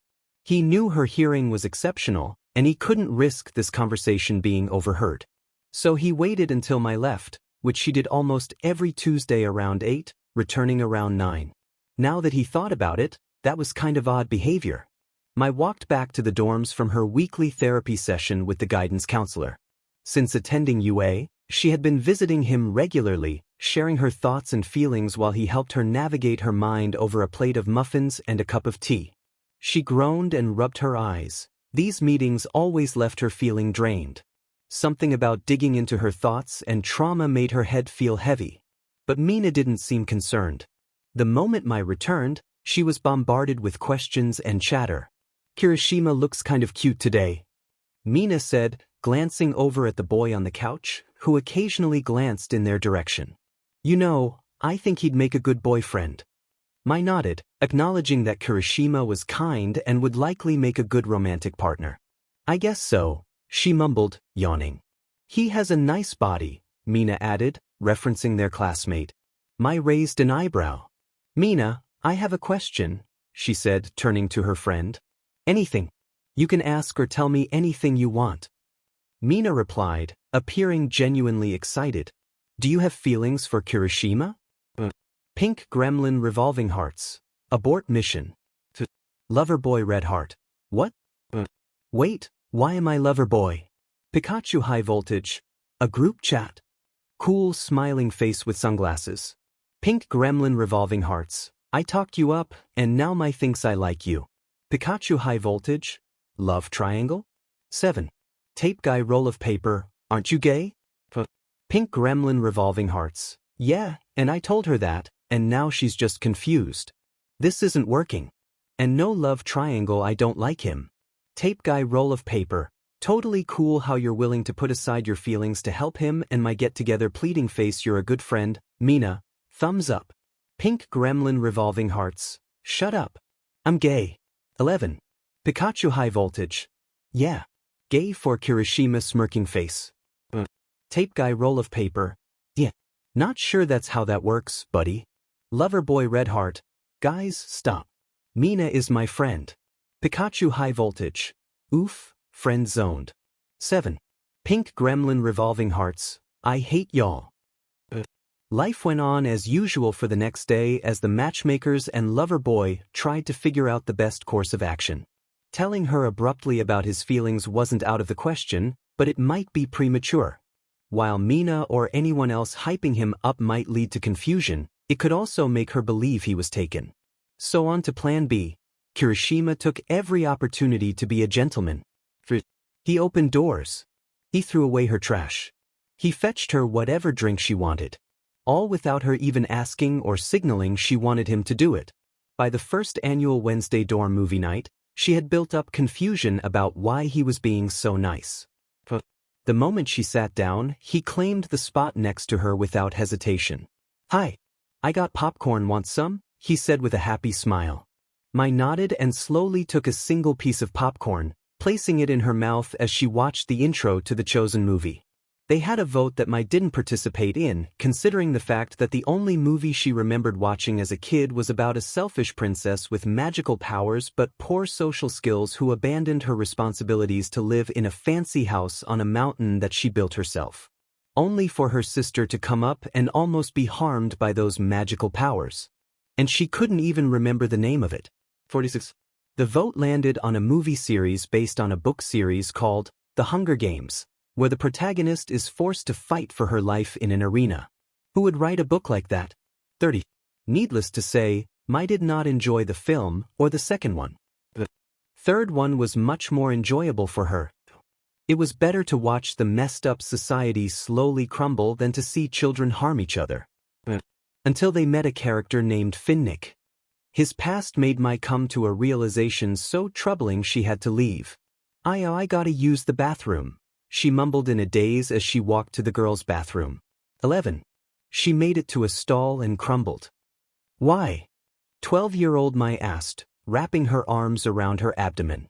Though the situation was harsh, and this was only the second time the girl had come face to face with the cruel investor, Amaya Keiji, Mai's young face was completely void of emotion. "As long as you're good, you'll never have to find out." Tears of shock pricked Mai's eyes. She never did think about it until now. The reason behind her HSRC to Mai had always been something Mai didn't understand. She assumed it was so they didn't have to deal with her menstrual cycle, but now the motive was all too clear. Thanks to a fictional character in a movie, she realized just one more horrible thing Keiji was willing to do to a child for money. He was willing to exploit her. 75. Mai snuck into her room. No longer in the mood to watch a movie like that. So she didn't watch the demise of President Snow or the inevitable death of Finnick Oder. She typed out a message to Kirishima, saying that she was tired and went to bed so that he didn't end up searching through the dorms for her. It wasn't hard pretending everything was fine. But it was tough having to act like nothing was different through the unease in her stomach. "You're hot. Oh my goodness. You're so hot, Mai." Mai is really attractive physically, but I don't know if she is girlfriend material. If it was a one-night stand sort of thing, then I guess Mai would be good for that. If you're good, you'll never have to find out. Mai wanted to throw up. She didn't want to be hot or attractive or anything like that. She didn't want that kind of attention. She didn't want people to look at her and think of her so cruelly. If she were to be in a relationship like that, it would have to be with someone she trusted, someone she knew wouldn't leave her. But she wasn't sure she knew someone like that. Sure, she had friends, but none of them could ever love a monster like her after knowing her past. And even when they didn't, some people didn't even think she would be a good romantic partner. Mai shook her head. "No, I'm not going to start thinking about that again." She looked at Denki, who was sitting at his desk talking to Jiru. Without even addressing the conversation, both Mai and Denki seemed to have gotten over it. Though his words did sting, she knew he said it out of simple immaturity and nothing deeper. He'd patched up their friendship with a tiny clay cat named Fred that now sat on her desk guarding her homework. "Hey Mai, are you good? You said you were tired last night. Did you sleep all right?" Kirishima asked, turning from his previous conversation with Midoriya. The question made her feel as if she might shatter into a million tiny pieces. "Yeah, I slept fine," she lied. In reality, she had barely slept at all. "I'm sorry you didn't finish the movie," Midoriya said, stepping forward. "But I'm glad you got some rest," he added with a nervous smile. Mai nodded, glancing at the door, impatiently waiting for Aizawa to walk in and start class so she wouldn't have to speak anymore. As if summoned, Aizawa entered the room and began discussing something that Mai found hard to focus on. A week dragged by, and soon Mai was able to somewhat move past her recent revelation, burying it deep within her memories. She occupied herself with schoolwork and watching her friends make complete fools of themselves. "Come on. We're starting The Lord of the Rings today, and we actually convinced Bakugo to watch with us. The whole group will be there," Mina exclaimed, dragging Mai away from her precious homework. "The Lord of the Rings? I don't want to watch a movie about rings, Mina. I want to do homework." Mai protested as she was pulled downstairs. It's not just about rings. Who would choose homework over movies? The pink-haired girl shrieked, her grip tightening on Mai's hand. They entered the common room, and Mina spun Mai around, pushing her onto the couch between Midoriya and Kirishima. The force of Mina's push nearly sent Mai tumbling into Midoriya, which was not her intention at all. The Lord of the Rings was a series based on books about a rather annoying character named Frodo and his group of companions on a quest to destroy a magical ring. Suddenly, the screen went dark and filled with static. Several groans erupted from the students as their movie was interrupted. Mai seized the opportunity to stand up and get a drink. She walked to the kitchen, pouring water into a glass while listening for the movie to resume as Denki and Momo attempted to fix the TV. This is a new TV. I wonder what's wrong, Momo began, only to be interrupted by a voice that sent chills down Mai's spine, causing her to drop her glass. Time seemed to slow as the glass hit the floor, shattering and splashing water over Mai's legs, though she barely felt it. Hello, and pardon me for the interruption, the smooth, sinister voice echoed. Mai turned slowly, her eyes wide with dread. Staring back at her from the TV screen was a man in a crisp white suit, with slick graying black hair and cold blue eyes. Wrong movie, bro, Kirishima joked, not realizing this was no ordinary movie.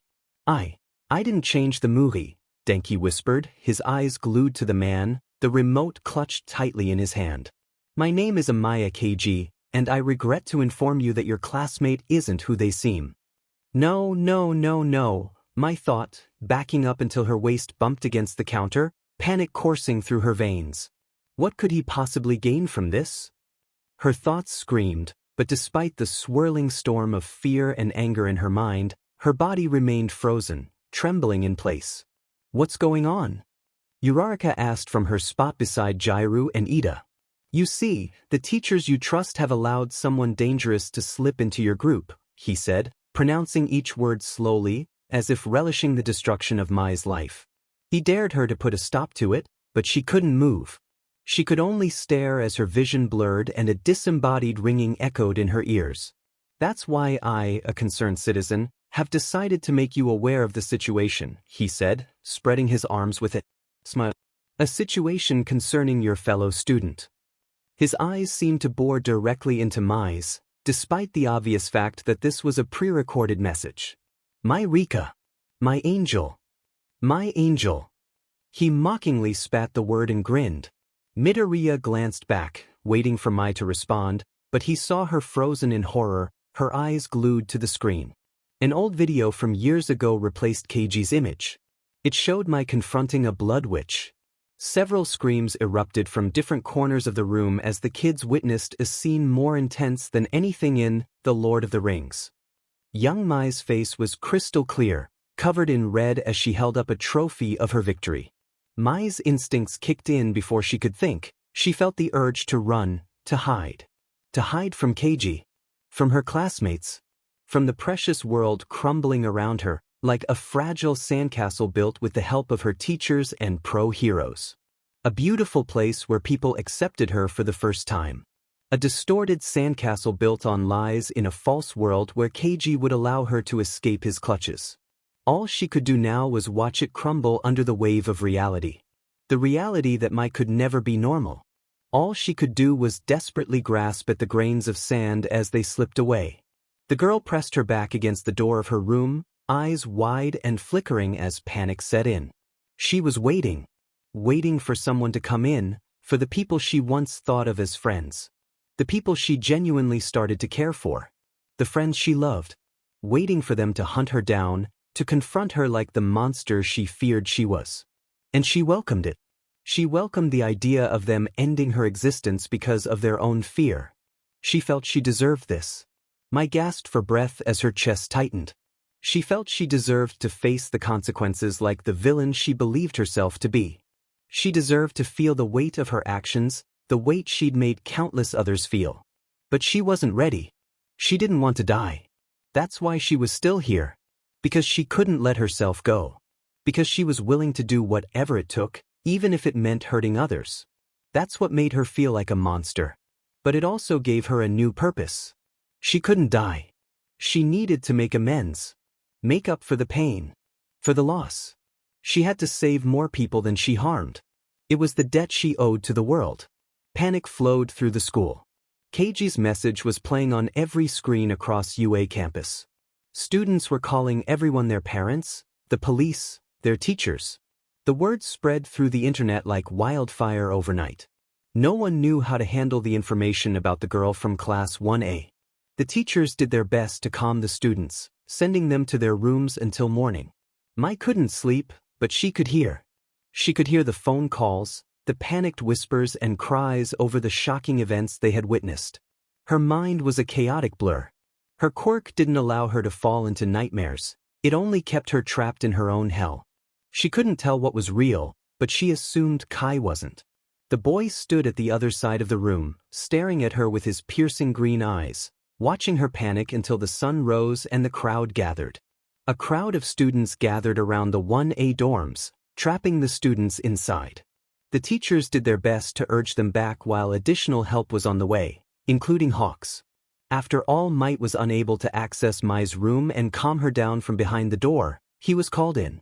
Flying her out would be better than parading her out the front door. Hawks soared over the students of UA. Some took out their phones, wondering if the girl from 1A would fight back or go willingly, but they wanted to capture the scene on video. His eyes never looked down at the crowd. They were set on his destination. He opened the unlocked window and crawled in. His entry made Kai's form dissolve from Mai's vision as reality began to creep back into the room. "Kid," Hawks said gently, approaching the huddled figure. The girl was curled up, her nails digging into her skin and her eyes glowing. He bent down and placed a hand on her shoulder. She flinched back violently and swatted away his hand. "It's all right, kid. Everything is going to be all right," he whispered, leaning in. She sniffled as her vision focused on him. "Hawks," she gasped, panting as if she had just run a marathon. Yeah, it's me," he said, settling down in front of her. Her eyes were bloodshot and full of tears. Her hair was tangled, brushing against her arms. Hawks reached out again and gently took her wrists, pulling them away from her skin. He had never seen her like this. Despite her past, he never thought of her as particularly unstable. It hurt him to see his friend panicking and hurting herself in the process. There are people outside," Mai gasped, tears streaming down her face. "They're scared." Guilt clogged her throat, making her breath hitch. "I don't want people to be scared of me."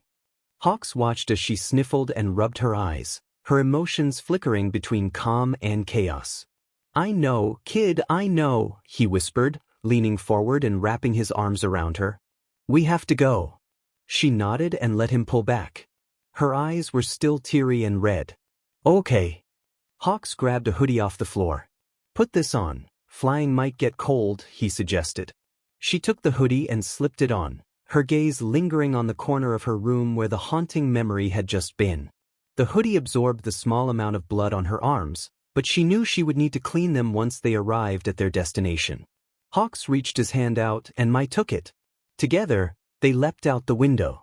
Hawks caught her midair, pulling her to his chest before lifting himself and his cargo high above the dorms.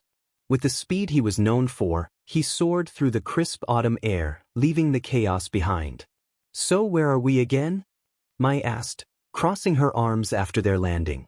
The flight had cleared her head, but the only emotion she showed was frustration. Hawks pressed his lips together, glancing at the younger girl from the corner of his eye.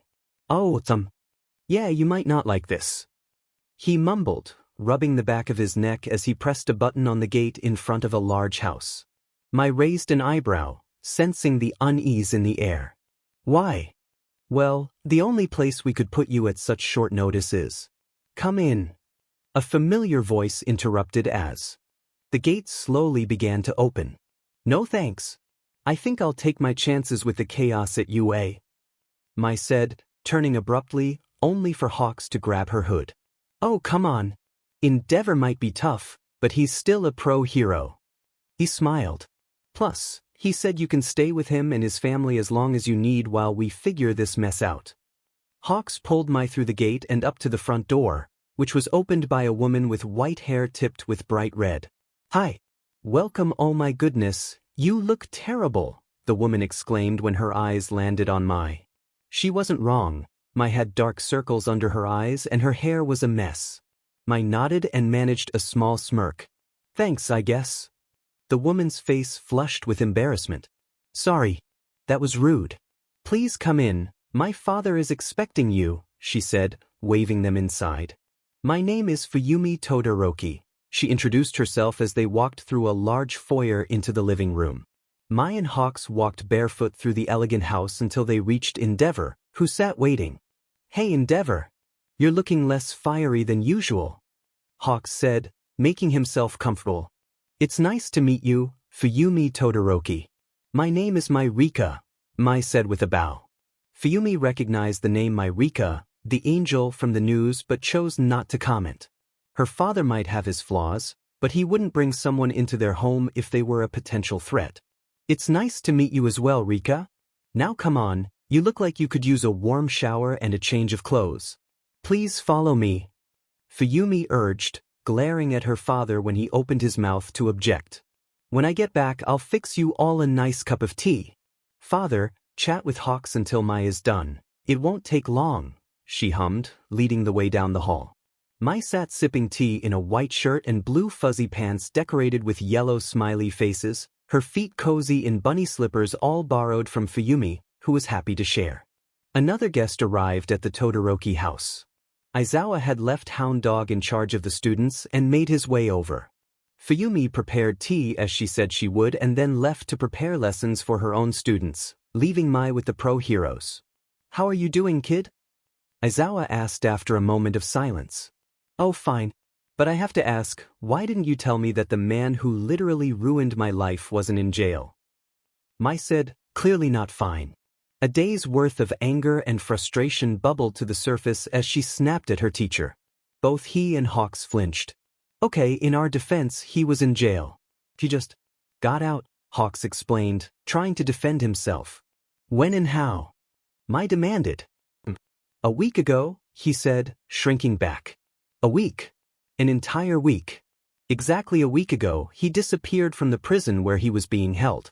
We didn't tell you because we were confident we could find him, Aizawa said calmly. So you have a lead on his location? She asked, guessing the answer after noticing his heartbeat quicken. Not necessarily. Do you have any idea who he could be working with? No. Do you know anyone who might? Mai.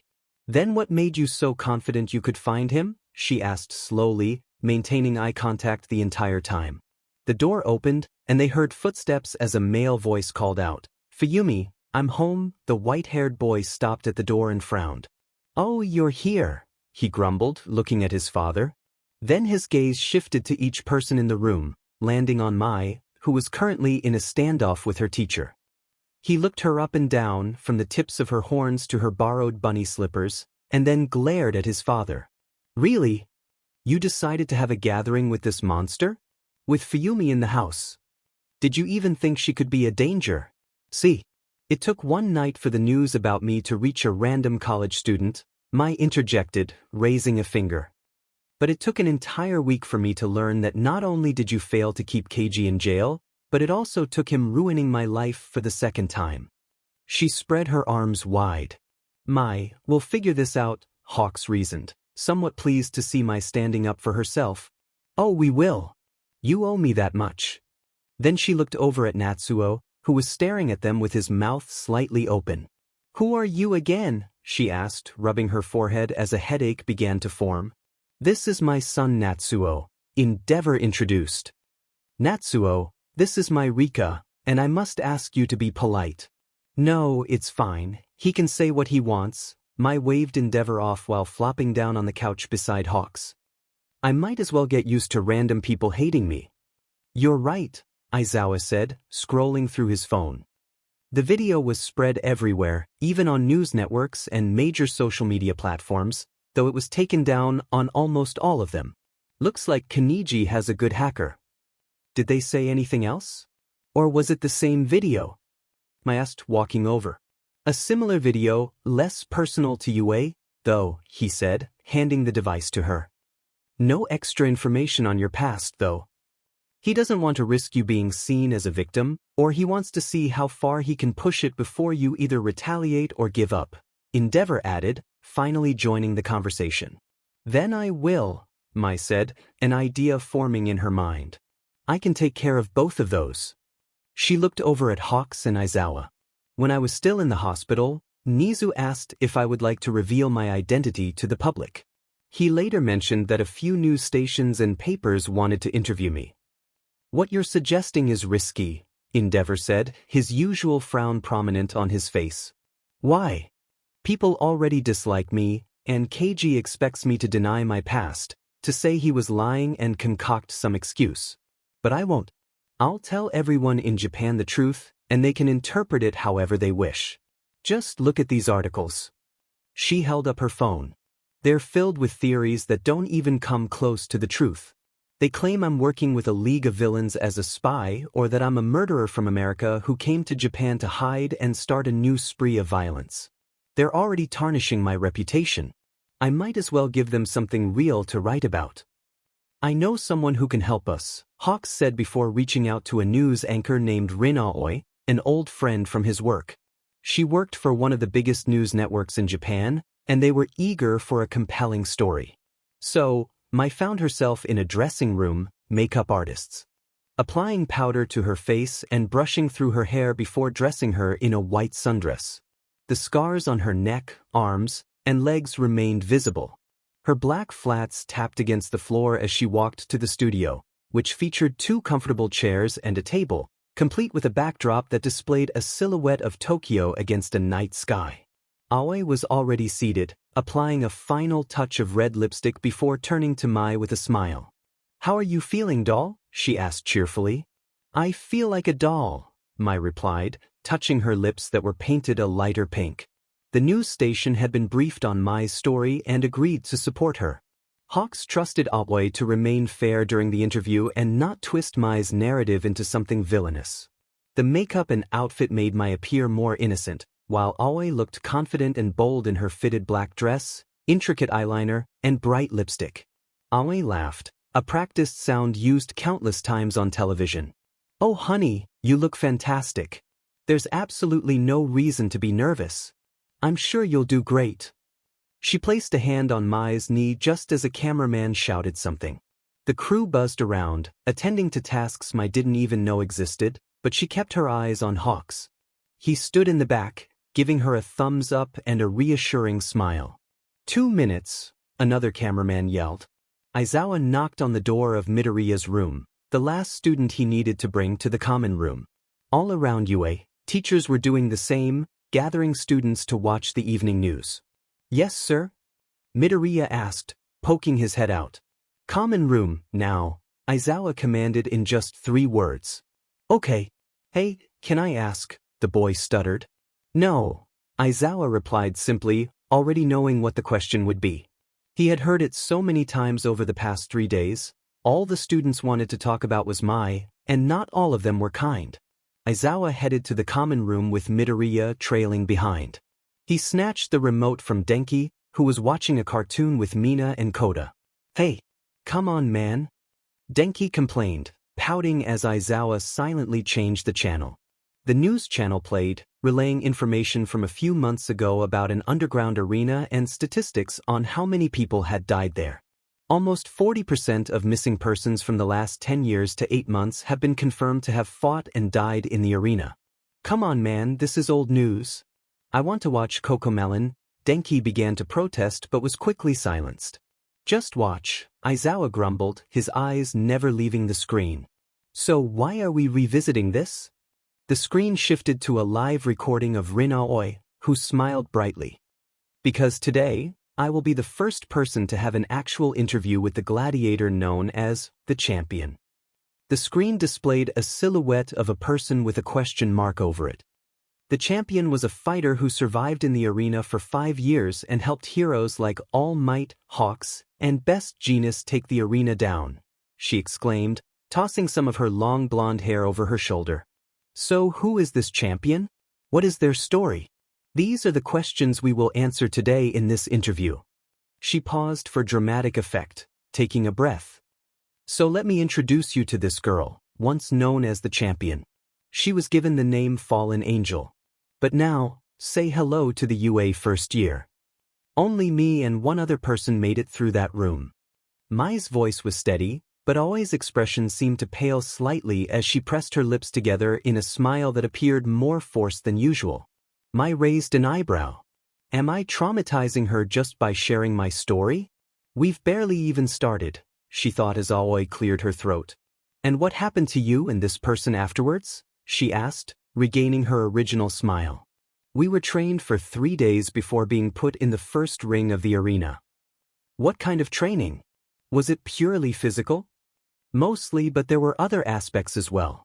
We learned how to entertain the crowd, identify human weaknesses, and develop strategies all in just 3 days. Aoi nodded, glancing down at her cards, likely lines or questions given to her beforehand.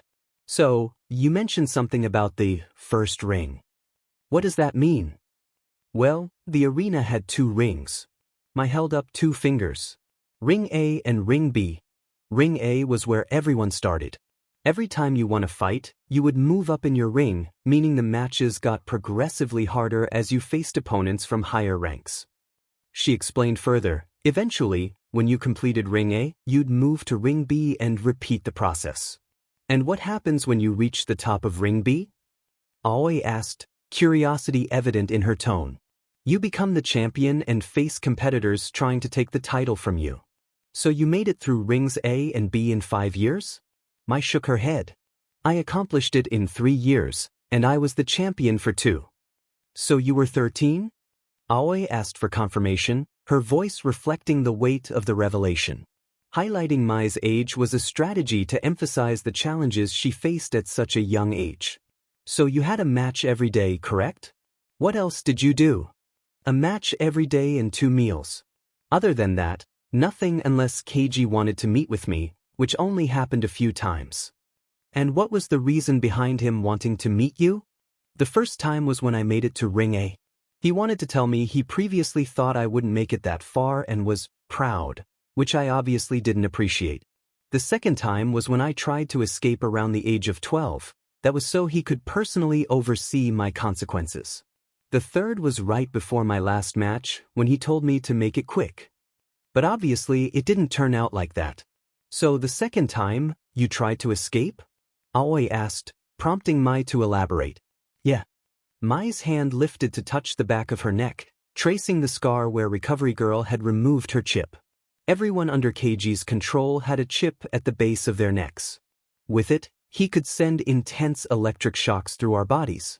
It could be low enough to hurt or strong enough to be fatal. It was to ensure we wouldn't leave, at least not with our lives. I broke mine against a door frame before attempting to escape through a vent.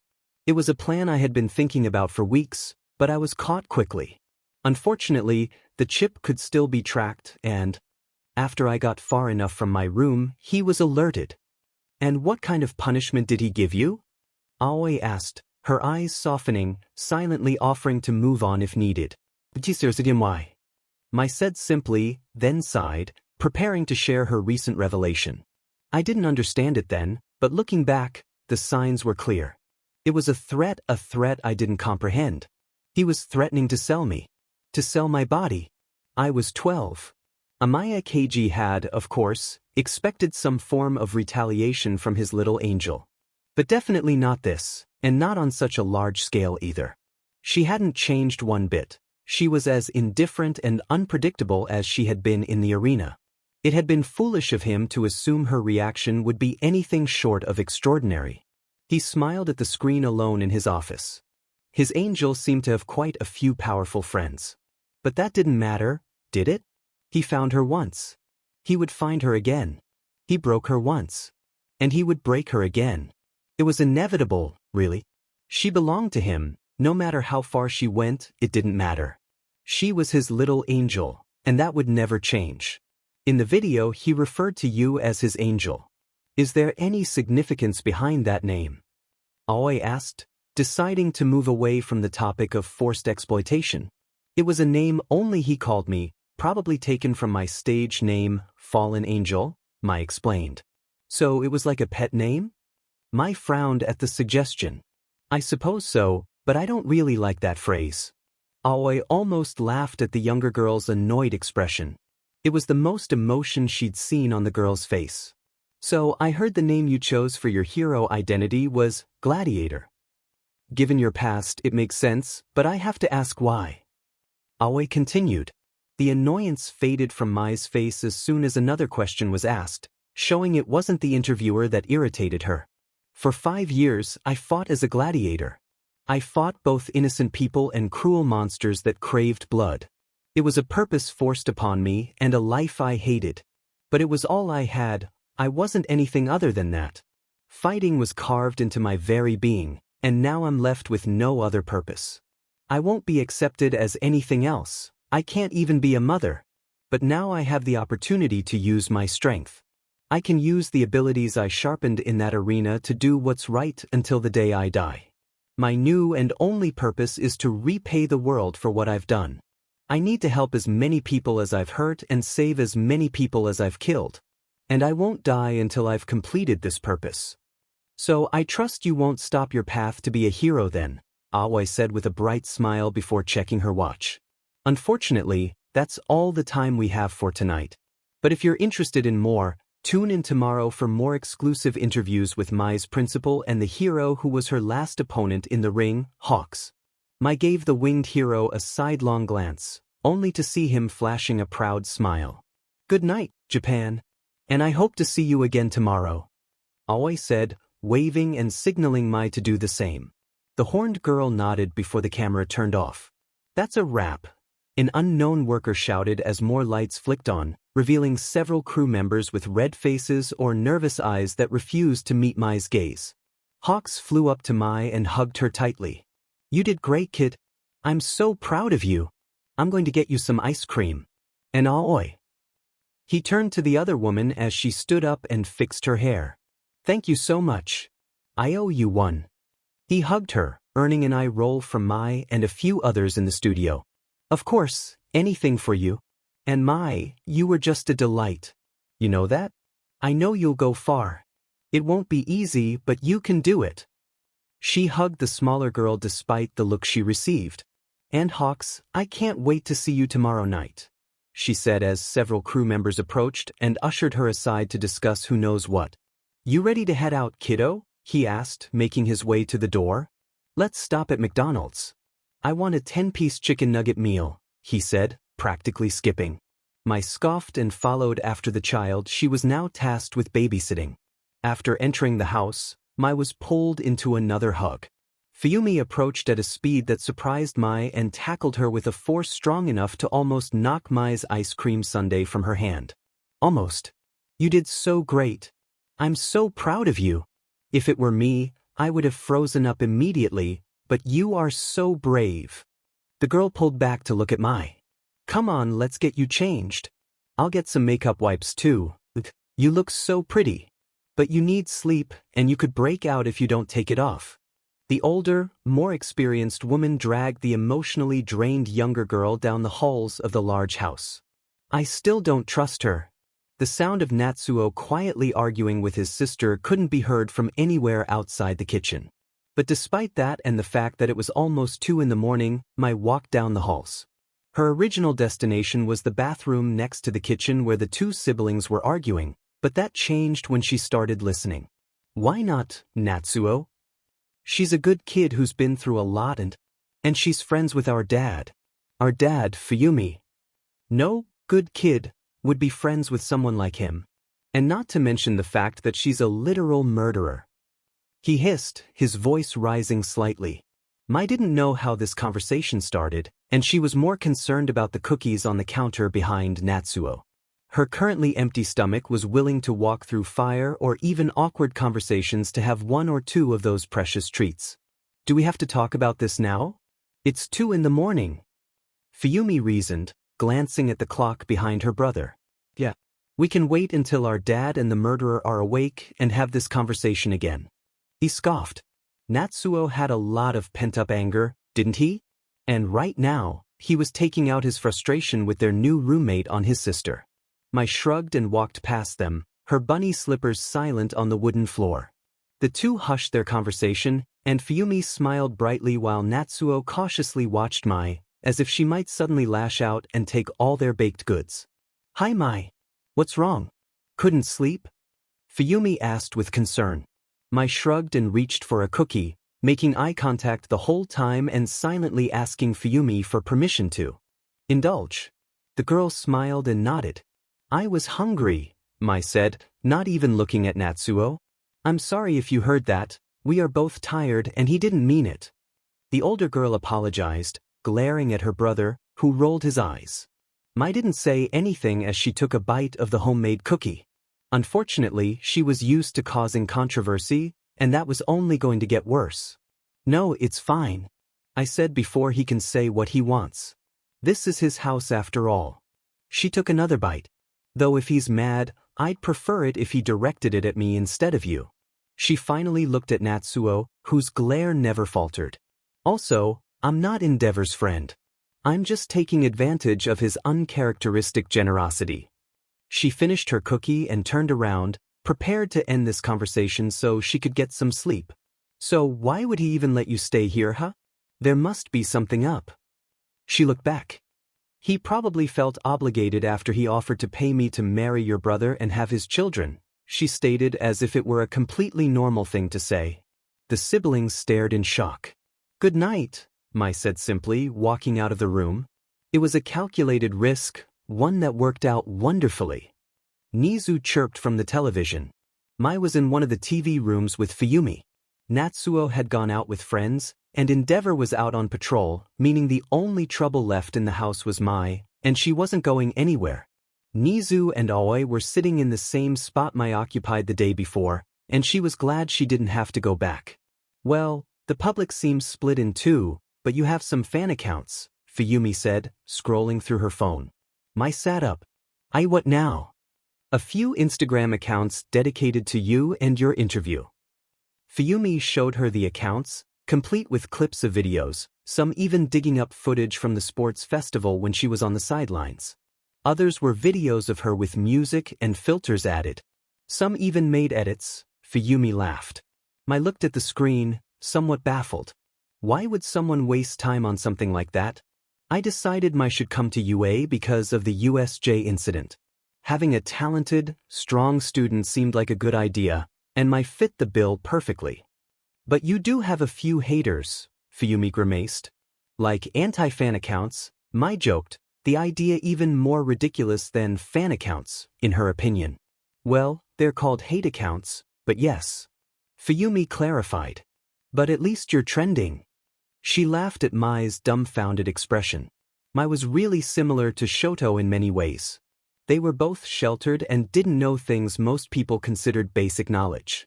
Both often showed only slivers of repressed emotions and seemed to have little understanding of feelings in general. At the recent attack at our summer camp, Mai used her quirk in a way she never did in the arena. She saved almost 20 students from threats like villains, fire, and the toxic gas they brought with them, all without engaging any villains in combat. "Is trending good?"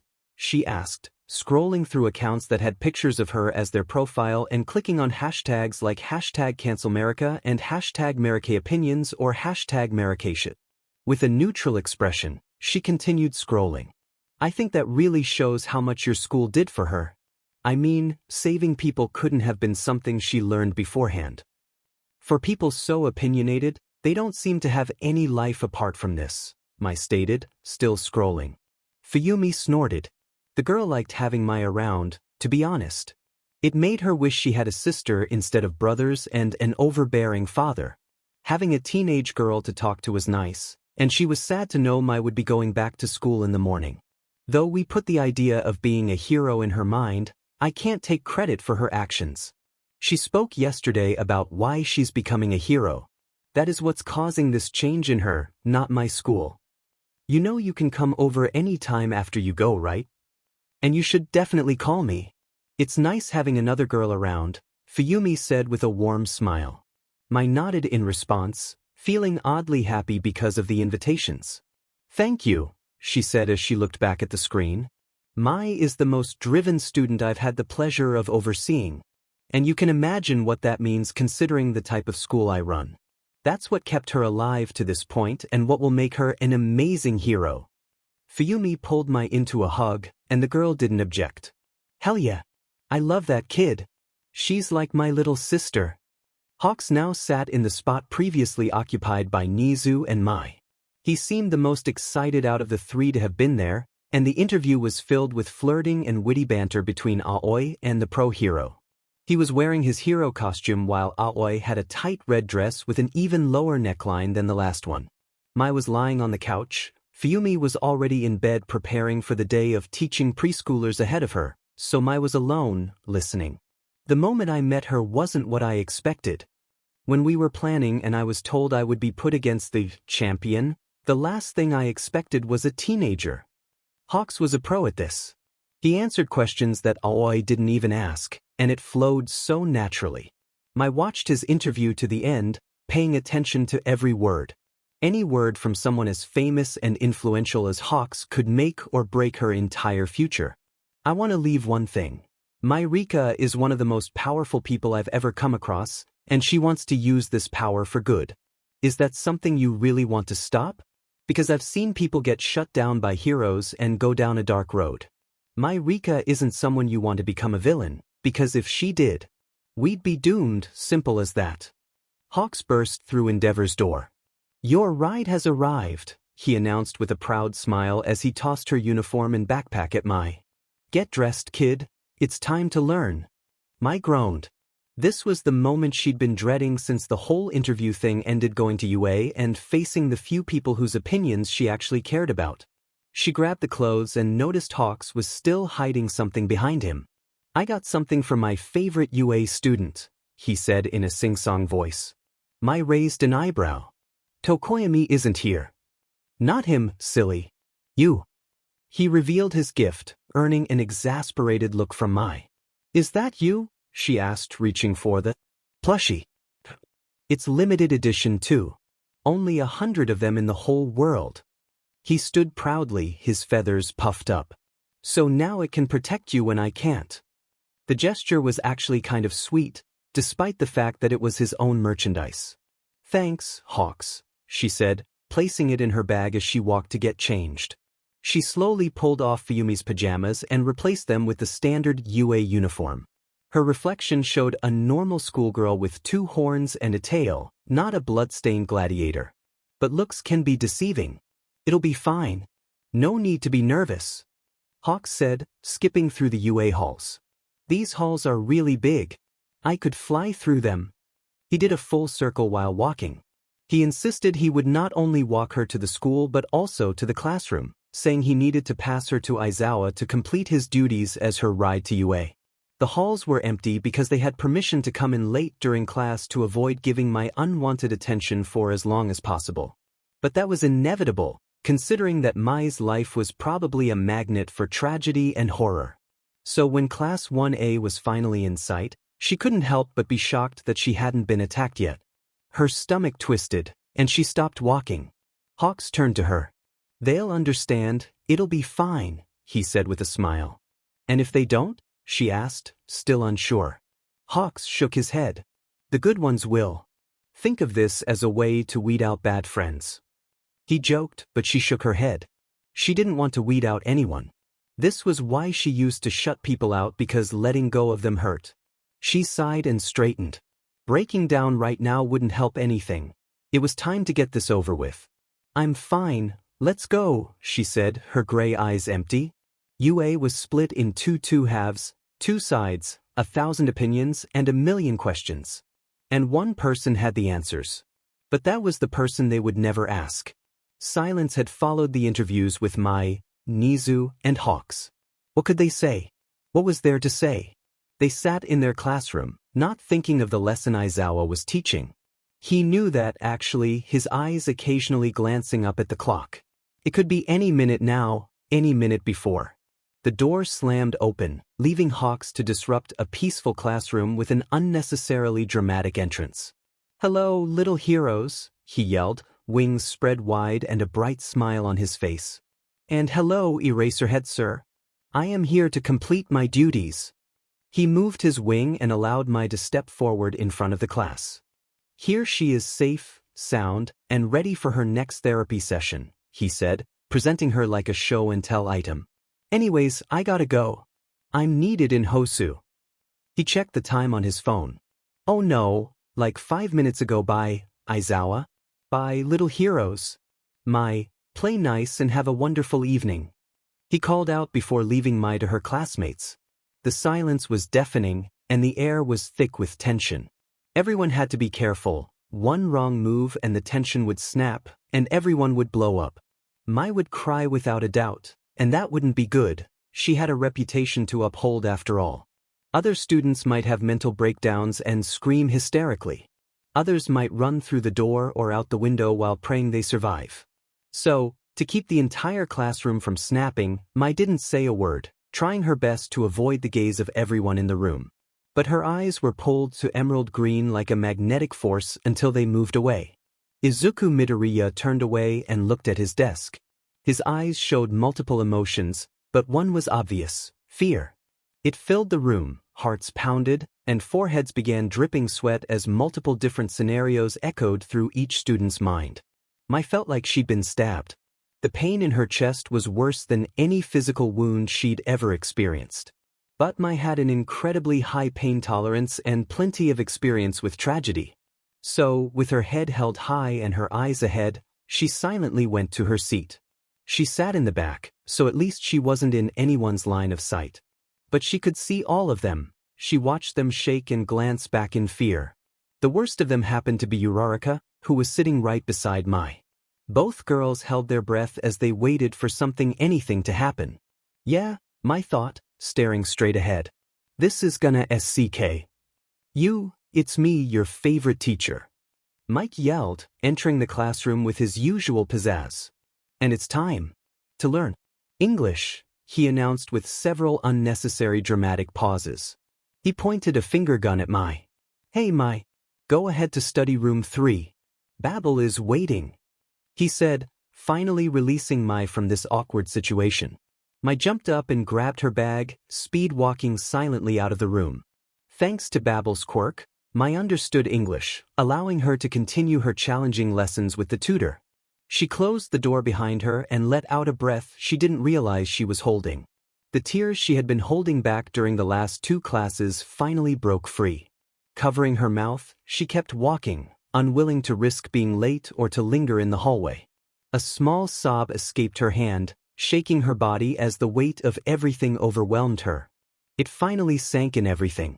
The past few days felt surreal until now, and she felt crushed by the realization that her life could never be normal again. She would never be a typical teenager. Perhaps she should have continued to hide her past with lies, sheltering herself in her fragile sandcastle and filling in each new hole with fresh sand. But it would have crumbled eventually. It might have taken years, but it would have happened. So she chose to dismantle it herself and reveal the truth. She rubbed her nose, the tears slowing to a stop. With puffy eyes and a red nose, she walked forward, strutting confidently as if she owned the place. Time to stop pretending. Mai managed to complete a full day of school without encountering anyone outside of a 1A student except for one girl from general studies she passed in the hallway on her way back from Babel's class. The girl with blue eyes and long chocolate-colored hair tried to act unaffected by their brief encounter, but Mai could tell by the hurried breaths she took after turning the corner that it wasn't true. Now that school was out, the halls were flooded with students. Class 1A left the classroom more quietly than usual, but once they were outside, they erupted into chatter, leaving Mai behind. Their conversations weren't even about her. They were everyday topics they felt they couldn't discuss around her. The fear of breaking the silence held them back from saying a word. Mai loved her room. The safety of the 4 walls made her feel like everything was okay. No one could see her anymore, and she wasn't making anyone uncomfortable. She could hear her classmates' voices gradually returning to normal, acting as if everything was fine without her there to create tension. At least, that was true for most of them. Uraraka clung to Midoriya as much as possible, drowning in the fear that if Mai snapped, it could be her. Mai used the mountain of schoolwork she had as a way to keep herself busy and distracted, studying until a knock sounded at the door. She turned her head, trying to identify the person behind it and their intentions. Pulling the earbuds from her ears, she paused her loud music. Another knock followed and she gulped. "Come in," she called, mentally preparing for an emotional or physical confrontation. The door creaked open to reveal Bakugo in all his spiky-haired glory. Neither of them spoke. Mai wished he would yell at her or something instead of trapping her in an endless stare. He was holding something in his right hand, but to get a closer look, she would have to break eye contact, which felt like a sign of weakness. Eventually, Bakugo's gaze shifted around her room. "Is that a Hawk's plushie?" he asked, his eyes now locked on the cloth collectible. "Yeah, he gave it to me earlier," she replied, turning in her chair to look at the little hawks sitting on her bed. "Catch." Bakugo grumbled, tossing whatever he had been holding to her. She caught it easily, her eyes still on the toy. Slowly, she looked down at the package in her hand. It contained 2 Pop-Tarts, and she glanced back up at Bakugo, confused by the gesture. "Is this poisoned?" she asked, her expression serious. Bakugo scoffed. "Why would I waste time trying to kill you? Stop being dramatic and eat it, all right?" He looked down, his hair casting a shadow over his eyes. "You didn't come down for dinner, and I can't let you starve to death before I destroy you in training." He grumbled, looking up at Mai as she opened the package, still wary of this being a trick. "Thanks," she said, taking a bite of the strawberry-flavored treat. He rolled his eyes and turned to leave, stopping just before the door was completely closed. "You know, I meant what I said at the agency," he said, barely above a whisper, before closing the door and heading to his own dorm. It was already 9. "So this is what we're doing, huh?" Mai said, lying on her back and looking at her phone screen, which told her it was already 2 in the morning. Her quirk made her eyes glow, indicating that she would not be getting any sleep tonight. She could hear the electricity buzzing from the outlet beside her, and though the lights were off, her night vision allowed her to see her empty room clearly despite the lack of light. She sat with her back against the wall, holding the plush hero in her arms as if it could actually protect her. Her quirk was a constant reminder that an attack was inevitable and it was best to stay alert, likely due to the negative feelings she had held throughout the day. She easily picked up the sounds of the few other students still awake. Most had succumbed to sleep, but 2 others were still moving around. One headed down her hall and stopped by her door. Yes. An unexpected visitor, she thought, only half joking. A light knock sounded, followed by shuffling and what sounded like sniffles. She rolled her eyes, wishing God would just strike her down and save this poor soul the trouble as she approached the door. She opened it and raised an eyebrow, waiting for an explanation, only for the intruder to immediately fall to the ground. Her eyes widened as the worst possibilities came to mind. Were they hurt? Dying? She looked down and saw Kirishima on his hands and knees, his hair falling around his eyes as he sobbed. Mai bent down in confusion to meet him, only to be quickly interrupted. "I'm sorry," he whispered, looking up at her with genuine remorse. "I am a bad friend." He apologized, leaving Mai 1,000 times more confused than before. "Hey, get up," she whispered, placing her hand gently on his shoulder. She felt uneasy seeing him like this, and she didn't want to witness his tears. "Please, get up." "I shouldn't have ignored you," he muttered, his red eyes swollen from crying. He sniffled and looked down again. "No, it's fine. Please get up, Kirishima." She knelt beside him, urging him to rise, tears welling in her own eyes. Why was he apologizing? She was the one who kept secrets. She was the one with a troubled past, not him. "You didn't do anything wrong," she mumbled, gripping his arms in desperation. "I can't imagine how hard today must have been for you, and as your friend, I should have been there." His guilt was evident, but Mai felt it was unnecessary. He sat up and hesitantly reached out, sliding his arms around her and pulling her in. He moved slowly, searching for any signs of discomfort, but there were none. She wrapped her arms around him, pulling herself closer. He couldn't help himself. He gently pulled her onto his lap, holding her tightly against his chest, wanting to be as close to her as possible. Now, it wasn't just him sniffling. Mai was practically sobbing into his shirt as the weight of her loneliness settled in. Her need for closeness made her cling to Kirishima as if her life depended on it. "If you ever need anything, please tell me," he whispered hoarsely into her hair, his hand rubbing gentle circles on her back as he leaned against her door frame. The rules stated they weren't supposed to have the opposite gender in their dorms past 11, but technically, the door was open, and he wasn't fully inside, he was just in her doorway. He ran his fingers through her long hair, carefully working out the tangles without disturbing her. Mai sniffled and pulled away, her eyes flickering from gray to red as she looked at him with a pout. "I can't sleep," she admitted, looking away nervously. This was a tricky situation. What was he supposed to do about that? He probably could sleep now that he had apologized. "Have you ever watched High School Musical?" he asked with an excited smile. Mai curled up against Kirishima as the credits for the second High School Musical movie rolled. The computer rested on his lap, and she was beside him. Initially, they had been leaning against the wall, but by the third musical number, they found themselves lying down, with Kirishima's arm around her. They were snuggling. Over the weekend, his feelings for her had not only remained steady but had also grown stronger. His admiration deepened as he learned about everything she had gone through. He had watched interviews with Hawks and Nizu on his phone, worrying about whether she would return to school. But when she finally did, he didn't know what to say, and neither did anyone else, so he just acted as if she wasn't there. But now, she was curled against his side, snuggling into his shirt, and he bit his lip in giddy excitement. They were actually cuddling. But now he faced a dilemma. He eyed the closed door across the room, trying to decide whether to risk waking her by leaving or to risk getting in trouble for being caught in a girl's room. Aizawa had never spoken to him as he promised he would at camp after he and Mai had fallen asleep on the porch, and he was sure that if caught snuggling with her again, Aizawa would take drastic measures. As he started to sit up, Mai rolled into him, wrapping an arm and a leg around him in a hug. Kirishima decided that Mai deserved her sleep, and if that meant facing consequences, then that was a price he was willing to pay. Kirishima had always loved musicals, especially the corny high school-themed Disney ones from the early 2000s, like High School Musical, Lemonade Mouth, and Camp Rock. But he had been relentlessly teased about it in middle school until he lied and said he watched them ironically. He didn't. It was probably the least manly thing about him, and a secret he trusted Mai with, who didn't seem smug about knowing and even appeared confused about why he felt embarrassed. Another reason why she was the most perfect person ever.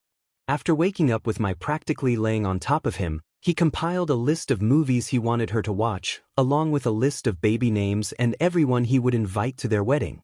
But of course, he wouldn't say anything about those until the right moment came.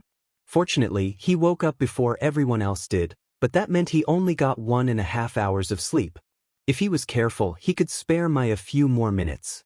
He wrapped an arm around her and turned slightly, positioning himself on top of her before pulling away and swiftly sliding her stuffed Hawks from her bed to hug. She grumbled irritably and clutched the stuffed hero. "Kiri, it's cold," she complained in her sleep.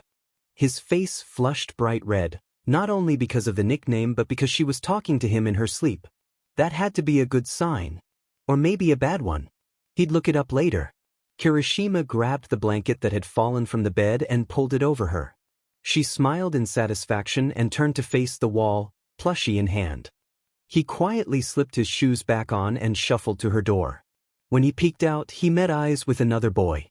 Izuku Midoriya was a few doors down, sneaking out of Uraraka's dorm room. Both boys' eyes widened in surprise at being caught. "It's not what it looks like," they both whispered simultaneously. Kirishima was definitely not in a position to judge, but he couldn't help speculating about what Midoriya and Uraraka were doing. Maybe they were just watching High School Musical on the same night as him and Mai, or one of the other classic movies. Kirishima glanced at Mai one last time before slowly shutting the door. "So, we cool?" he asked the freckled boy, who nodded furiously in agreement. Kirishima hurried past, needing to reach the bathroom while Midoriya lingered in the hallway. That's Mai's room, right?" he wondered to himself. Midoriya had been feeling conflicted for a while. Mai was his friend and seemed harmless, but he couldn't shake the feeling that no one could remain completely sane after everything she had been through. She appeared fine, but perhaps the teachers should have placed her somewhere to focus on her mental health. Sure, she was attending therapy sessions with Hound Dog, but was that truly enough? Uraraka was worried that Mai was a ticking time bomb, and her fears were starting to affect him. She became anxious every time she saw Mai, which made Midoriya feel like he had to choose a side. And frankly, Uraraka needed him. Just a few nights ago, she had come to his dorm in tears over a nightmare, and again tonight, she had texted him at 1 a.m, panicking about how close Mai's dorm was to hers. As bad as he felt for her, it was nice to be needed. Mai had skipped breakfast, or at least she tried.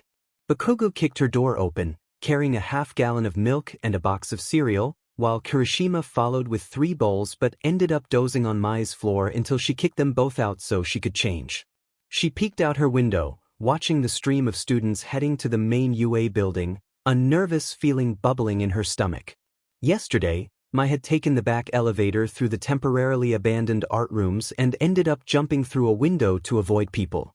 Unfortunately, going back that way would be impossible unless she learned how to navigate the air vents silently. So they moved in a triangular formation, Bakugo in front, growling at anyone who stared too long, and Kirishima in the back, chatting with Mai to distract her from her peers. For the most part, it worked. The crowds at UA parted for Bakugo. All he had to do was walk with his hands stuffed in his pockets, exuding his intimidating aura, and a path would clear. But that didn't stop people from noticing Mai. Students in the halls whispered in shock and fear or took pictures and videos as if she were some kind of celebrity. Which, in a way, she actually was. The internet hadn't stopped talking about her, and UA students were eager to capture videos for their TikToks, hoping to go viral due to their connection with the school Mai attended. Bakugo held back the urge to smash their phones and shout at them, instead opting to remind them that filming Mai without her permission was against UA rules, especially since many students had gained fame quickly because of the school's reputation. They made it to their classroom without major issues, aside from the recording and the occasional brave student shouting something inappropriate, only to be quickly silenced by Bakugo. Mai settled into her seat, causing Uraraka to flee, and like a chain reaction, Midoriya walked in. Her direction to comfort her like the hero he was. Kirishima noticed immediately and avoided eye contact with the green-haired boy. The room fell silent again, but Kirishima didn't mind. He grabbed his chair and pulled it over to Mai. "At what point did you fall asleep during the movie?" he asked. She leaned forward casually, stifling a yawn. "Sometime after Troy got his act together and got back with that girl." He nodded. "So basically at the end? If you want, we could watch the third one after school," he offered with a smile. "Watch what?" Mina asked, jumping onto Mai's desk. "High School Musical," Mai replied, looking up at the newcomer. "High School Musical 3, actually," Kirishima corrected, earning an eye roll from Mai as Mina gasped. "I love High School Musical," she squealed. It was strange how they were treating Mai as if everything were normal, just like before. She comfortably sat there, listening, making occasional comments, and easily joining the conversation. They weren't scared. Eventually, Kaminari and Siro arrived, surprising everyone by making it to class 2 minutes early. None of them treated her differently or even brought up the situation, though that conversation would be inevitable. All it took was one person to break the silence, and soon the class split into groups. Midoriya and Uraraka sat by Ida's desk, who occasionally glanced over at Mai's group, as if he wanted to say something but held back. Overall, things weren't bad. Hawks was right in the most absurd way possible. The good ones understood. Mai's lips turned up into what could almost be considered a smile. "But hot chocolate, Mai." "Hot chocolate," Denki whispered, trying to convince Mai to cancel her tutoring session with Babel. Due to Mai's dislike for the cafeteria and the recent developments, she decided to extend their lessons through lunch, and Babel agreed. But apparently, the food rush was starting to serve hot chocolate again now that the weather was getting colder. "Just save me some," she said with a shrug. Denki grumbled. "You don't even have to go to the cafeteria. I'll bring you some, and we can eat in here." "Nope." Mai shook her head, determined to catch up on her studies, even if it meant missing out on hot chocolate and dealing with whatever this was. She wasn't sure why Denki wanted her to eat with them so badly, but she figured he would get over it by 5th PRD. English class had yet to start because the teacher was late. I can't save you any. Then it would be cold chocolate, Mai. Cold chocolate, he pleaded. Actually, last time the lunch rush made it at the beginning of the year, it stayed hot all day. It was practically boiling when I first got mine, Mina chimed in, bouncing with excitement.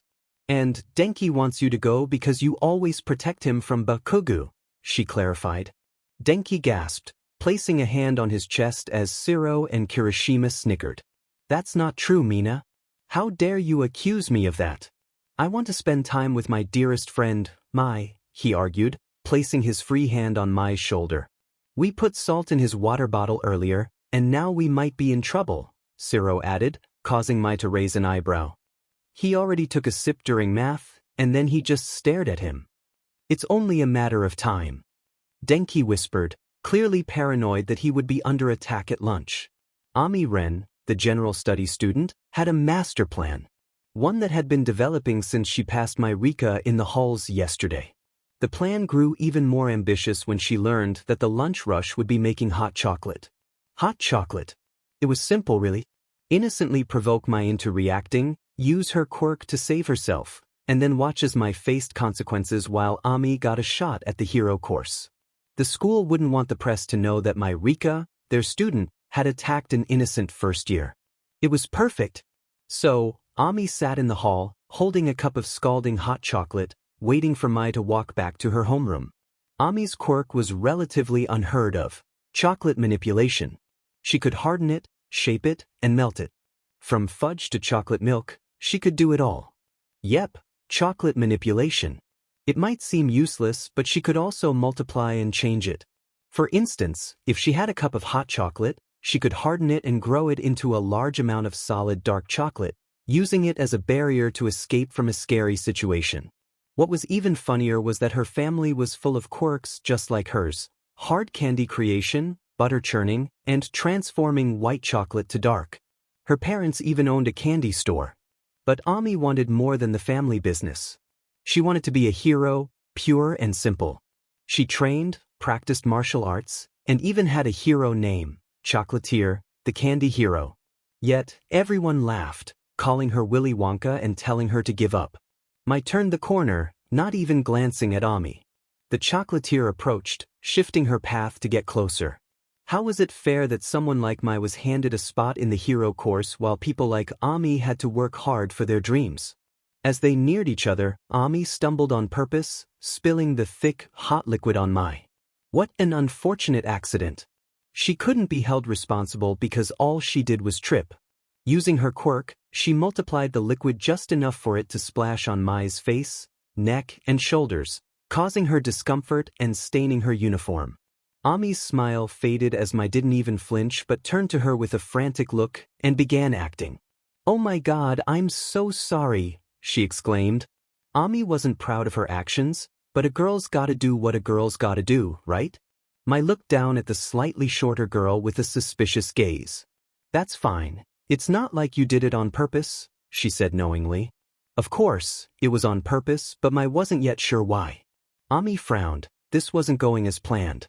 "Your uniform is stained. Your parents will have to buy a new one." But mentioning her deceased parents didn't even work. Mai dropped her bag and slipped off her blazer. Her undershirt was only slightly stained, but the irritated skin on her face and neck was starting to show signs of discomfort. She calmly folded the blazer, stained side out, and pushed it into Ami's arms. "It's fine, I have more," she said before grabbing her bag and turning around. Was Mai angry? No, but she was tired of the situation. Was Ami upset? No, just in shock and confusion. Who knew Midoriya was actually? Mai walked to her classroom, which was on the way to the nurse's office. She might as well stop by and get a pass. She needed to get treated, otherwise, someone might accuse her of trying to copy Todoroki's look, and that would not be good. Plus, the mark would be on the wrong side. She stepped in just as the bell rang.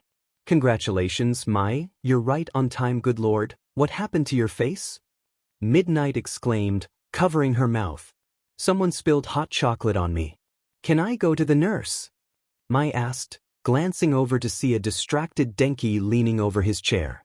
Maybe if she had left Babel's class earlier, she could have prevented both of their fates. She also noticed a worried Kirishima and an irritated Baku. Of course. Was it on purpose? Midnight asked, standing up. I shrugged. Probably, but I don't have proof. She received her pass and left, as if what she said was perfectly fine. Midnight's mouth opened and closed at Mai's bluntness, but she turned her attention back to the class. Read the last paragraph. I need to. Call a few people. Kirishima, getting hot chocolate poured on me is one of the least traumatic things that have ever happened in my life, Mai assured the concerned boy.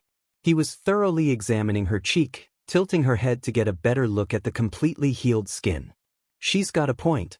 Now, Mai, I know you wouldn't tell Bakugo, but I swear I won't hurt whoever did this if you tell me what she looked like. Mina said with a smile and a wink. I just want to talk, she lied. Mina no. I'm fine, Mai rolled her eyes, grabbing Kirishima's hands and pulling them away from her face. She gave him a look, and he frowned until he realized they were holding hands. Did it hurt? Shiro asked, poking her cheek, only to be immediately swatted away. Yes, of course it did, but I've had worse. She glared at him and stood up from the bed in Recovery Girl's office. She wasn't sure if her friends had outright left class or if they were allowed to be there. Either way, they should be in class. My dear, sit down and eat your cookie. You troublemakers, stop bothering her. Recovery Girl frowned at the group, her irritation evident as she tried to focus on her work without interruptions. You're lucky it didn't get in your eyes. It could have caused serious damage, dear. Yeah, well, I closed my eyes when I saw it coming, so I'm fine, she replied, sitting down and taking a bite of her snickerdoodle. Hot chocolate, yay! Denki exclaimed, giggling and giving a thumbs up, only to yelp as Recovery Girl raised her hand to swat at him. He stumbled over the bed, trying to hide behind Mai. He wasn't fully himself at the moment, acting even more foolish than usual thanks to Bakugo, who was in the corner, focused on his game with his usual annoyed expression. Denki tripped over nothing and fell off the bed, landing on the floor but managing to keep his distance from Recovery Girl. "Wee!" he whispered in quiet triumph from his spot on the ground. "You kids need to get out of my hair and head back to class. You have training after school," Recovery Girl instructed. The students nodded and filed out of the nurse's office, with Mai getting off the bed to pull Denki along behind her. Ultimate moves? Mai asked all might, arms crossed as she ignored the chaos her classmates were causing. Rocks were flying around, and clones of ectoplasm were being taken down left and right. It's a powerful technique used by heroes to turn the tide of a battle in their favor, he explained, glancing at a book in his hand titled, Even Dummies Can Be Teachers. Mai considered this. Technically, she had ultimate moves in the arena, but the definition of winning the fight had changed since then. She would need to adjust them so that she didn't seriously hurt her opponent. That seemed manageable. Okay, but do I have to yell it out when I do it? It sounds a bit cheesy, she asked, tilting her head. All Might frowned and shuffled his feet. No. But it's not cheesy, he mumbled, slightly embarrassed as he walked away. Mai shrugged and looked around, unsure of where to start. Technically, she could mimic anything Midoriya was doing because of their similar quirks, but that would feel like cheating. Plus, he was just kicking things. Mai turned her attention away and got to work. She had a lot of moves she had used in the past, but they couldn't be applied as a hero. She sighed, ignoring the explosions around her. Let's get to work then. Ida proudly surveyed the set dining table, filled with delicious food he had helped prepare. He couldn't have been happier with the result.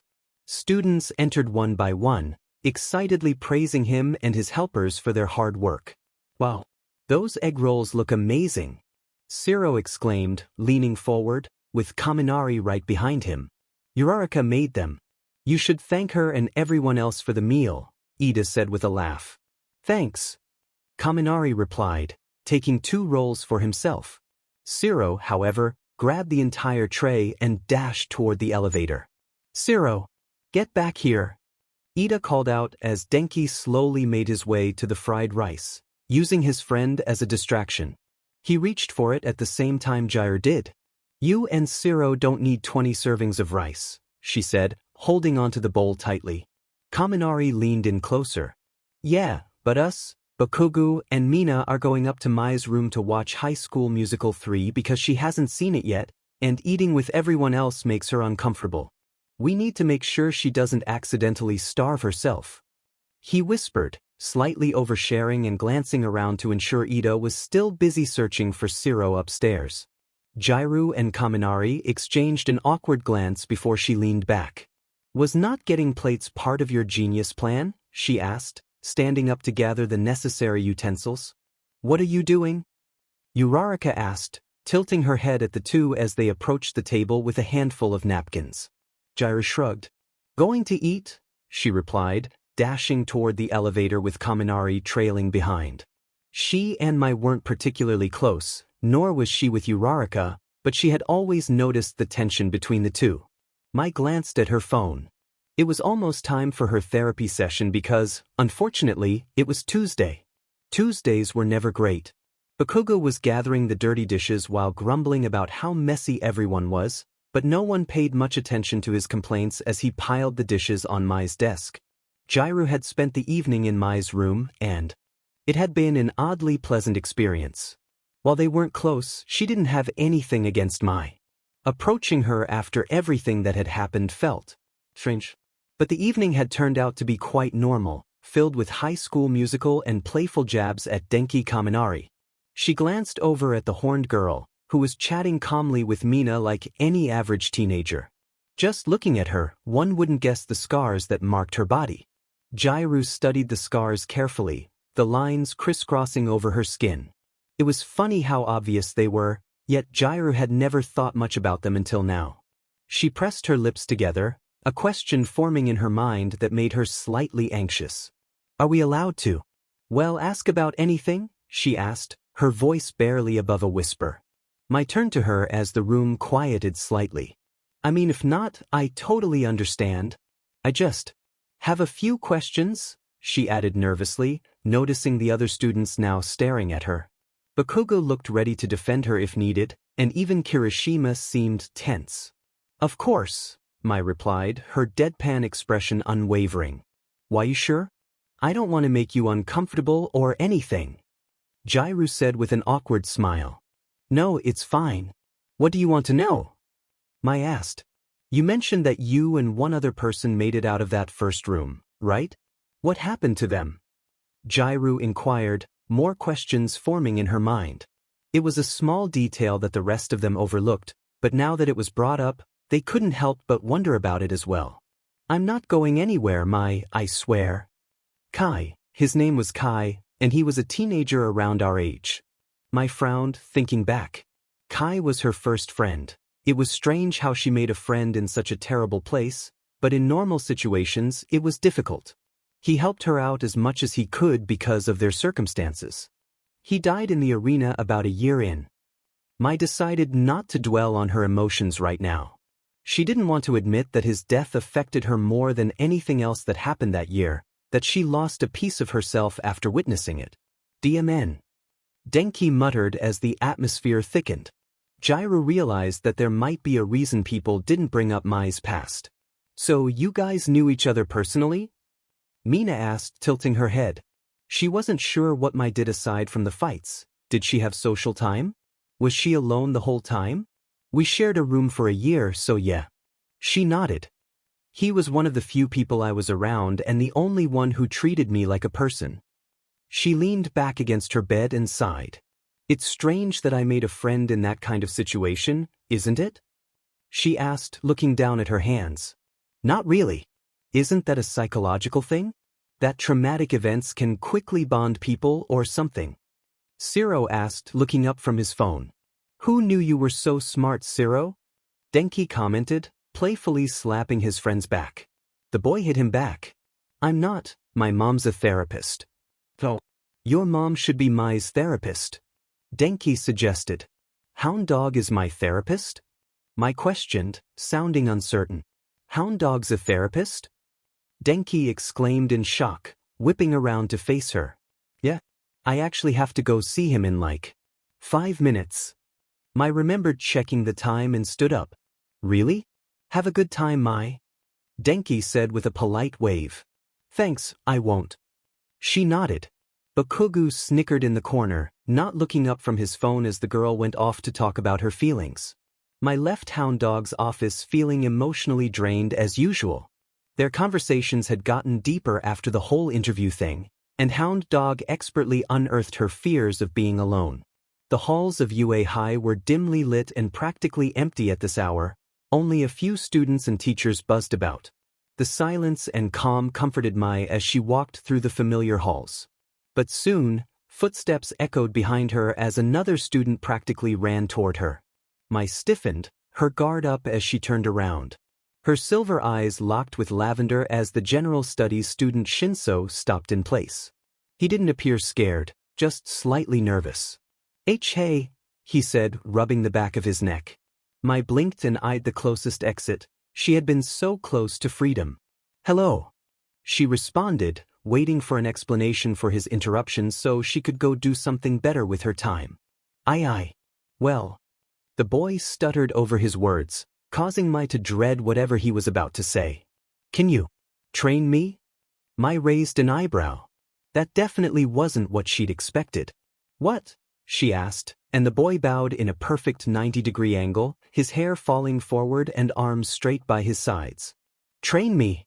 You said during the sports festival I needed someone to train me. And I've been training with Eraserhead a little bit, but he's a busy guy. And I don't like bothering him.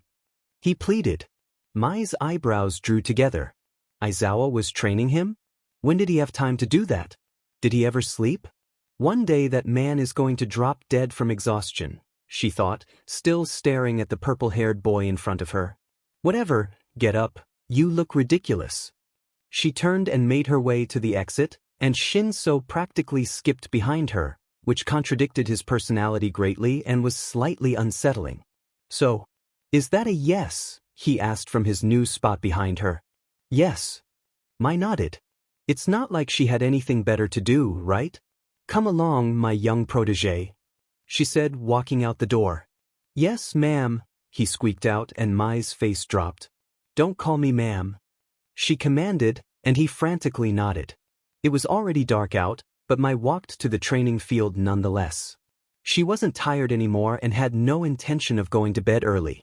Long story short, you need to improve, Mai said, tapping Shinsou with her foot. He was lying on the ground, arms and legs spread like a starfish, huffing and breathing heavily after the small amount of training Mai put him through. It was only a few simple tests to see exactly where he stood strength-wise, and it wasn't looking good for him. His endurance was lacking, he was overall weak, and he could only do about 10 push-ups before crumbling. Really? Shinsou whined as he rubbed his eyes. Yeah, you'd probably be stronger if you could get more sleep. You should also probably change up your diet, Mai suggested. Yeah, Aizawa already gave me a diet plan a few days ago. Sighed. Long story short, Shinsou hated vegetables and loved chips and energy drinks, but Aizawa was insisting he eat vegetables and lecturing him about how too many energy drinks could be harmful. Have you been following it? Mai asked, grabbing his arm and forcing him up. He looked to the side. More or less, he answered honestly. It was probably more or less, though. Well, make it a full yes, and you'll probably improve. Mai lectured and Shinsou groaned. He didn't know what exactly he expected Mai to be like while training him. She was similar to Aizawa in multiple ways but also remarkably different. Your quirk will be useful in many circumstances, but once someone figures it out, you'll have a problem. Especially in a situation where you're fighting a group. But if you stay in the shadows as an underground hero, you'll have a better chance of surprising people. Mai assessed, looking him over. But overall, you need to improve on strength, stamina, and strategy. Yeah, but I also have a mask being made by the support course. It'll let me change my voice to mimic others to confuse my opponents. He pointed out, hoping it would make him seem a little less inadequate. That will come in handy, but in a fight, it could be broken. Though helpful, you shouldn't rely on support items that you could be separated from. He deflated slightly. Why did Mai have to make so much sense? It was exhausting listening to someone who was smarter than him. Same with quirks. Your quirk can not only be taken away but also used against you. You may encounter people who exploit your weaknesses, Mai said, pointing at him. There are also quirks like eraser heads that can nullify your quirk just by looking at you. What about someone with a strength quirk like yours? If they know my quirk, it won't matter how strong I am, they'll defeat me. When did you become so negative? Mai placed a hand on her hip and poked his forehead. That's when you need to think strategically. Every quirk has its drawbacks, even mine. Use that to your advantage. How? He asked, rubbing his forehead with a pout. My quirk enhances both my strength and senses, meaning I can't use one without the other, Mai explained, using herself as an example. So if you needed me to deactivate my strength, you'd have to exploit my senses. Strong chemical smells or bright lights could overwhelm me and force me to turn off my quirk, allowing you to fight me hand-to-hand and take advantage of my disoriented state. Did you just give me a step-by-step guide on how to defeat you? He asked, narrowing his eyes. Mai shrugged. I shared a method that would weaken me, but you probably wouldn't be able to actually defeat me with it. Oh yeah? How come? He asked, crossing his arms defiantly. Mai smirked and playfully tapped him before quickly backing away using her speed quirk. To Shinsou, it seemed like she barely moved. The only evidence of her action was her snickering. Hey, he complained, rubbing his cheek. If I thought you were trying to defeat me, I'd assume you'd use that method and act accordingly, she continued, as if nothing had happened. That means I'd take you down before you could even start your plan. She yawned slightly. Anyway, we should get back before curfew, and you should try to get some sleep. She advised her insomniac protege before walking off. I'll meet you here after classes tomorrow, all right? Uno? Mai asked questioningly, much to Kirishima's dismay. It was almost midnight, and he had been teaching her card games all night. It turned out she was actually quite good at them. He pulled a wild card from his deck of 20 cards. Red. He hoped that his opponent's remaining card wasn't the same color. Mai shrugged and placed down another color-changing wild card. Green. Did I win? She asked, looking at her empty hands while Kirishima pouted over his defeat. Yes, you're good at this, he mumbled, gathering the cards and setting them on her table. Mai shrugged. I like poker better, she said, lying down and rubbing her tired eyes.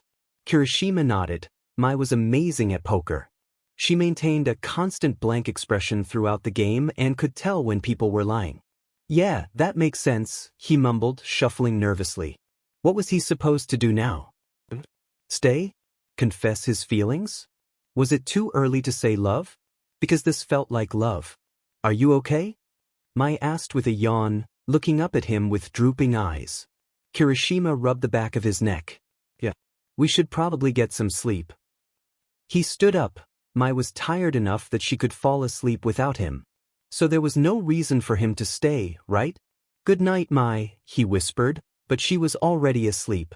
Classes passed, and it turned out the hero licensing exam was tomorrow, which explained the whole ultimate moves training. The idea made Mai nervous. What terrible timing. It had to be right after the entire country found out that she was a murderer.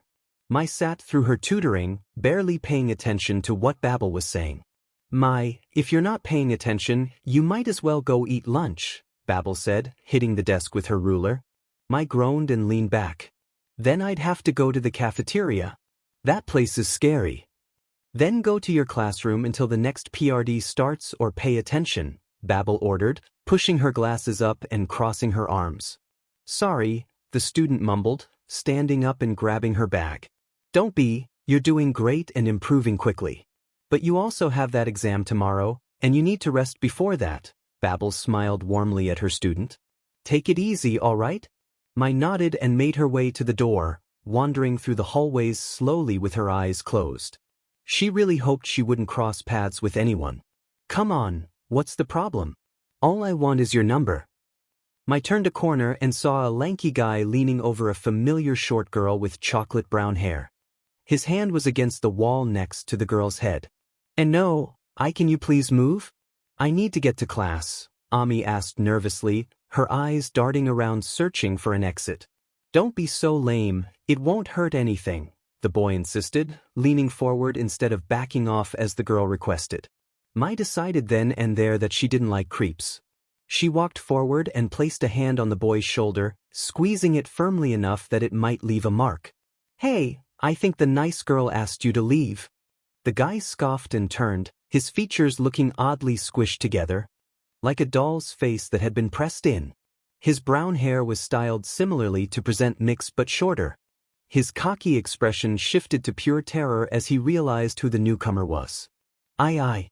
We're just leaving, right?" Mai finished for him, her eyes piercing into his. She knew she could be intimidating, especially if someone recognized her. "Why yeah." The boy darted away quickly in the direction Mai had come from, looking back and nearly running into the wall. Mai shrugged and checked Ami over for possible injuries before continuing on her way. Hey. Ami ran after her. "Why did you do that?" "Because he was being a creep," Mai replied, shrugging her arm off. She didn't dislike this girl, she was just a stranger who didn't mean much to her. "So you did that out of the kindness of your heart or something?" Ami stepped in front of her, seemingly frustrated. "You can't actually expect me to believe that." "Actually, I don't care what you believe," Mai said, walking around her without hesitation and ignoring the other girl's frustrated look. "Oh come on. You're not supposed to be cool." 12 Chapter End. The sun dipped below the horizon, casting a warm glow over the bustling city. As the streets filled with people, a sense of excitement hung in the air. In a cozy cafe, friends gathered around a table, animatedly discussing the latest episodes of their favorite show.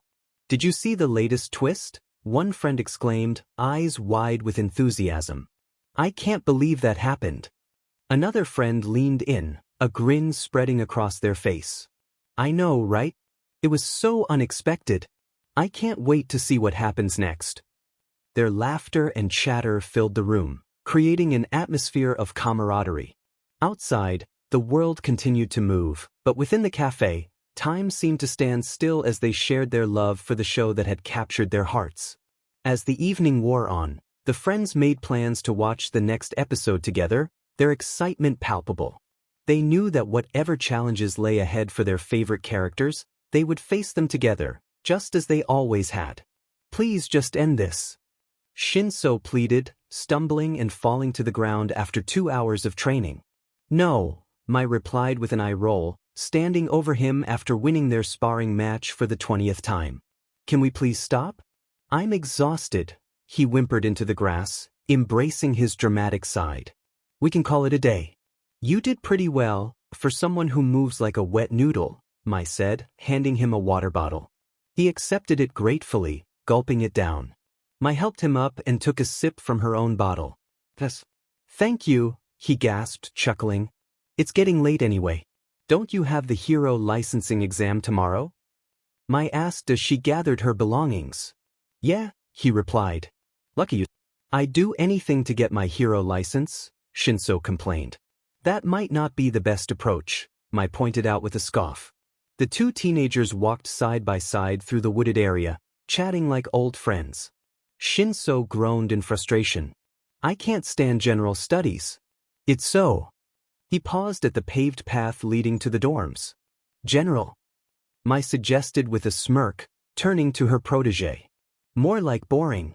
Everyone there dislikes me," he said, shaking his head and waving her off. "See you later, if you remember me after you become the #1 hero," he called out. "I'll never forget you, my protégé." "See you after the exams tomorrow," she replied, waving with a smile as she headed to her dorm. Mai entered her room and noticed the light was on, even though she had turned it off before leaving. She opened the door, ready for anything. Kirishima stood there, his eyes shifting from worry to relief upon seeing her. He rushed over and pulled her into a hug. "Where were you?" "I was worried when you didn't come back to the dorms," he whispered. "Sorry, I was training with Shinsou," Mai explained, pulling back and tilting her head in confusion. "I didn't think you'd worry."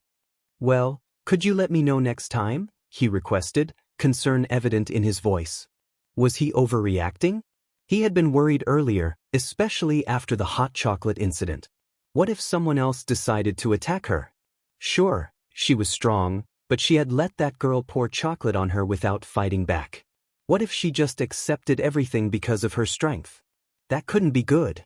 Okay, I'm sorry I worried you, she whispered, walking to her bed. Want to watch something? Kirishima nodded eagerly. She wanted to watch his cheesy movies with him? Was this love? Yes, it felt like love. There was only darkness surrounding Mai. It not only obscured her vision but also made it hard to breathe, suffocating her senses. Everything felt thick and fuzzy, leaving her confused. What is happening? She thought. She couldn't grasp anything at first, but then it felt like she was being constricted, as if two arms were tightly wrapped around her. Mai desperately tried to breathe, but it felt impossible. Monster, a voice hissed from behind her, taunting her in her moment of fear. This dream was different, as if her mind had found a new way to torment her. In reality, Kirishima was nearby, sleeping peacefully with his arms gently wrapped around her. Her head rested on his left arm, while his right arm lay loosely across her waist, providing comfort rather than suffocation. But her mind twisted this position into a nightmare. Kirishima didn't notice her initial squirming, but as her struggle intensified, he woke up, concern etched on his face. Mai? He asked, leaning over her and gently shaking her. Hey, wake up, he whispered as her fighting escalated. She gritted her teeth, trying to fend off the phantom voice from her nightmare. Stop, she pleaded, but her words fell on deaf ears. Please, she whimpered, her breath quickening as sweat began to bead on her forehead. Kirishima turned her around, pulling her close despite her struggles. It's okay, just wake up, he said louder, taking her hits to his chest as she fought against the unseen threat. Mai sobbed and threw another punch before finally waking herself up. Her mind was still caught in the haze, and she instinctively pushed away from him in panic. Kirishima loosened his grip but kept his arms around her, aware that if she moved too far back, she might fall off the bed. It's all right, he whispered, catching her arm just before it could collide with his jaw. Mai's panicked eyes flew open, and she let out a choked sob. They were still gray, which was a relief. If she had accidentally used her quirk on him while he was unprepared, it could have knocked him out for a day. She sniffled, blinking at him as she took a shaky breath. Her gaze shifted from him to the hand he was holding, and her mind struggled to break free from its fog. When clarity returned, her eyes widened in horror. I'm so sorry, she choked out, pulling her hand away and hugging it tightly to her body. Hey, it's okay. I didn't mean to. I'm so sorry, Kirishima. Her breaths became heavy and frantic. She had hurt him, her friend who had only been kind to her. You were just trying to help, he said gently. But she couldn't breathe, tears filling her panicked eyes as she struggled to take in oxygen. It's all right.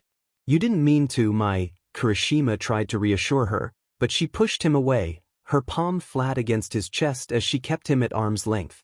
No, please stay back, she whispered, hiccuping and sobbing into her free hand. She hurt him.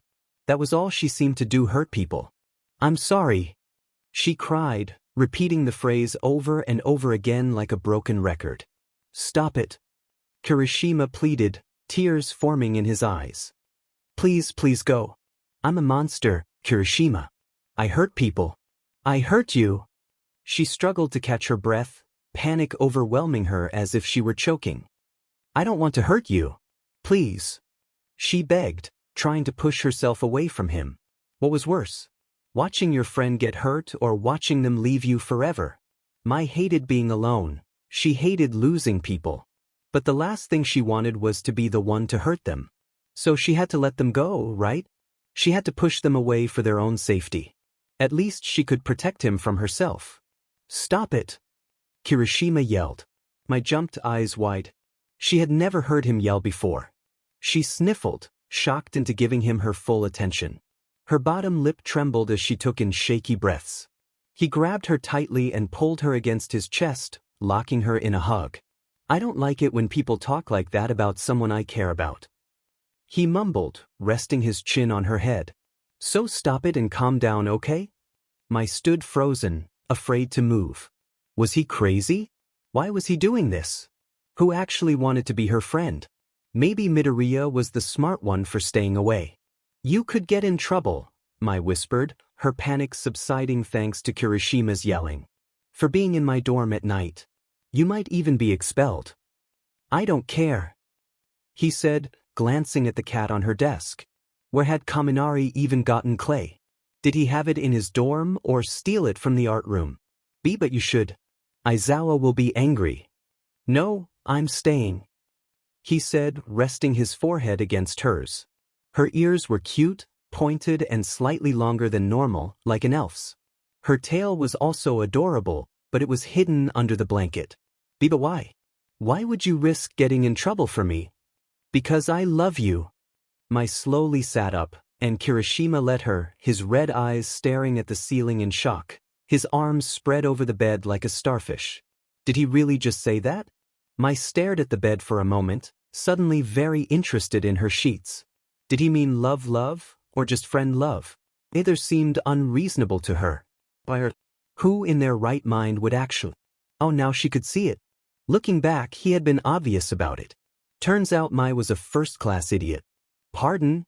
She squeaked. Where did she even learn that word? She had never said pardon before in her life. I said I love you. Kirishima laughed awkwardly, sitting up and pressing his lips together. Now that it was out in the open, he glanced at her and saw something he had never seen before. Mai was blushing, from the tips of her pointed ears to the bottom of her neck. She reached up and fiddled with a lock of her tangled black hair, avoiding his gaze. Oh, she whispered, staring at nothing in particular. I'm sorry. I didn't mean to make you uncomfortable. You asked me a direct question and Kirishima fumbled over his words frantically. Why did he have to say love? Like, would have been fine. But love might scare her off. It's fine. Mai looked at him, her eyes searching his features timidly for any sign of a lie. I just didn't really think that was possible. Was he actually being sincere? He tilted his head and blinked, a frown crossing his own blushing face. What do you mean? Mai pulled her knees to her chest, her tail wrapping around her legs. I don't think anyone has ever loved me. Even as a baby, I ended up at an orphanage, and I have no proof my parents actually died. Dropping me off has always been a possibility. As a kid, I didn't have friends, even the adults around me only took care of me out of obligation. So it's not like they actually cared about me and, well, you know what happened after that. She sighed and gave a defeated shrug. I guess if you go long enough without being loved, you forget that it's even possible. That was the saddest thing Kirishima had ever heard. All his life, his parents had loved him unconditionally. He had countless friends, and his parents always told him that no matter who you were, there was someone out there who would love you for you. He knew Mai was his person, even if she thought it was impossible. No matter what she believed, he was going to prove her wrong. Well, I love you and your friends love you. So it is definitely possible. I guess you were just wrong, he said simply with a shrug. She returned it with a gentle smile that tilted one side of her mouth upward. Kirishima smiled proudly. He was already seeing results. Okay, she said, looking away nervously. So what now? You know, I tried to kiss you once. Kirishima said bluntly. Mai looked over at him. A kiss? He chuckled a little. At the hospital, I think that's when I first realized I liked you. I leaned in to kiss you after what you said. But you thought I was sick. He laughed, and her already red face went several shades darker. Oops. She stuttered, clearly embarrassed. How could she have missed that? It seemed obvious when pointed out, but Mai had assumed no one would want to kiss her, so Kirishima passing out from exhaustion seemed more realistic to her. He smiled. I guess the timing was kind of weird. I mean, it was right after Bakugo was kidnapped, which isn't exactly the best time for kissing, he joked. Mai shifted on the bed and glanced over at him. You can try it again, she whispered, avoiding his gaze. Huh? He asked, tilting his head in confusion. She shrank back slightly, brushing a piece of hair from her face. The kissing thing. You can try again, she said, finally meeting his eyes. They widened, and both teenagers turned into a blushing mess. Okay, he stammered, moving closer to her and gently brushing the last strand of black hair from her eyes, taking in every blush-covered feature. He noticed a light scar on her temple and realized that the color of her irises was rimmed with a deeper crimson than the red around her pupils. He felt her breath on his face as he inched closer, his hand trailing from the base of her pointed ear to her chin. He gently nudged her face upward to meet his own, and after what felt like an eternity, their lips finally met. The contact sent a jolt of electricity through Kirishima's veins. He wrapped one arm around Mai's back, pulling her closer. Mai's heart raced in her chest, the nervousness coursing through her as their lips moved together in a gentle rhythm. Her hands climbed to his shoulders, gripping the fabric of his shirt as Kirishima boldly shifted her onto his lap. One hand held the small of her back securely, while the other played with her hair. Mai's hand slowly ventured to his hair, which was clean and soft, the usual gel washed out, allowing it to fall around his jaw. She ran her fingers through the soft strands, deciding she preferred his hair down. Kirishima gradually reclined, still holding Mai at his side. Once they were lying down, his lips pulled away, and Mai let out a soft hum, hoping she hadn't done anything wrong. He rested his head in the crook of her neck, inhaling the scent of her conditioner and pressing gentle kisses against the soft skin there. Mai gasped quietly as his tender kisses traveled back to her jawline and then up to the small spot just in front of her ear. His lips pressed against that spot, sending a wave of warmth through her body, and she inhaled sharply. His hand in her hair gently pressed her head against his chest, and he placed a final kiss on her forehead, running his fingers through her hair to work out the tangles. Did he want to kiss her all night? Absolutely. But he needed to pause for now. He loved Mai and didn't want things to move too quickly. He wanted to ensure she knew he loved her for who she was, not for anything physical. Even if that meant waiting. He would wait as long as she needed. I love you, he whispered. Mai shifted her position on top of him, one leg draped over his body while the other rested beside him on the bed, her arms still on his shoulders, clutching his shirt. She stammered, hiding her face in slight embarrassment. What was she supposed to say? She wasn't sure if she loved him, maybe she did. But what if she didn't love him in the same way? Wouldn't lying be wrong? It's all right, I understand, he interrupted, rubbing comforting circles on her back. You don't have to say it. Sorry, she murmured, nuzzling into his chest. I don't know. I've never. I trust you, Kirishima, and I care about you. I feel safe like this with you, but I just... It's all right, Mai. I get it, and it's okay. Don't say it if you're not sure.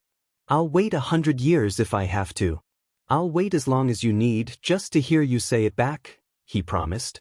She nodded, but a thought crossed her mind. What does this mean? I've never done anything like this before. Could be like, a thing if you want, Kirishima suggested hopefully. That would be nice, really nice. Like boyfriend and girlfriend? She asked, her eyelids drooping as sleepiness caught up with her. Maybe. Do you want to be my girlfriend? He asked. Mai yawned in response. Do we have to go around telling people? I don't think it's anyone's business. Okay, but if someone asks if I have a girlfriend, what do I say? Yes, and then you tell me about it, she mumbled, her eyes closing as she peacefully drifted off to sleep, still laying on top of her. Boyfriend? Mai really didn't like most people, which meant she avoided large groups. She stood behind Kirishima as the two hero course classes prepared to board the buses. She had modified her costume slightly, her hood was now more functional, made of stiff, compactable fabric.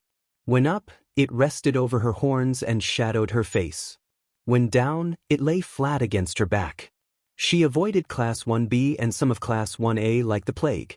Contrary to what everyone advised, she hadn't gotten much rest. She stayed up until midnight and then woke up from a nightmare at 4 in the morning. She felt exhausted despite going to sleep after. She glanced up at Kirishima. That morning, the two teens had woken up with Mai still asleep on top of Kirishima. Much to his dismay, she woke up right after him and left to change in the bathroom. He would have been fine staying there forever. He was happier than he'd ever been. Not only had Mai accepted his feelings, but she wanted to be in a relationship with him. That was amazing. He had a girlfriend.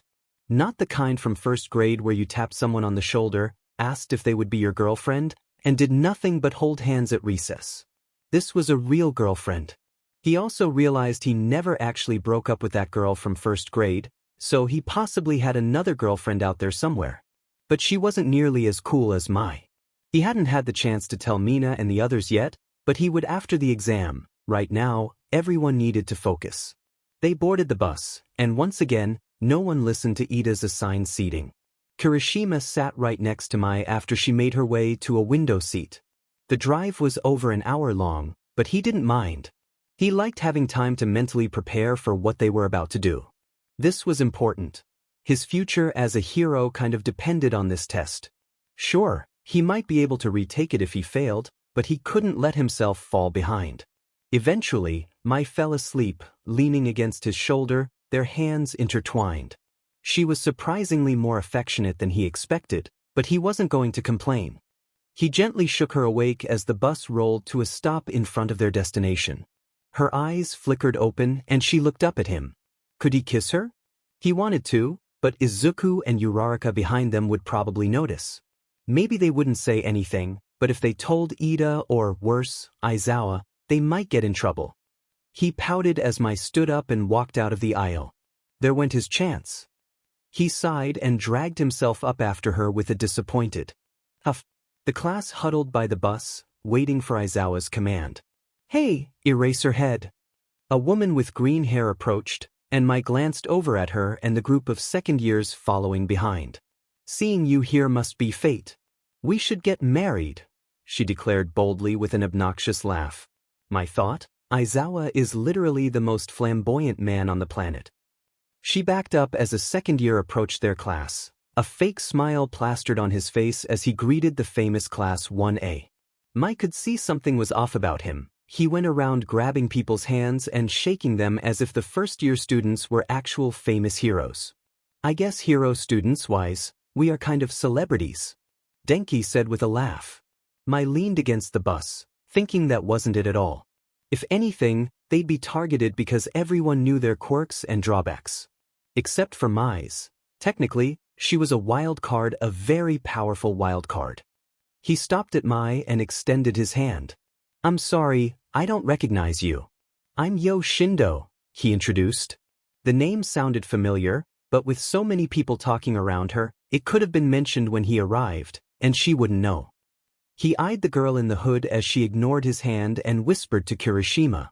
He had an idea of who she was, but there was no way he was right. There was no way she was actually allowed to come. The name's Mai, she said, peeking up. His black eyes locked with her gray ones, and he was petrified but tried his best to hide it. Time slowed as she took his outstretched hand. A lump of dread formed in his throat. It was her. It was actually her. Rika. Oh, now I remember you. You were on TV. Yo was an excellent actor. He could easily put on a facade of being an energetic people person, but sometimes people saw through it. Like that Bakugo and now her. He hated her. He hated her with every ounce of his being, and there was no way he was letting her pass this exam. Guilty conscience or not, Rika should never be allowed to become a hero. He was interrupted by the red-haired boy next to Mai. The boy all but karate chopped their hands apart and shook Yo's with an iron grip.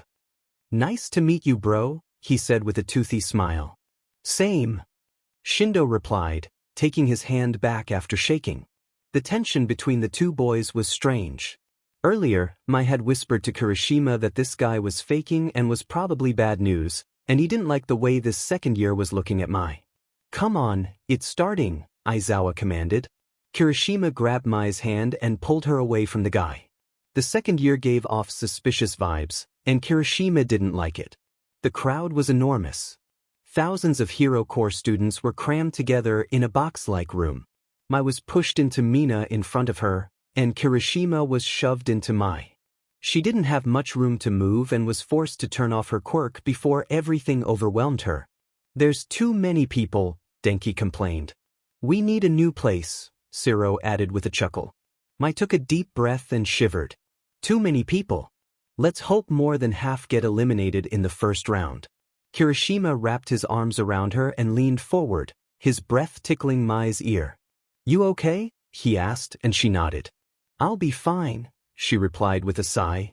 You sure? Kirishima was interrupted by an extremely tired man.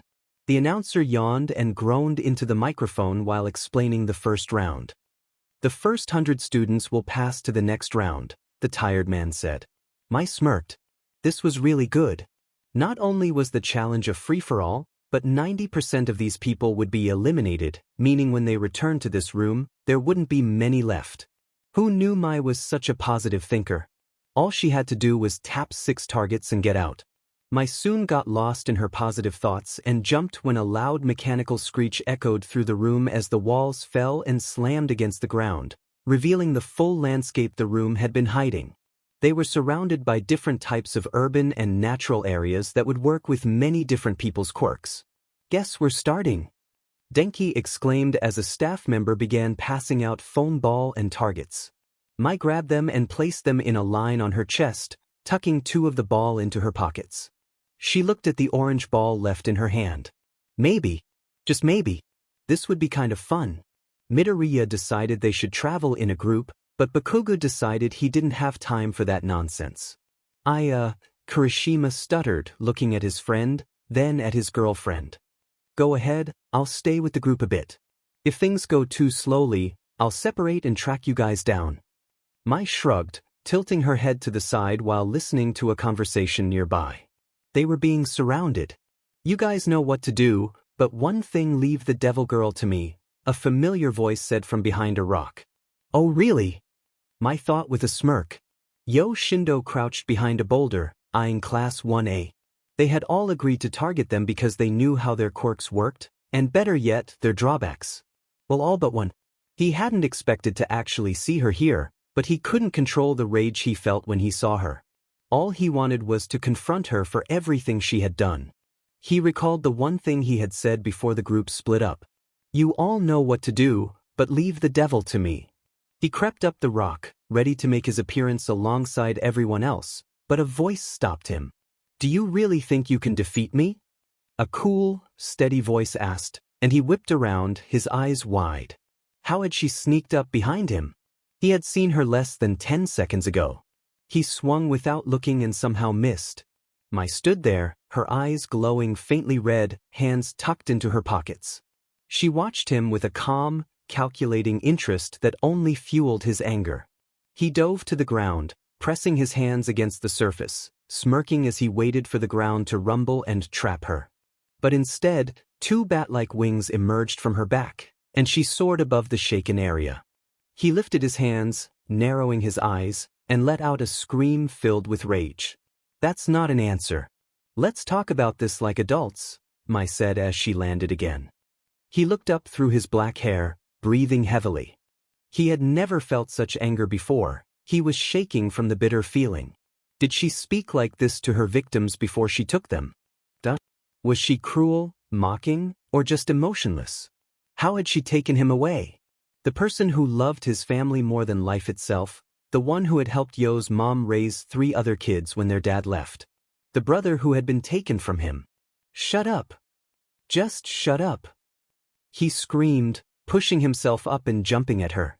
She dodged easily, her emotionless red eyes watching him. Monster, she's a monster. How could anyone believe she could be a hero after everything she's done? You're very emotional, she observed, tilting her head as she landed. It wouldn't be fair for me to take advantage of that in this fight. He glared at her, his face twisted in anger. What the hell does that mean? It means I'm stopping this fight. If it continues, I'll defeat you simply because you're not thinking straight. You'll lose your chance and won't get your license. So I'll go after someone else while you calm down. She nodded before taking off, leaving Sho gasping for a steady breath. What was wrong with her? Why couldn't she just go away? He punched the ground in frustration, and the earth trembled, separating the 2 classes that had just begun their fight. Mai ignored his rage as she flew over the field, searching for her first target. If she was going to take someone's chance at getting their license, she wanted it to be someone who would make a terrible hero. Oh boo-hoo, I won't get my license. Mai picked up on a mocking voice to her right. Bingo! She thought, turning toward the voice and searching for its source. A group of 3rd years had a single student surrounded while one figure approached the crying student, a foam ball in hand, laughing at her. A whole class ganging up on a single student and mocking her for losing? Not very heroic. The student had tried her best, but she was up against 23rd years. She was quickly overpowered. The tall boy with bright blonde hair and glowing purple eyes stalked closer to her, the ball in hand. Say goodbye to being a hero. All students with red targets, please report to the exit. An automated voice announced as one by one, each of the third year's targets lit up red with a small beep. The only proof that anyone was close to them was a dust cloud that soon covered them. Someone had come so fast that no one even noticed. What the? Boo-hoo!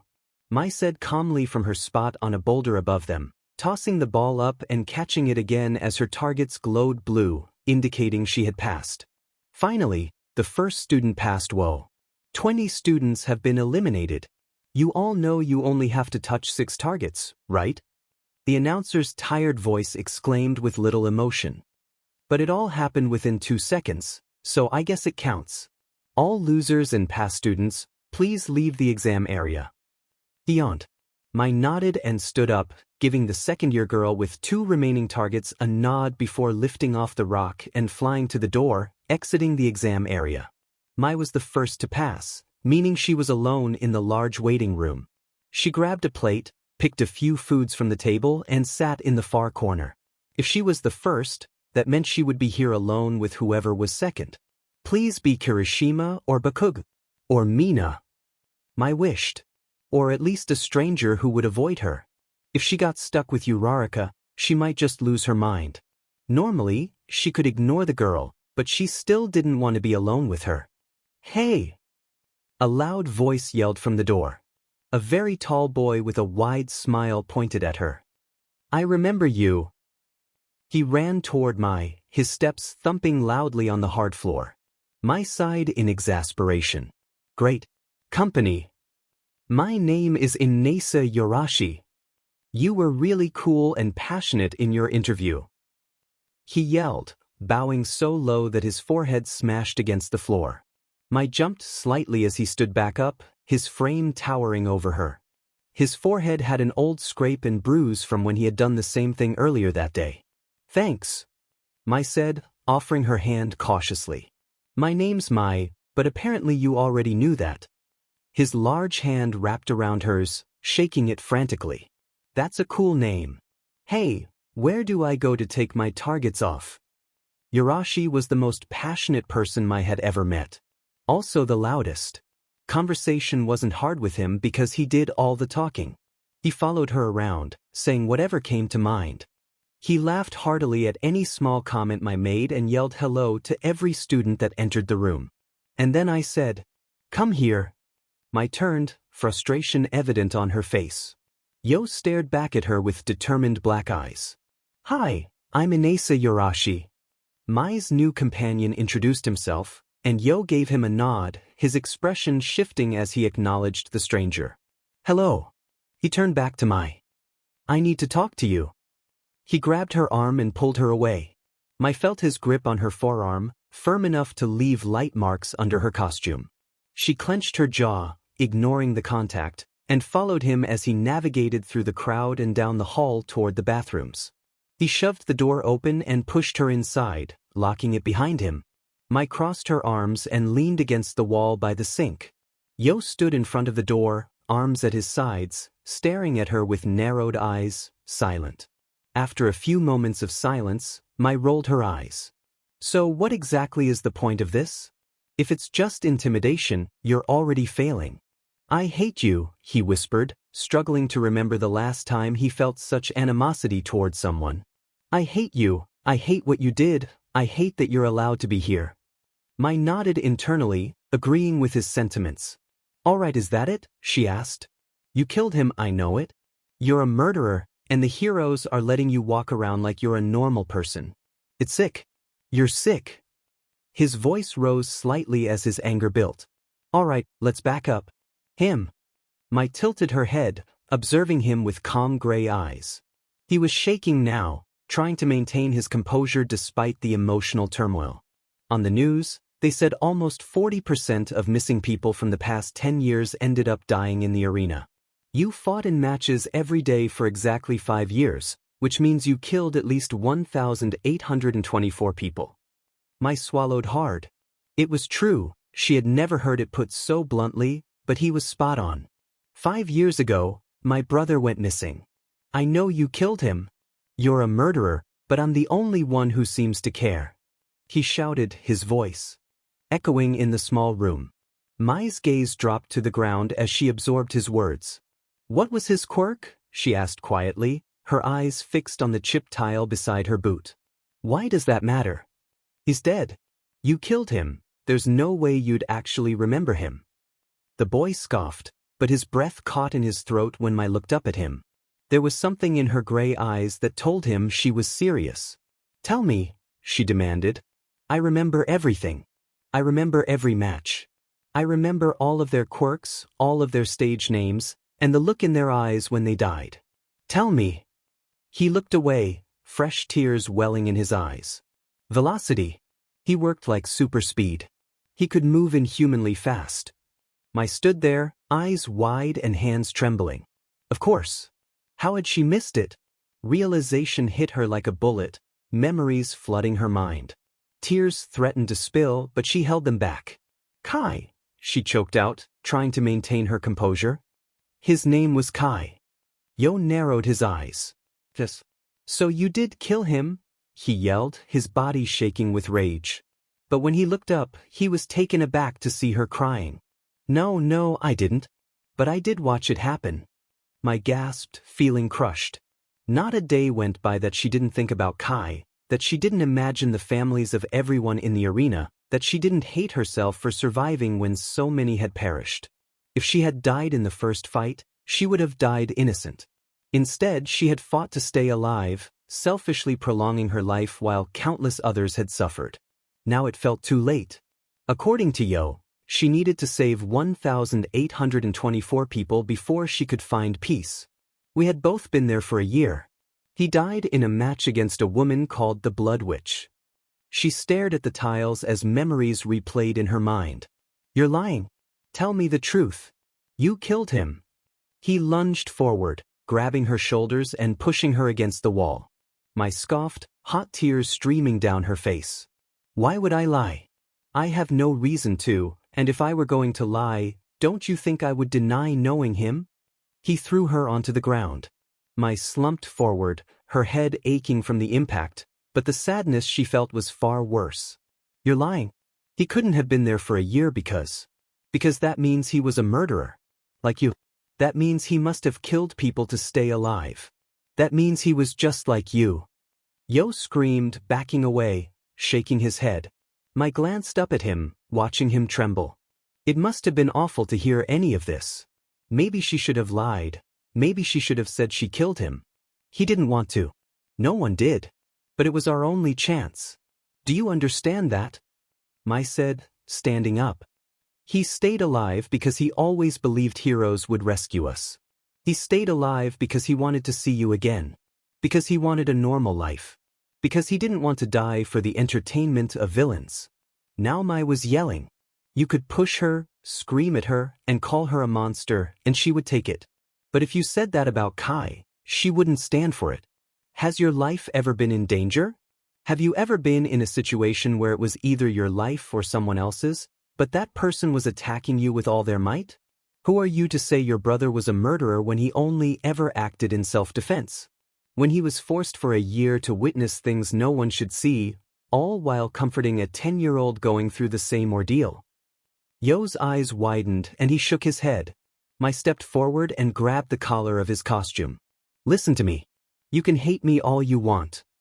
You can push me and hit me all you want to feel better, but don't you dare call your brother a murderer, she said, tears shimmering in her eyes.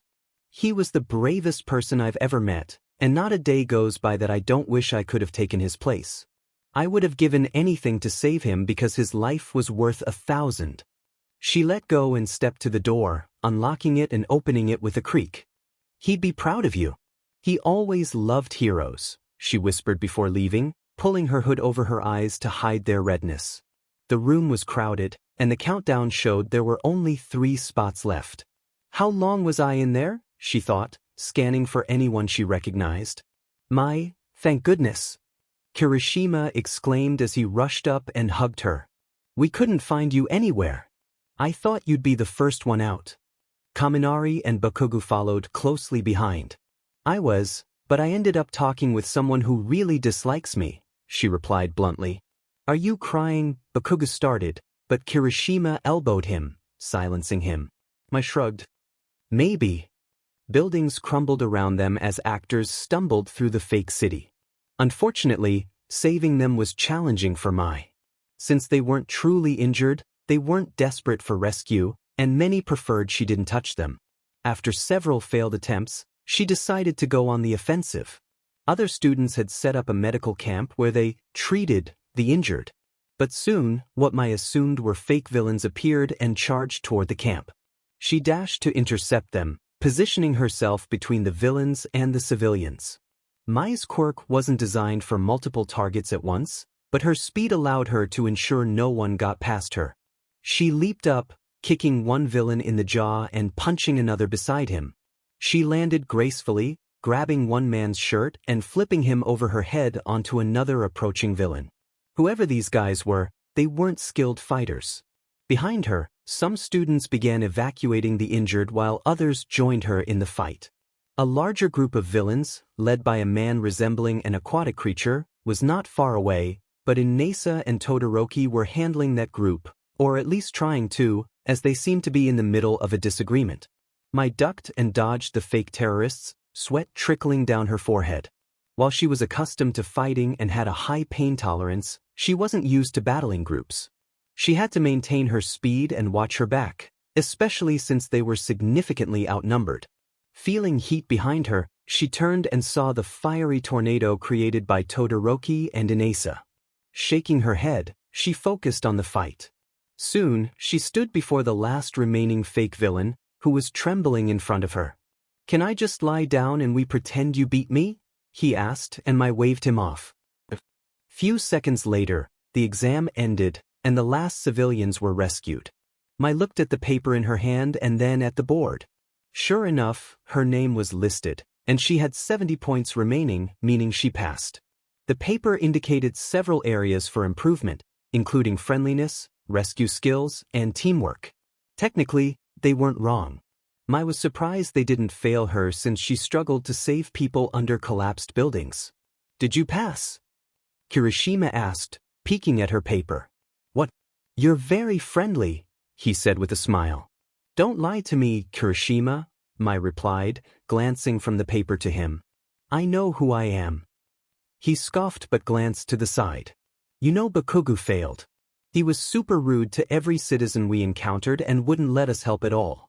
He's pretty sensitive about failing too, he whispered, and Mai nodded. Yeah, that makes sense. Honestly, I'm surprised they didn't fail me. I'm not. Because you're awesome, he exclaimed, pulling her into a hug. Did anyone else fail? She asked, smoothing her uniform skirt and scanning the board again. I think Todoroki failed, Mina said, magically appearing behind them. Which is really weird because he and Bakugo are the strongest boys in our class. She tapped her chin thoughtfully. But obviously, that can't beat girl power. She gave Mai a high five. Mai nodded but suddenly felt someone's gaze on her. She turned her head and saw Yo approaching, his eyes fixed on her. He stopped in front of her and bowed quickly, a girl with blonde hair standing behind him. I'm sorry for everything I said, he apologized, looking at her with teary eyes. I think he'd be proud of you too. With that he turned and hurried back to his class. What was that about? Mina asked, leaning forward. Nothing. He yelled at me between the exams, Mai replied, her gaze still on his retreating figure. It was strange she hadn't noticed his resemblance to Kai sooner, now it was obvious. Though Kai was leaner with green eyes, they shared the same eye shape and jaw structure. They were clearly brothers. He yelled at you? Kirishima asked, glaring in Yo's direction. Yeah, then I yelled back and we both ended up crying. Everyone, it's time to go back to the bus. Aizawa is waiting. Ida commanded, leading them to the exit.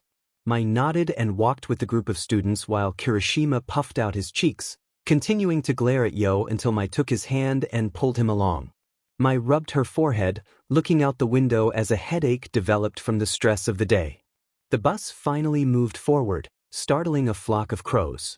The 6 blackbirds took to the sky, cawing as they flew away. Mai turned her attention to Aizawa, who seemed off.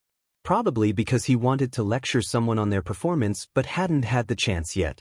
Or maybe because that green-haired woman proposed to him again when they weren't there. Aizawa sighed and left the short meeting he had with the exam directors. It was about Midoriya. She had passed easily, of course, but they had a few concerns. Some of the actors tried to take unreasonable amounts of points from her and gave false reasons for doing so, claiming Mai yelled and threatened them. The directors knew these were falsehoods and changed her points back. They forced Aizawa to stay so they could apologize and inform him that the culprits would be fired. He walked outside to the bus to take the kids home and finally get to bed. But when he reached the parking lot, the bus wasn't there. Mai started to realize something was definitely off. Aizawa was taking a completely different route than last time, and soon they were on a bumpy road in the middle of nowhere. When Ida questioned him, Aizawa responded with, avoiding traffic, and didn't answer any other questions. They drove through a dark tunnel that lacked lines or overhead lights. Mr. Aizawa, what is the meaning of this? Ida spoke up again as the class began whispering among themselves. Uraraka grabbed Midoriya's arms, and Toru commented on how spooky the tunnel was. Then there was a beeping sound behind them, and suddenly, an explosion. Aizawa melted away, turning into a puddle of brownish goop and disappearing. The bus swerved and hit the wall of the tunnel after the driver vanished. The students were thrown from their seats. Some felt sharp pain in their necks, while others hit their heads against the windows and seats hard enough to cause concern. Behind them, the roof of the tunnel caved in from the explosion, sealing the closest entrance and leaving them only one way out. The already battered and tired teens jumped into action and stumbled out of the bus under Ida and Momo's guidance. The bus was their only source of light, so the kids huddled close to it in the tunnel while those with light-producing quirks tried their best to illuminate the large space. Does anyone know what just happened? Denki whimpered, and Mai turned to him. This is likely an attack. If I'm right, Aizawa was actually a duplicate created by the quirk of a member of the League. He used it to create a clone of his partner, the man with all the burn scars. Mai answered loudly enough for everyone to hear. The League? Why can't they just leave us alone? Shiro asked, kicking the bus in frustration. It will be all right. All we have to do is stay calm, Ida yelled, trying to take control. Guys? Momo pointed her flashlight to a corner that began to swirl in a sickeningly familiar way. A portal was opening.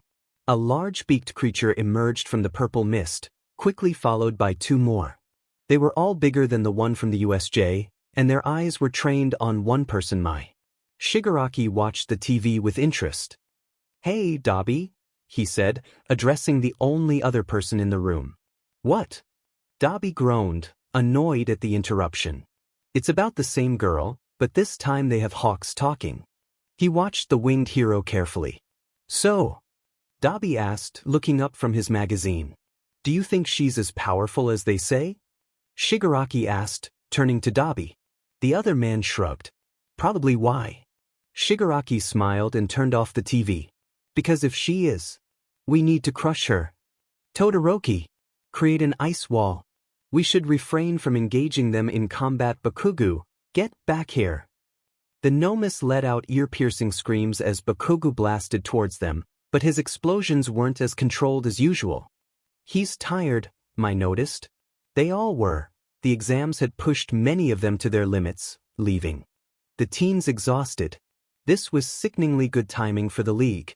The Nomu slapped Bakugo away, but he weakly maneuvered around the beast's arm before letting out an explosion in its face. It didn't flinch and punched Bakugo backward.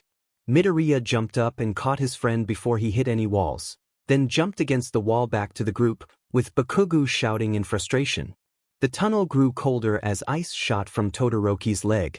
The ice hit the Nomus and created a wall between them and the hero students. We can't risk fighting them head-on with how tired we are, and I'm sure we might have a few injuries from the wreck. Our best chance is to head to the end of the tunnel and find a hero agency, Ida commanded. And if there is no other side? Tsu asked. Then we fight, but for now, it's safest to move forward. We've seen what these things did to All Might at the USJ. Even with our help, he barely defeated one. We shouldn't try against 3 when it's just us, Midoriya agreed. Todoroki nodded, but at that moment, the ice creaked slightly, and everyone jumped back. That won't hold forever. We should move now, he said, and everyone nodded. The group of teenagers moved forward, but Mai stopped and glanced at the ice that began creaking again before pulling out her phone and typing out a simple text. She had no connection, but when she got a signal, her message would be sent. Mai, Midoriya said when he noticed she stayed behind. You heard them, we need to go. He pointed at the group that was already around a corner and out of sight. They're going to break through, Midoriya, Mai said, slipping her phone into her pocket. Her back was still toward him. She was staring at the ice, ignoring the drop in temperature. This was the first time they had talked since the interview. She turned around and looked at her old friend. Mai, he whimpered, shaking. We need to go. They're after me, Midoriya. You know that, don't you? She said. He shook his head as he realized what was going on. No. They're after all of us because... I'm staying, Mai said bluntly. I'll hold them back so you guys can get away. Mai, that's crazy. You can't go against them alone and live. Even All Might, he didn't like this. Maybe it was his fault. He was supposed to be her friend, but he had ignored her. It hadn't dawned on him until now that he had done exactly what he promised he wouldn't do. He understood why she didn't want him to be her friend. He had been a terrible friend. I know, Mai said with a smile, causing Midoriya to flinch. But I can try. He nodded and stepped forward. Okay then, I'll stay too. We can both handle this, right? Yeah, it'll be fine. He muttered as usual, and Mai placed a hand on his shoulder. That's right. He might have been a terrible friend, but he could fix that now. It wasn't too late, was it? No, Midoriya. Just me, she urged, pushing him back as another thump echoed, and a piece of ice fell from the wall. You have to go now. Make sure no one turns around. Especially not Kirishima. He shook his head and shrugged off her arm. No. He gasped, wiping fresh tears from his eyes. Mai, you can't. I won't leave you. He stood his ground, but Mai shook her head. Please, if anyone gets hurt because of these creatures, I'll never forgive myself. She looked him straight in the eyes. Your quirk. All Might's quirk is meant for much more than dying in a cave. She pulled out the last card she could think of. She didn't know all the details, but even she understood that no one developed a quirk naturally at such a late age, especially when All Might had weakened significantly that same year. There was no way that was a coincidence. Plus, Midoriya usually talked endlessly about how he first developed his quirk, but now he was quiet about it, as if it were a secret. I don't know if that's true, then I won't die. And neither will you. We can handle them, I know we can, he was pleading, begging. He couldn't let this happen. Midoriya, can you just listen? Mai yelled, tears streaming down her face. I have to do this by myself. I can't let anyone get hurt because of me. I can't let you get hurt. I brought them here. The League is after me. She rubbed her tears away, her heart racing as fear crept up her spine. She couldn't let him stay. He needed to leave now. Mai, please, he begged. Go, take care of them, okay? You, Bakugo, and Todoroki are the only ones strong enough to stop them if they get past me. Mai said, and Midoriya flinched. Every word she spoke made sense, but he hated it. Promise me that you won't let anyone know I stayed behind, Mai urged. I can't. Promise me, Midoriya. Mai was interrupted by a large clawed hand bursting through the ice. Tears of desperation streamed down her face. Promise me you won't lose, he yelled back, rubbing his eyes. He felt like a child, a useless little child. Mai reached forward and hugged him. He wrapped his arms around her, remembering that one night they trained together when he carried her back to her dorm. When she first came to UA and hugged him in the hallway. I never lose, and I promise that won't change today, she said as she pulled back and gave him a gentle push. Now get out of here and let the professional handle this. She smiled, her expression reminiscent of All Might. His whole life he had wanted to be the #1 hero.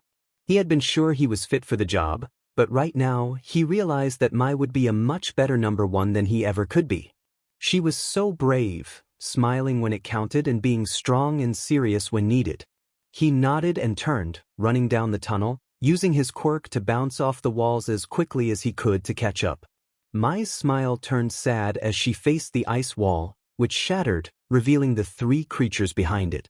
She adjusted her footing and spread her hands. "Come at me." Mai stood up, trembling. She felt the pain from her injuries but pushed through. She had only taken 1 down so far. Climbing onto its back, she managed to defeat it, but the other 2 were still going strong. Her body pulsed with energy, but it might not be enough. Unlike them, Mai didn't have super regeneration. She couldn't heal her wounds quickly.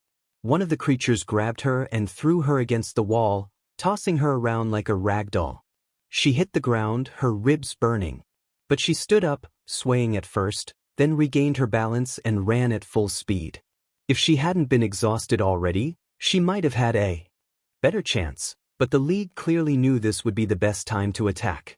She kicked one of the creatures in the head, but it didn't do much damage.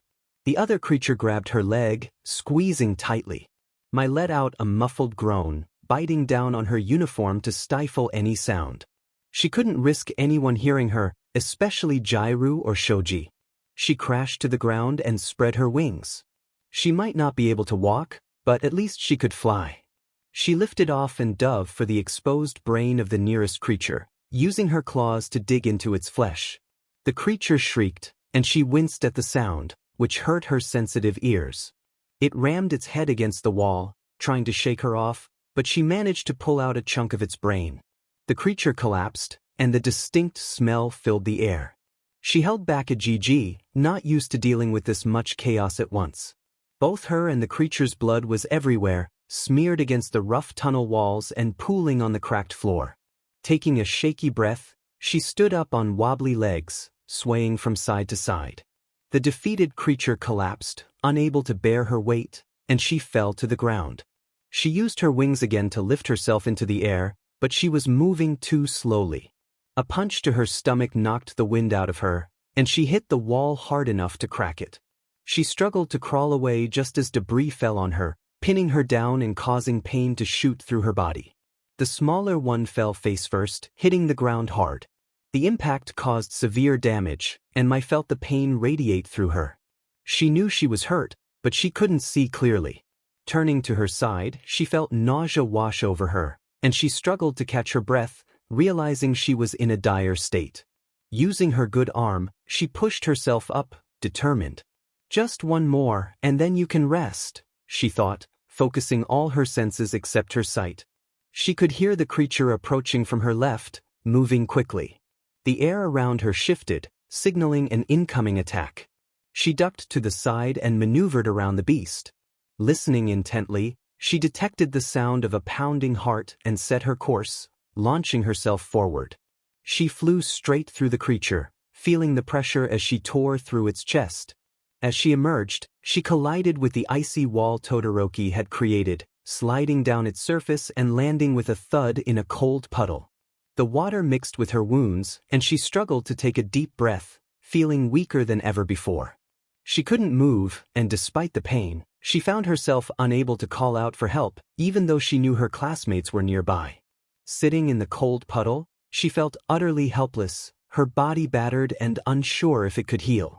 All she could focus on was each labored breath. It was easy for Momo to break her hairband, and she didn't seem to mind that her hair fell around her face. From behind, she resembled Mai enough to confuse others. Midoriya rushed past Kirishima, guilt gnawing at him as he noticed Kirishima's focus on Momo. Their closeness made him wonder about their relationship, especially since he knew Kirishima had feelings for Mai.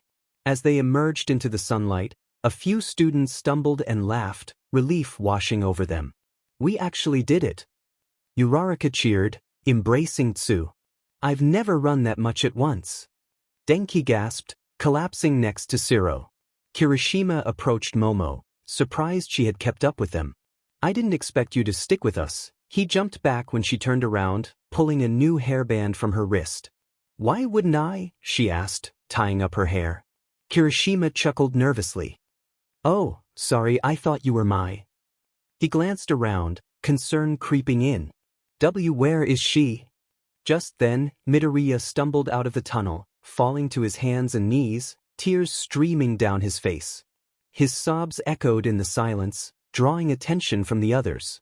This was different. He was overwhelmed with guilt for what had happened. Kirishima felt a sickening twist in his stomach, sensing something was wrong. And Midoriya. We didn't outrun them. Midoriya shouted, wiping his eyes with his forearms. I'm so sorry. Bakugo picked him up by his collar, his expression serious. What did you do? I'm sorry, Mai. She stayed behind. Midoriya whimpered, feeling worthless and cowardly. Bakugo's gaze was filled with disgust as he realized the truth. And you knew. This whole time, and you didn't say anything? Before he could react, Ida and Ojiro pulled Bakugo back. Kirishima stood frozen, his mind racing as he processed what had just happened. Everyone remained calm. Ida urged, his voice shaky. He felt responsible for leaving someone behind. I'll go back for Mai. I'll go alone and use my quirk. You all quickly look for her. Let me come too, Midoriya protested, trying to stand. But, so you can leave her behind again? Kirishima said, his voice flat. No, Midoriya, I'll be quicker. You need to stay behind, Ida commanded, waving his arms. He had to find her. He bolted into the dark cave, pushing himself through the tunnel with all his speed. Chapter end.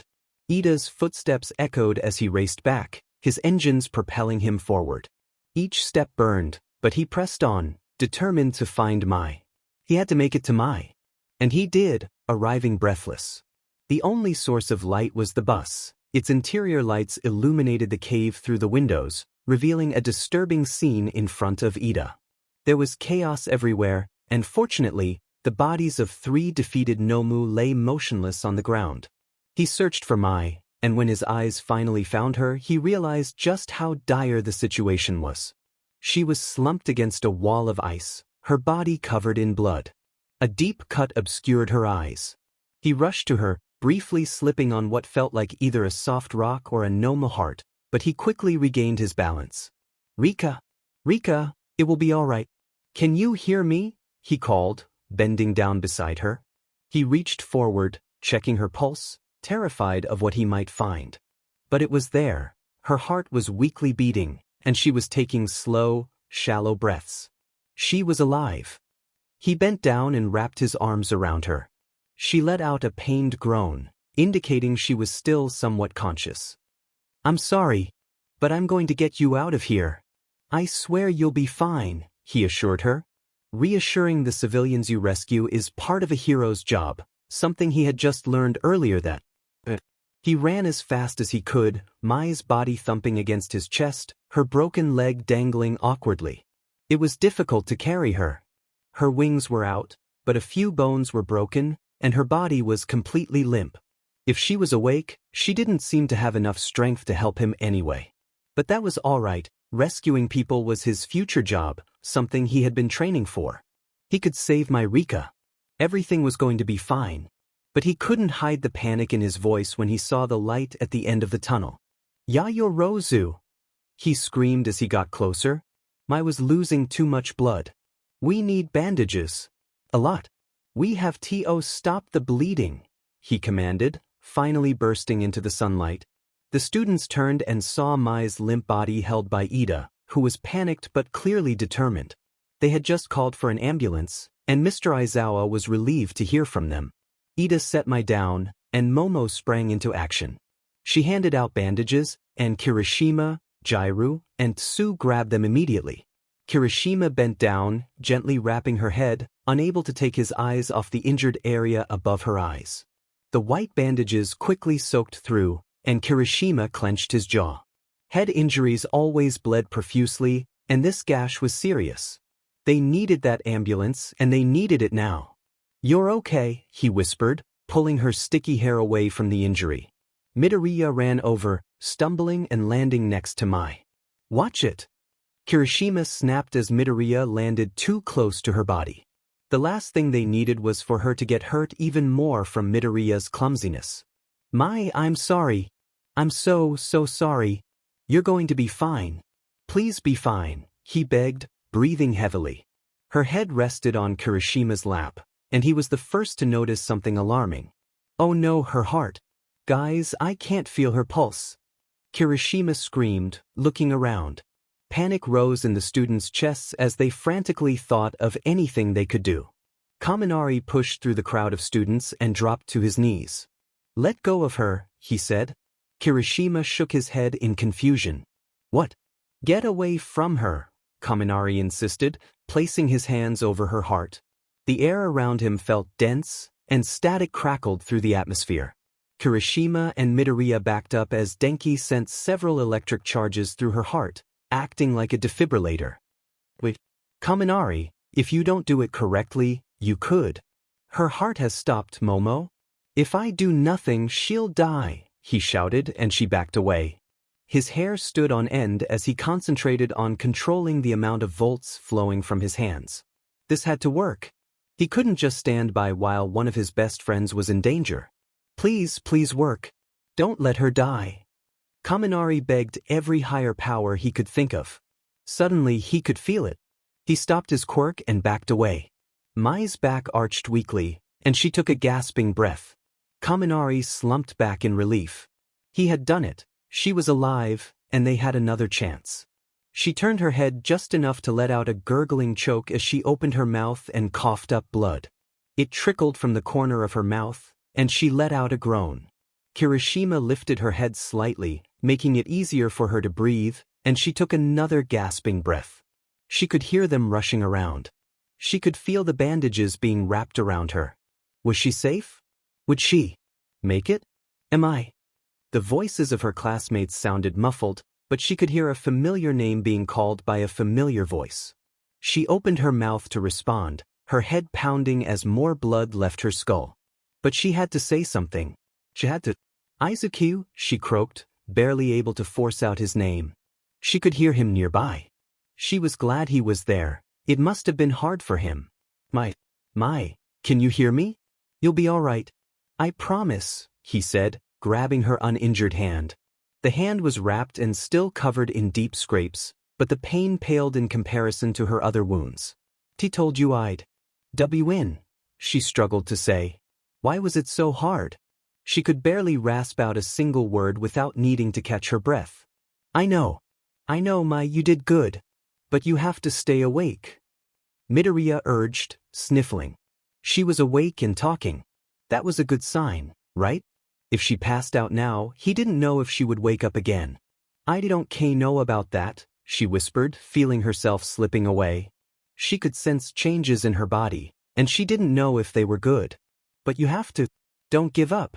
Please, Midoriya pleaded, holding her hand tightly. Remember what you said on the news. You have to save people, Mai. You said you couldn't die until then. He searched for something, anything, to motivate her to stay alive, to keep her heart beating, to help her keep living. Mai thought about this. When had she said that? What news? Things were slipping away, and that probably wasn't a good sign. The ghost of a smile appeared on her lips, causing Kirishima's chest to tighten. I just did, she said, her thoughts racing. It made perfect sense, yet everyone watching remained confused. The students were in tears as they listened, feeling helpless in the moment. They could only watch and listen. No, you didn't. Mai, you have to be a hero with us. With me. You can be the #1 hero if you just pull through. You're strong, you can do it. Bakugo exclaimed, looking at Midoriya. Throughout their lives, he had claimed that despite not having a quirk, he would be the next symbol of peace, and yet here he was. But I saved you, Mai said with a chuckle that turned into a fit of coughing. And you're going to save 1,000,000 people one day, she continued as Kirishima gently wiped the blood from the corner of her mouth. All of you. She took a deep breath and sighed. You're going to be great. Her voice was wistful as she tilted her head closer to whoever was holding her. Maybe it was Kirishima. He was trembling so badly. She wanted to apologize. She wished she could have explained what she was doing. But he would have stopped her. Or worse, he would have stayed. She kept thinking about him. He made her so happy. He was so good, the complete opposite of her. It felt like she had known him her whole life, even though they had only met a few months ago. And you will be too. Shiro pushed forward, tears streaming down his cheeks. Bakugo nodded, rubbing his red eyes. Yeah. You're going to be right there with us, okay? There's no way I'm letting you go. Mai smiled as she felt her heart slow. Maybe, she whispered. That was what she wanted, to stay here, to graduate with them, to start an agency beside her friends, to become a hero who saves people. That was her dream. Panic began to rise as she felt her body shutting down. No, she wanted to grow up. She wanted to do things. She wanted to make a life for herself with. She tilted her head upwards, and Kirishima lifted her higher until her head touched his chin. I love you, she whispered, too quietly for anyone else to hear. Kirishima choked back a sob, leaning his head into her shoulder. I know, he said, his breaths mixed with tears. I know, Mai. It was strange. Just last night, he had promised to wait 100 years to hear her say that. But now, he wished time would stop, that he could go back to when she was unsure. Because this was unbearable. Mai stopped breathing. She opened her mouth, but nothing came out. Her lungs weren't responding anymore, and one by one, everything else began to fail. Her hands twitched as she tried to move, wishing she could see the sky one last time. The last thing she saw was a rock falling toward her head. The last thing she felt was Kirishima's tears and the ground beneath her. The last thing she heard was the sobs of her classmates. The last thing she tasted was the bitter mixture rising in her throat. The last thing she smelled was the metallic scent of blood. But maybe that was okay, because she could still recall the aroma of food from lunch in the crowded cafeteria, the smell of rain and dirt from the mountains. She remembered the taste of the strawberry Pop-Tart Bakugo had given her when she returned from Endeavor's house, the fried rice Denki and Jairu had stolen from their classmates, and the cookies Fuyumi had baked. She could still hear Denki Kaminari laughing at his own jokes and Mina singing the high school musical soundtrack off-key. She could feel Kirishima's comforting presence and how he would hold her when she couldn't sleep. It didn't matter what the last thing she saw was. She could still picture Kirishima's bright smile whenever she said anything. She could still see Kai's face, even though it felt like ages ago. She could envision the sun shining, the rain falling, and even the snow dusting the ground, despite not having seen it in years. Overall, her life had been pretty challenging. But she couldn't help but cherish her little sandcastle, built with the help of heroes and friends. You did good, Kirishima said, cradling her and gently rubbing her cheek. Get some rest. Rest, huh? Mai thought as her heart gave its last beat. That sounds nice. Operation Matchmaker. Mai watched as Angwai began to introduce her, anxiety tightening her stomach as she heard Mai's name. The camera shifted to show the two women sitting next to each other. Angwai looked at Mai and winked. So, Mai, we'll start off with some simple questions, all right? She asked with a smile that seemed to be permanently fixed on her face. Mai nodded, her expression serious, a conversation from earlier fresh in her mind. Just smile and you'll be fine. Show me your smile. Hawks had said, resting a hand on Mai's shoulder. Mai managed a nervous smile, but Hawk's usual optimistic expression faltered slightly. Okay, don't smile. Just be yourself and you'll be fine. Be myself, huh? I don't think that'll do much good, Mai thought. Where were you born? Aoi asked innocently. I was hoping I could actually answer some of these questions. Mai's thoughts grew more negative. Well, I was left at an orphanage when I was a baby, so I don't have any records like a birth certificate. But as far as I know, I was born and raised here in Japan, she answered carefully. Aoi nodded. So you grew up in an orphanage? What was that like? It wasn't bad. I had trouble making friends as a kid and didn't really get along with the other kids at the orphanage. But I had a place to sleep and food to eat, so I can't really complain, Mai shrugged. She wanted to answer honestly but felt there was no need to speak negatively about the orphanage she once lived in. A bit of softened honesty would suffice. All right, I'm sure everyone is dying to know how you got into the arena in the first place, Aoi said, ready to delve into Mai's past on live TV. Mai took a deep breath, the reality of the situation settling in. Like I said, I didn't have any friends, so I walked home alone after school every day. The last time I walked home, someone grabbed me and covered my mouth, and everything went dark. So you're saying that it was something that could happen to pretty much anyone, right? Or was there something special about you that led to your kidnapping? Of course it could happen to anyone, and as far as I know, there wasn't anything special about me. When I woke up, I was in a room with around 20 other people, all of them different. There wasn't any specific type of person in there, Mai recalled, her mind drifting back to the first horror she experienced before entering the arena. So when you woke up, you were in a room full of people? What was that like? What happened? Aoi prompted, eager to continue the conversation about the arena. Scary, of course. I was just a kid only 10 years old at the time and I had no idea what was happening. I was chained to the wall along with everyone else, and I was the youngest person in the room. She pressed her lips together and took a breath. I was scared and so was everyone else. That fear intensified when a man entered the room, walking freely with bodyguards following him. His name was Amaya Keiji, and he was the person who brought us there. He referred to us as his investments and explained why we were there. The voice of a girl named Midoriya echoed through the air. Half of Japan watched, eyes glued to the screen as she recounted the horrifying experiences of her childhood. In a small hero course agency, a man with green and yellow hair folded his hands together and leaned forward in interest, while his blue-skinned sidekick covered her mouth in shock and horror. At Yahai, a tall boy with swept-up blonde hair listened, his mouth slightly open in disbelief as he processed the information. His friends beside him wondered if this was truly the same person he had spoken so highly of just weeks ago. On the same campus, a red-haired first-year student sat behind her class, hands shaking.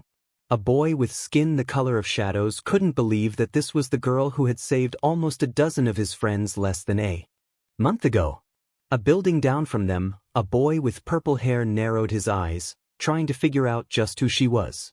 And somewhere far away, a dark-skinned woman with golden eyes smiled proudly.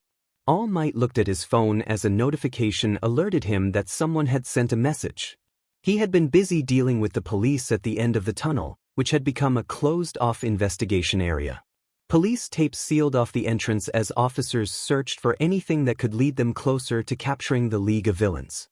The text was from a random number, which wasn't uncommon. He often shared his number with his students in case of emergencies. He clicked to open the message, and it felt as if he had been struck by lightning. If anything happens to me, give Hitoshi Shinsou my spot in the hero course. There was no doubt who it was from, but All Might couldn't believe what he was seeing. He stared at the screen, his mouth agape. Just 2 hours ago, in this very spot, Midoriya had lost her life due to severe injuries. All Might was standing in the same place where she had taken her last breath. The timing of this text was eerie. Where was her phone, and how had it finally gotten reception? When had this been sent? Had it been in the tunnel before the fight? It had to have been then, right? But why would she care? She had known from the beginning that she could have died, and she was settling what would happen afterward. He ran a hand through his hair with a sigh. He wanted to catch the League of Villains. He needed to bring that villain Shigaraki and his followers to justice. Mai was a child who had been taken from the world far too soon. A black car pulled up to the empty cemetery at midnight. The door opened, and light spilled over the grass. 2 figures in hooded cloaks stepped out and turned off the ignition. They scanned the tombstones and walked around the graves in search of one person in particular. Did you really have to pick someone who's already gone?